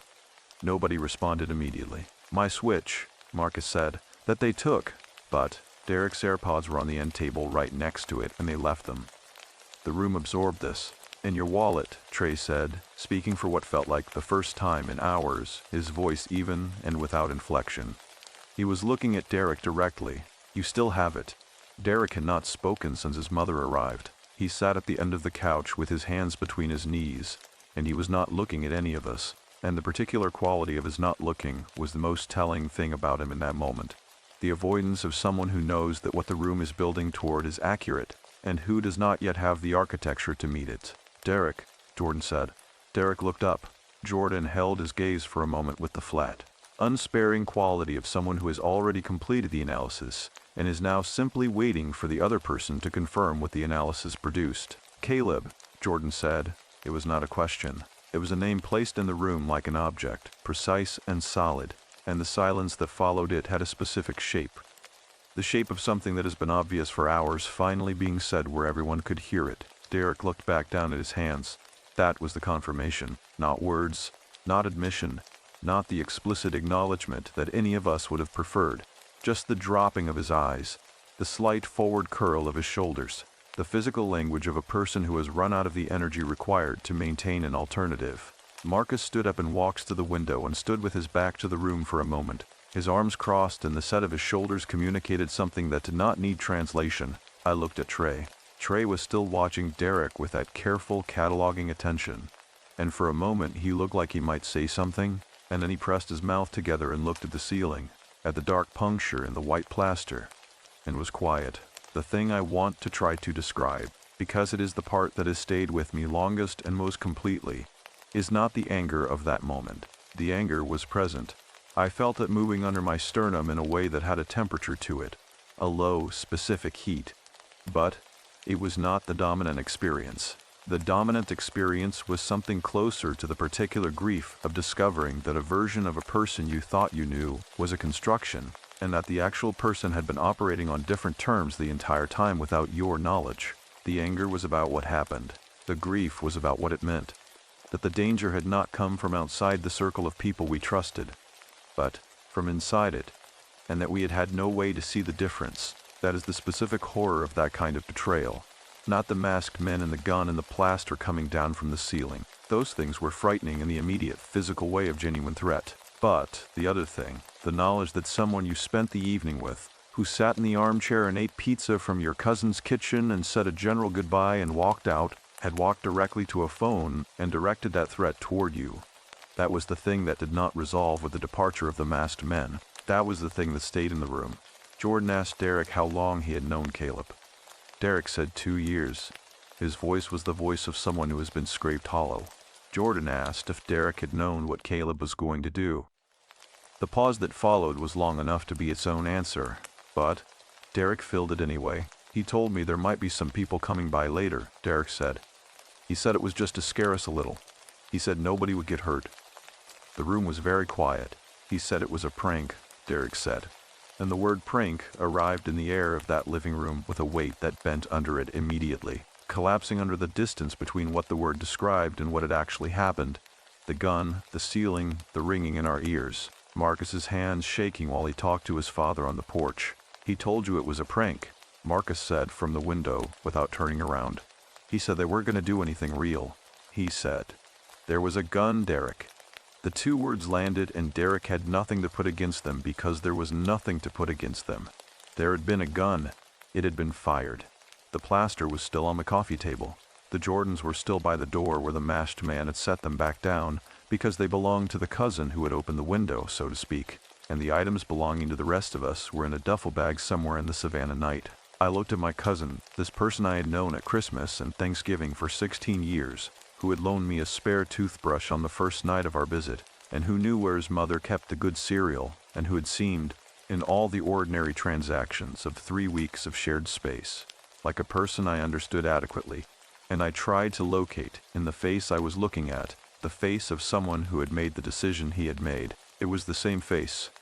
That was the thing. It was entirely the same face. Did you know about the gun? Trey asked quietly. Derek shook his head. Did you know about the shot? Another shake. But you knew people were coming into this house after midnight, Jordan said. You knew they were coming in through the back, and you knew they were going to take our things. Derek did not shake his head this time. I stood up and went to the kitchen for a glass of water and stood at the sink and drank it and looked out the window above the sink, at the backyard, at the sliding glass door on the far side, its blinds still open. The dark yard beyond it where 2 men had walked away into the Georgia night with everything that had been in our pockets. And I held the glass in both hands and felt the cold of the tap water and the heat of the air and the specific, irreversible quality of a night that had permanently sorted itself into before and after. Through the kitchen wall, I could hear the low, precise voice of Jordan still asking questions. I could hear Derek answering them. I stayed at the sink for a long time. Outside, the sprinkler on the corner lot had cycled back on, moving through its arc with the patient indifference of a mechanism that did not know what kind of night it was. That did not distinguish between the ordinary summer evenings that it watered through, and this one that simply continued its designed function regardless of what the houses around it held. I watched it move. 3 weeks earlier, I had arrived in this neighborhood with a duffel bag and the low-grade social anxiety of being deposited into someone else's geography midsummer, and the neighborhood had looked exactly like what it was: quiet, residential, the warm and unremarkable American suburb that 1,000 suburbs in 1,000 states resemble on a Friday evening in July. Safe, known, ordinary. The suburb had not changed. What had changed was my understanding of what ordinary conceals, what I did not know yet. What I would not know until the following week, when my father, making inquiries through channels I did not fully understand, came home with a look on his face that I recognized as the look of a person who has confirmed something they hoped was not true. Was that Caleb Rees had done this before, not in Brookhaven Pines, not with anyone connected to our group, but the structure of it, the entry through a trusted contact, the surgical targeting of certain items while others were left untouched, the shot fired to eliminate resistance. This was not an improvised prank that had gotten out of hand. This was a practiced operation, and my cousin Derek, who had believed he was participating in something minor and reversible, had walked into the center of it without understanding what he was standing in. The week that followed moved at 2 speeds simultaneously. On the surface, it moved quickly. The practical velocity of adults managing an incident, filing reports, making phone calls, conducting the administrative response to something that had entered their children's lives without permission. My father spent 2 days on the phone with people whose names I was not given, and what came back through those calls settled into the house like weather. A change in pressure, a drop in temperature, an atmosphere that communicated without stating that what had happened was more substantial than a random residential robbery, and that the adults now knew things the rest of us did not yet. Underneath that surface velocity, time had gone very slow. The particular slowness of the aftermath of a thing like this is not sluggishness. It is density. Every ordinary moment carries additional weight, the weight of what happened pressed into it. The way silt settles into the bottom of still water after a disturbance, and makes the water heavier and less clear. I moved through the days of that week with the awareness of that density in everything, in breakfast and conversation and the ordinary transit from one room to another, and I understood for the first time what people mean when they say a thing changed everything. Because the change is not dramatic or cinematic. It is this: the specific gravity of ordinary moments after an event has permanently altered the context in which ordinary moments occur. Derek was in the house, but not present in any way that resembled the Derek of the weeks preceding. He had retreated to his room on the night the adults came home, and he had stayed retreated, emerging for meals and necessary transactions and then withdrawing again. And the quality of his withdrawal was not sulking or defensiveness, but something rawer and more complicated. The self-excavation of a person who has discovered something about their own judgment that does not align with the person they believe themselves to be. I had seen that process in adults before, in the particular gravity that certain faces carry after certain kinds of reckoning. I had not expected to see it in a 17-year-old on a summer Tuesday in Georgia, and seeing it there made it simultaneously more comprehensible and more difficult to be near. My mother suggested gently at once that I might want to talk to Derek. I told her I needed a few more days.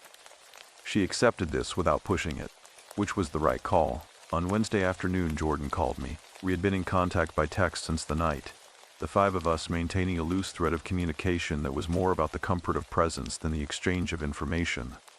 But this was the first voice call, and when I picked up, Jordan's tone told me immediately that he had something to say that required more than text. I talked to a woman, he said without preamble. Her name is Beverly Marsh. She works with a community legal assistance organization out of Savannah. She knows Caleb's history. I asked him how he had found her. My mother has connections, he said, with the brevity of someone who has learned not to elaborate on that particular subject. Beverly Marsh, as Jordan described her, was a woman in her mid-50s who had spent 3 decades doing legal assistance work in the Savannah area, with a specific focus on patterns of organized residential crime. Not the formal prosecution end of that work, but the community-facing end. the part that involved sitting across tables from people who had been affected and explaining to them the architecture what had happened to them so that they could understand it fully rather than partially. Jordan had spoken with her for 40 minutes the previous evening and had taken notes. "She knows Caleb Reese by name," Jordan said. I sat down. "Not personally, but by name, by pattern, by the specific method. She said she has encountered his operation twice before in the last 18 months. Once in a neighborhood outside Brunswick, once in a subdivision near Hinesville. Same structure both times. A young man with social connections to the target group. Trusted enough to have physical access to the property. Used as the interior contact to unlock entry and provide information about the layout, the occupants, and what was worth taking." I asked if charges had been filed in either case. In the Brunswick incident, the homeowner declined to involve law enforcement because the interior contact was a family member and the family did not want prosecution. In the Hinesville case, the contact was a minor at the time and the charges were handled through juvenile adjudication. Jordan paused. Beverly said that in both previous cases, the interior contact, the person in the role Caleb was playing, believed they were participating in something minor. A scare. A prank. A quick thing that would produce cash without real consequences. "Did they know about the gun?" I asked. In one case, no.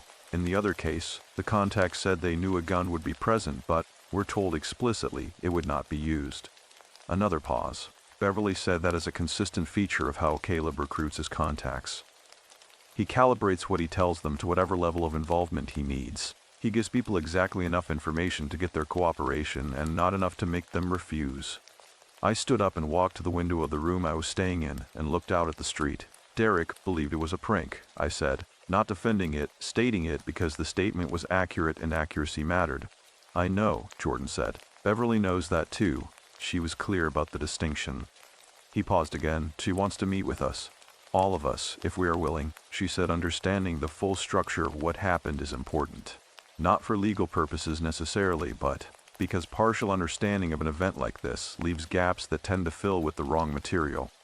I asked him what he meant by the wrong material. She said people who do not understand the complete architecture of a thing like this tend to misplace the responsibility. They either hold the interior contact fully accountable for what the principals did, which is inaccurate, or they hold nobody accountable because the full picture is uncomfortable, which is also inaccurate. His voice was even and considered. She said the truth is more complicated than either of those positions and more useful.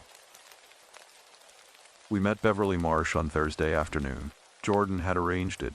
A conference room at the Legal Assistance Organization's office on a tree-lined block in Midtown Savannah, the kind of converted Victorian that holds professional offices on upper floors and a coffee shop on the street level. The building itself communicating a kind of deliberate, grounded seriousness that matched the woman who met us at the door. Beverly Marsh was exactly as her reputation had suggested. Compact, direct, with the particular authority of someone whose knowledge has been earned through proximity to real events rather than constructed from theory. She wore reading glasses on a chain and had a legal pad on the table and a pen she had not yet uncapped, and she looked at each of us as we sat down with the specific, individual attention of someone who is not treating a group as a group but as 5 separate people who happened to be in the same room. She told us to call her Beverly. Then she talked. She talked for 35 minutes without the legal pad and without the pen, from what was clearly deep familiarity with the material, and what she laid out was the complete architecture of what had happened to us.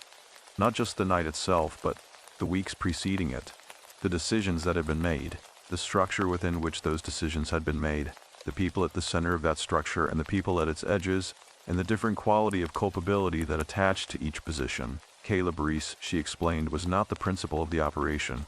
He was the acquisition layer, the person whose function was to identify properties, cultivate the interior contact, and provide the access point. The 2 men in the ski masks operated independently of him in every practical sense. They were contracted, not managed. Caleb provided the address, the layout, the timing, the confirmation that the back entry was accessible. What happened once the 2 men were inside was entirely outside his design authority, which was precisely why the gun and the shot were genuine surprises to him. Not because he was naive about who he was working with, but because the specific execution decisions belonged to the principals and not to him. "He is not innocent," Beverly said clearly and without softening it. "The distinction between his role and the principal's role is a legal and moral distinction, not an exculpatory one. He provided the mechanism for what happened to you. The fact that the mechanism operated beyond his specifications does not remove him from the chain. She looked at each of us as she said this, making sure it landed individually. Then she said something else. "I want to address the interior contact," she said, and the room understood immediately who she meant. Derek was not present. Jordan had made the call to keep this first meeting separate, a decision I had agreed with, but his presence was in the room regardless, the way a missing element is present in any structure built around it. The young man who was recruited as the access point, Beverly said, was manipulated by someone with significantly more experience in manipulation than he had in recognizing it. That is the accurate characterization. She folded her hands on the table. Caleb Reese has done this twice before that I know of. He's practiced at identifying social relationships that can be leveraged, at calibrating the information he provides to produce cooperation without refusal, and at ensuring that the interior contact believes they are participating in something minor and reversible, right up until the moment it is neither. She paused. That is a skill set. It is not something a 17-year-old with no prior exposure to it is equipped to identify and resist. Marcus, who had been sitting with his arms crossed and his jaw set since we arrived, uncrossed his arms. It was a small physical change, and it meant something. Jordan asked Beverly what typically happened to interior contacts in these situations. Legally, socially, in terms of the downstream consequences. It varies, she said. Legally, the exposure ranges from nothing to accessory charges depending on the jurisdiction and the evidence. Socially, she paused, choosing the word carefully. The consequences are usually more durable than the legal ones. The people in the room when it happened tend to carry the knowledge of the contact's role for a long time, and the relationship between them and that person tends not to recover to its prior state. "Does it ever recover at all?" Trey asked. It was the first thing he had said since we sat down. Beverly looked at him for a moment. "Sometimes," she said, "not to its prior state. To a different state, one that has been built on what is actually true rather than what everyone believed to be true before." She picked up her pen and uncapped it, finally, and set it back down without writing anything. That is a harder structure to build, but it is a more honest one. We stayed in that conference room for another hour.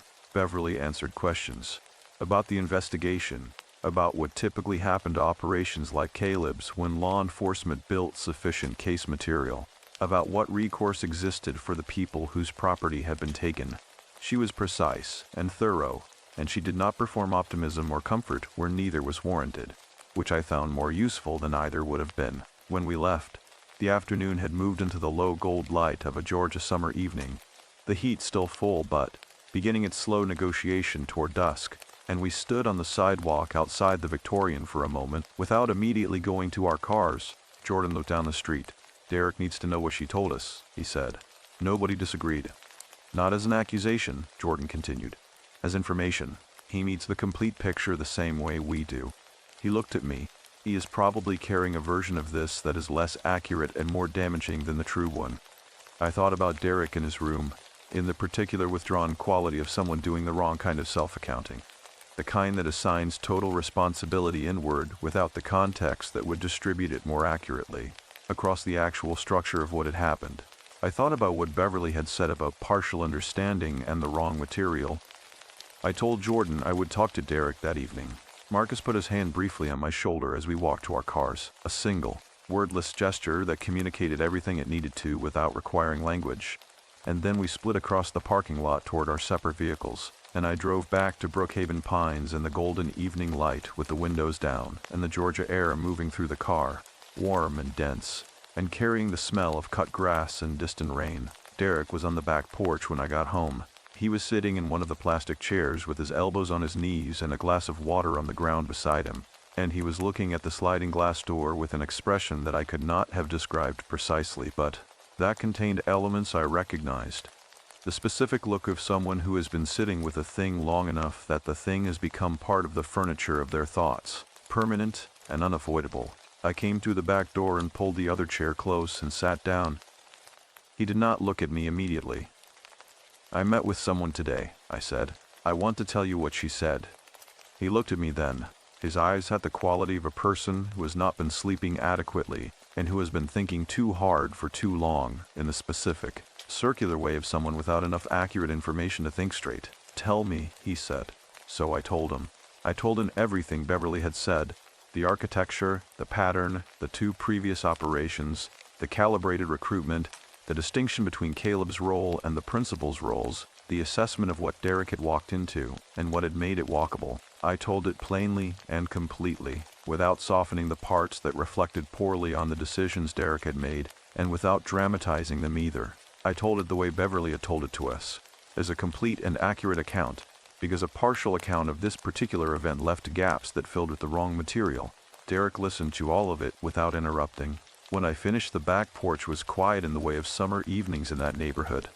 The insects doing their sustained work, the air holding its warmth, the yard beyond the sliding door green and ordinary in the fading light. "He told me nobody would get hurt," Derek said.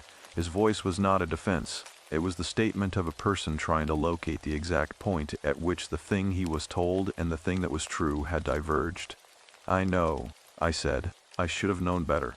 "You were 17 and he was practiced," I said, which was accurate. It did not resolve anything, and I did not offer it as resolution. I offered it as one true thing among the other true things, and Derek received it that way, not as absolution, not as dismissal, but as a piece of the complete architecture, which was the only context in which it was useful. We sat on the back porch for a long time as the evening moved through its Georgia sequence, the gold light becoming pink, becoming gray, the insects intensifying, the first stars appearing above the tree line at the yard's edge, the sliding glass door reflecting the porch light back at us as full dark arrived. Neither of us spoke much. We did not need to, which was its own kind of information. The knowledge that whatever the conversation that evening had been, it had accomplished something real, had moved something from one place to another with the specific permanence of things that once moved cannot be moved back. What I did not understand that evening, sitting on the back porch in my cousin's house in the Georgia dark, was that the threshold we were both approaching had less to do with Caleb Reese and the 2 men in the ski masks than it did with what came after them.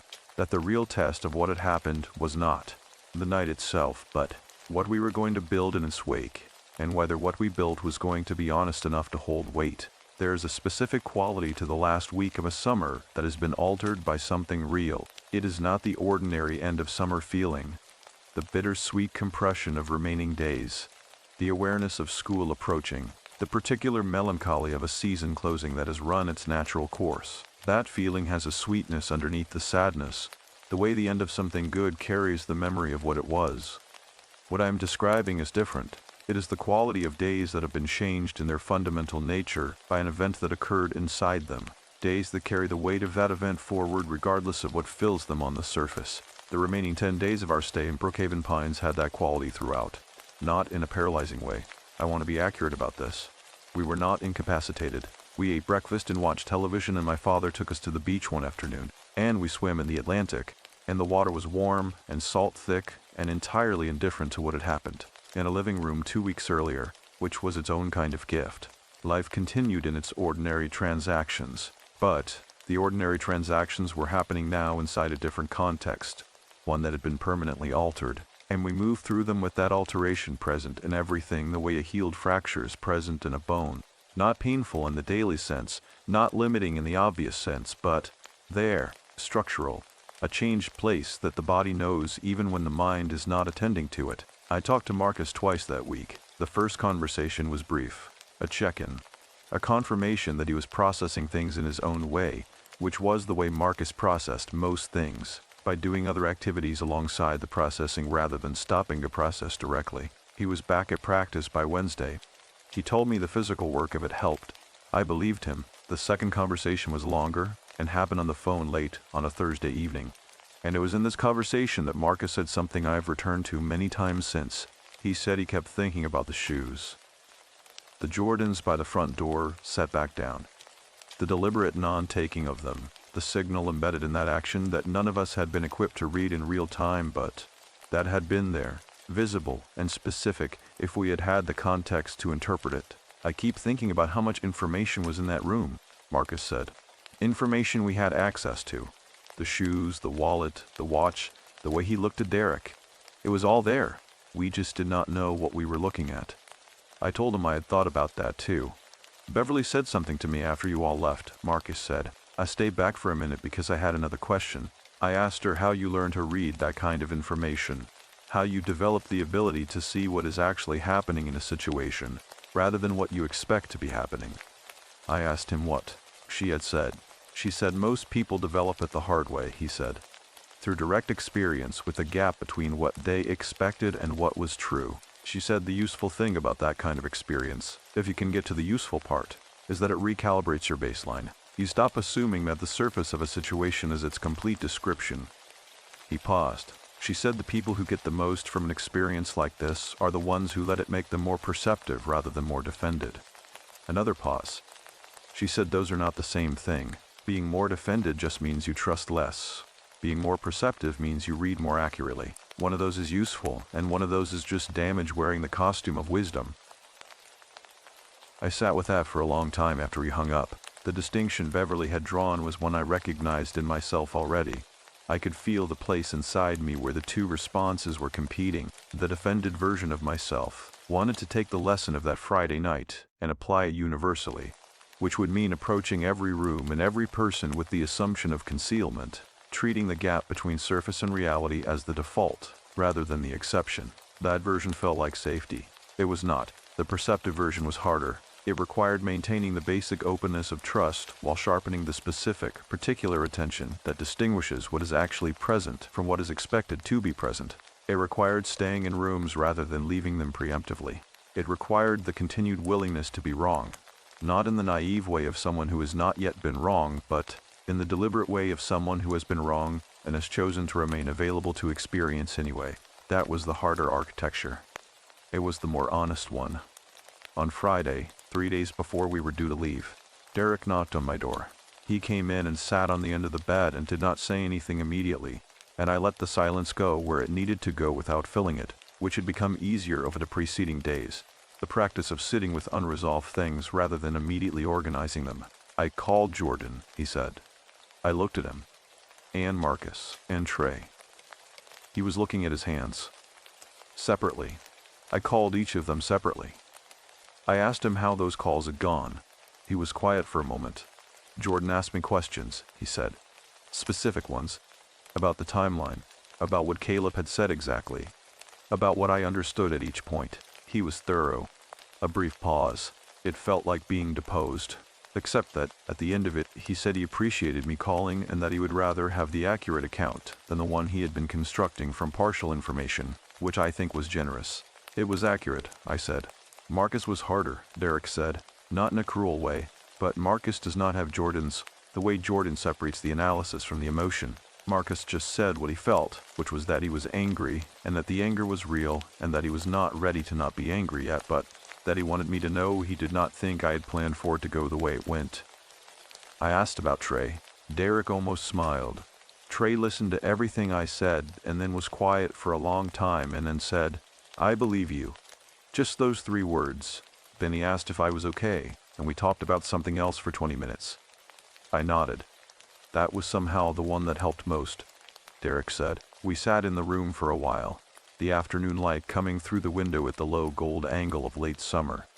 The ceiling fan turning, the neighborhood outside going about its ordinary Friday business. Derek said he had contacted the police detective handling the case and provided additional information about Caleb. The specific details of their conversations in the days preceding the incident, the things Caleb had said, the timeline of the communications. He said the detective had received the information without judgment and had told him it was useful, and that full cooperation would be noted in the file. I asked him how that felt, like doing the one thing I could still do correctly, he said. That was the right framing. Not redemption.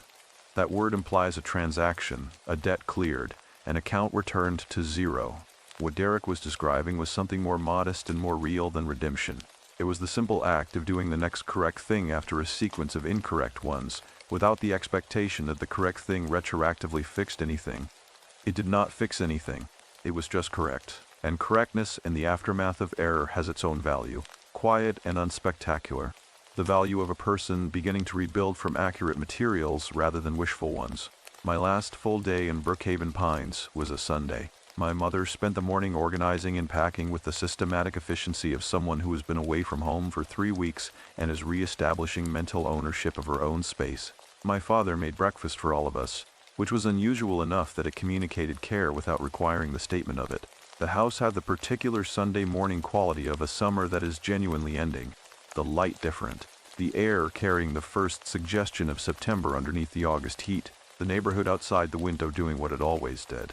But somehow more visibly, more consciously ordinary in the way of a scene that is being observed for the last time. After breakfast, I walked around the neighborhood alone. I had not done this before.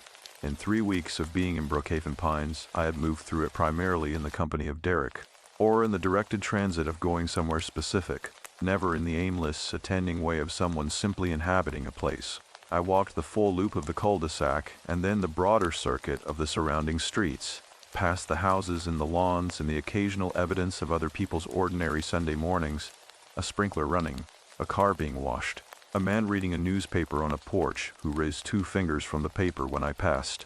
The minimal rural acknowledgement that Beverly Marsh had not invented and Brookhaven Pines had not either. The specific American gesture that says, "I see you," and requires nothing further. I walked for about an hour.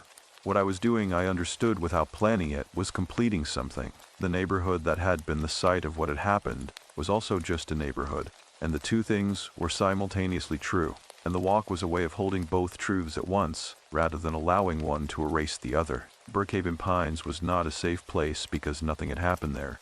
It was not a dangerous place because something had. It was a real place where real things had occurred, and real places do not reduce to the worst thing that happened in them.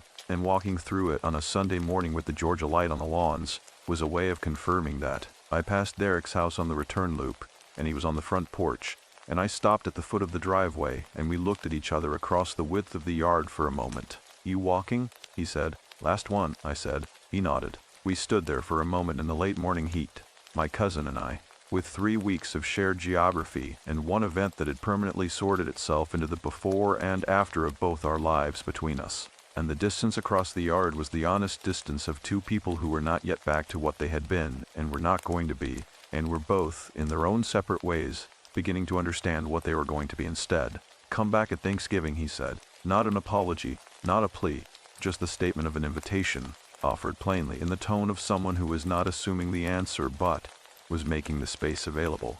I told him I would. I went inside and finished packing and carried my bag to the car and walked through the house one more time in way of someone doing a final accounting, checking that nothing had been left behind, which is a practical action and also, in the context of a place that has held something significant, a slightly different kind of action, an acknowledgement that what had happened here was real and had been lived through and was now being carried forward rather than left. We pulled out of Brookhaven Pines in the early afternoon, my parents in the front seat, me in the back with the window down and the Georgia air moving through the car.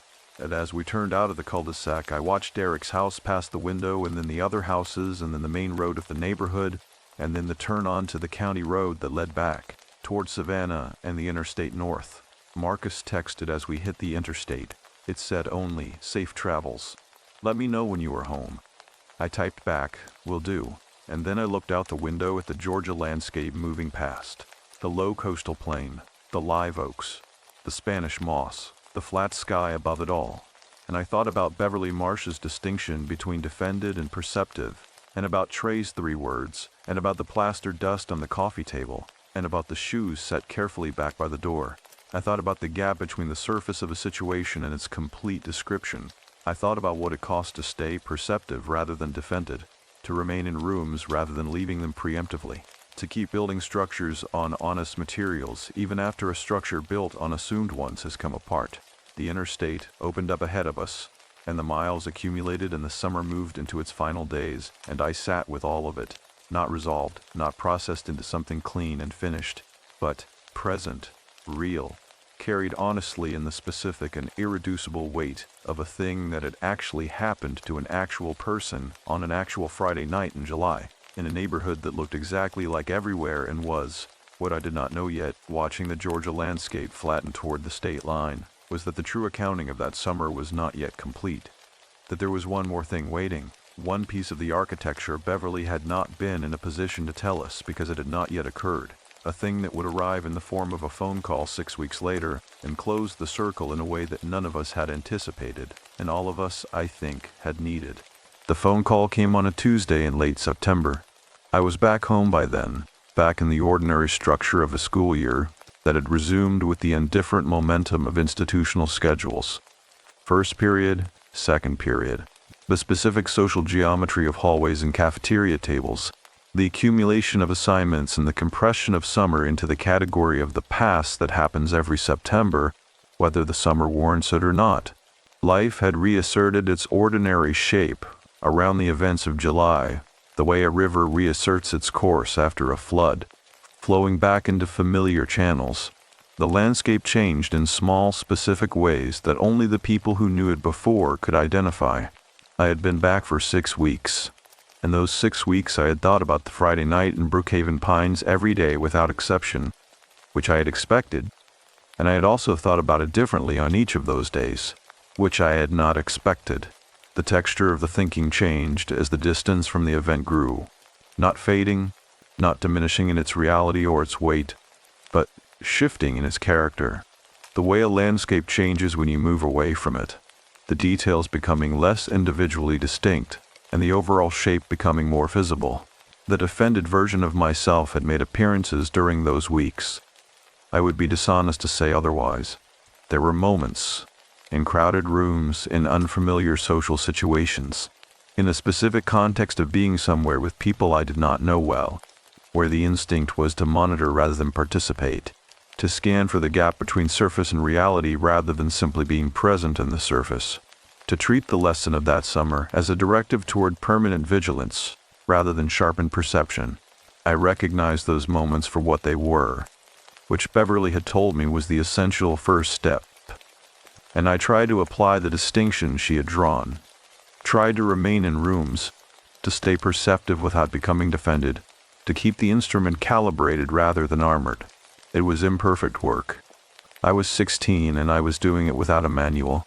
Jordan called first, on a Monday evening, to tell me something was happening with the case, and that he would know more by Tuesday.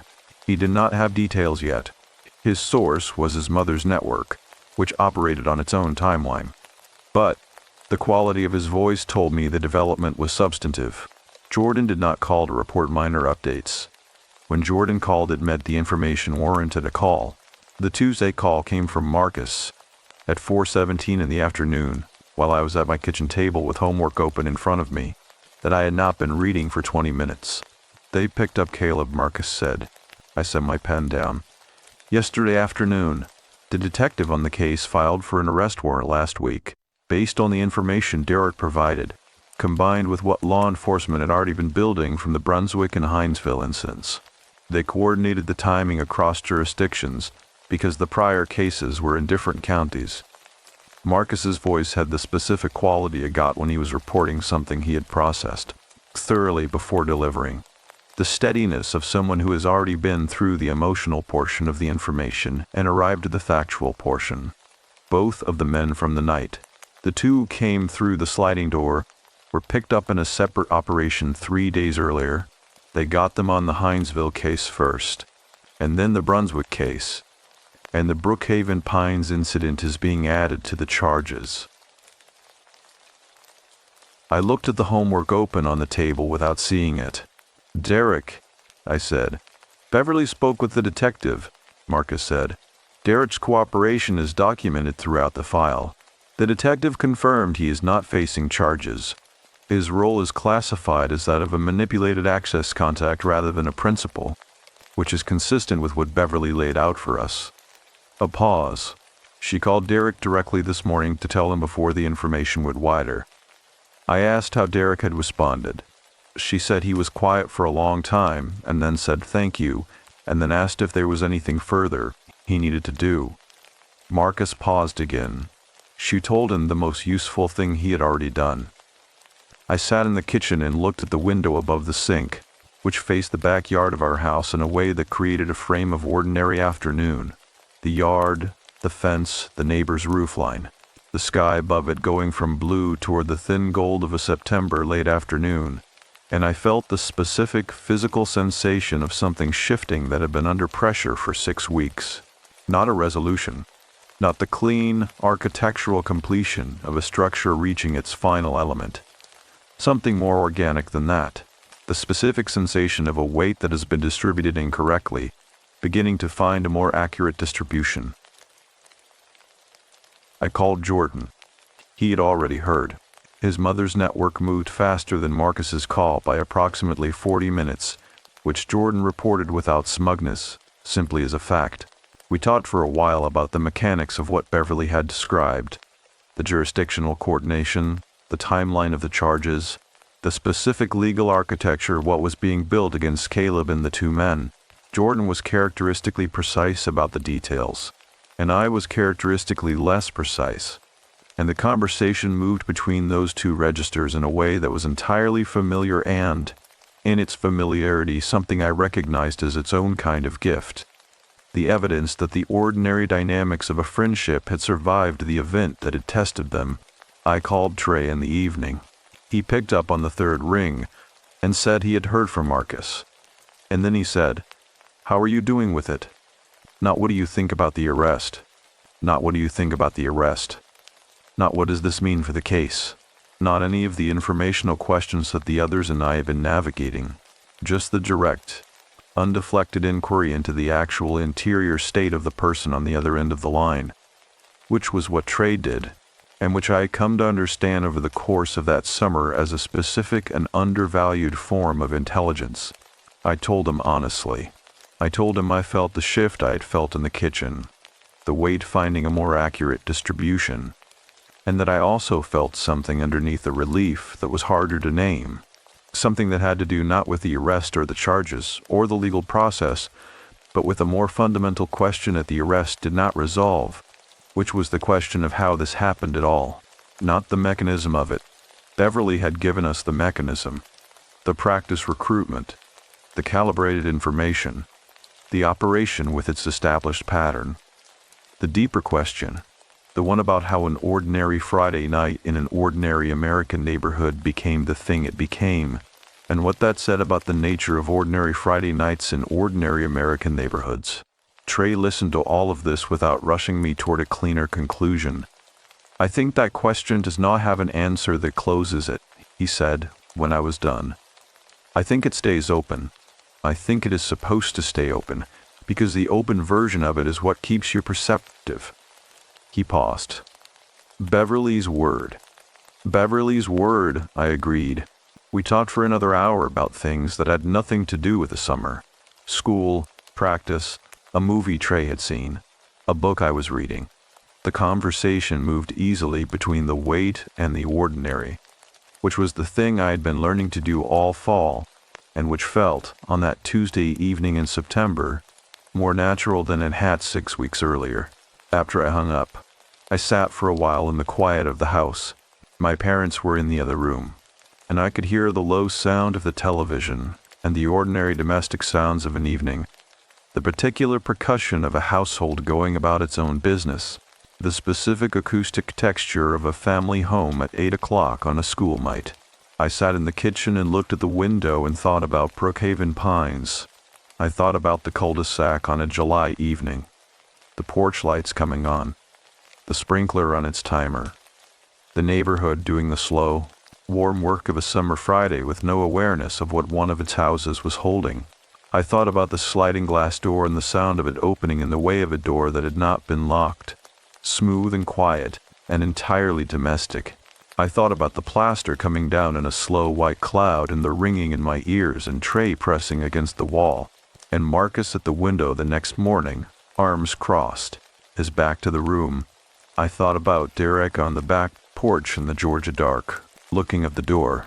I thought about Beverly Marsh's conference room, and her legal pad, and her uncapped pen set back down on the table, and the 35 minutes she had spent giving 5 teenagers the complete architecture of something that had happened to them, because partial understanding leaves gaps that fill with the wrong material, and because the truth, the full, complicated, distributed, accurate truth, is always more useful than the partial version, however uncomfortable the complete picture is to hold.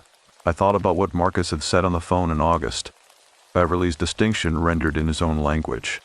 More perceptive, not more defended. The instrument calibrated rather than armored. The willingness to remain in rooms. I thought about Trey's 3 words, I believe you. Then I opened my homework and read the first page and understood it, and turned to the second page. And outside the kitchen window, the September night settled over the neighborhood with the particular quality of early autumn in the American South. Warm still, but carrying something cooler underneath. The first suggestion of the season turning. The summer giving way by degrees to what came after it. My phone was on the table beside the homework, and I picked it up and sent a message to the group thread. Jordan, Marcus, Trey, and a number I had added 2 weeks earlier when I called to say I would be at Thanksgiving. It said only, heard the news, thinking of you all. The responses came back over the next few minutes, one after another, brief and specific in the way of people who have said the substantial things and no longer need length to communicate weight. Jordan, same, talk soon. Marcus, we good. Trey, yes. And then, last, from the number I had added 2 weeks ago, a single message that arrived a few minutes after the others, from my cousin in Brookhaven Pines who had spent a summer learning the hardest version of a lesson about trust and judgment, and the gap between the surface of a situation and its complete description, who had made the one correct decision available to him in the aftermath, and had lived with the weight of the preceding decisions every day since, and who was, by every measure I had available to me, still doing the slow, honest, unspectacular work of building something real from accurate materials. It said, "Thank you for calling me that night on the porch." I needed to hear it straight. I set the phone down and looked at it for a moment. Then I looked at the window, and the night beyond it, and the ordinary neighborhood going about its ordinary Tuesday business outside. The porch lights, the quiet street, the specific American geography of a residential evening that looks from the outside exactly like safety, and is, most of the time, close enough to that description to live in. Most of the time. With the specific, calibrated, perceptive attention of someone who has learned the difference between the surface and a complete description, and who has chosen, not once, but daily, as an ongoing and imperfect practice, to stay in the room anyway. The homework was still open on the table. I turned to the next page.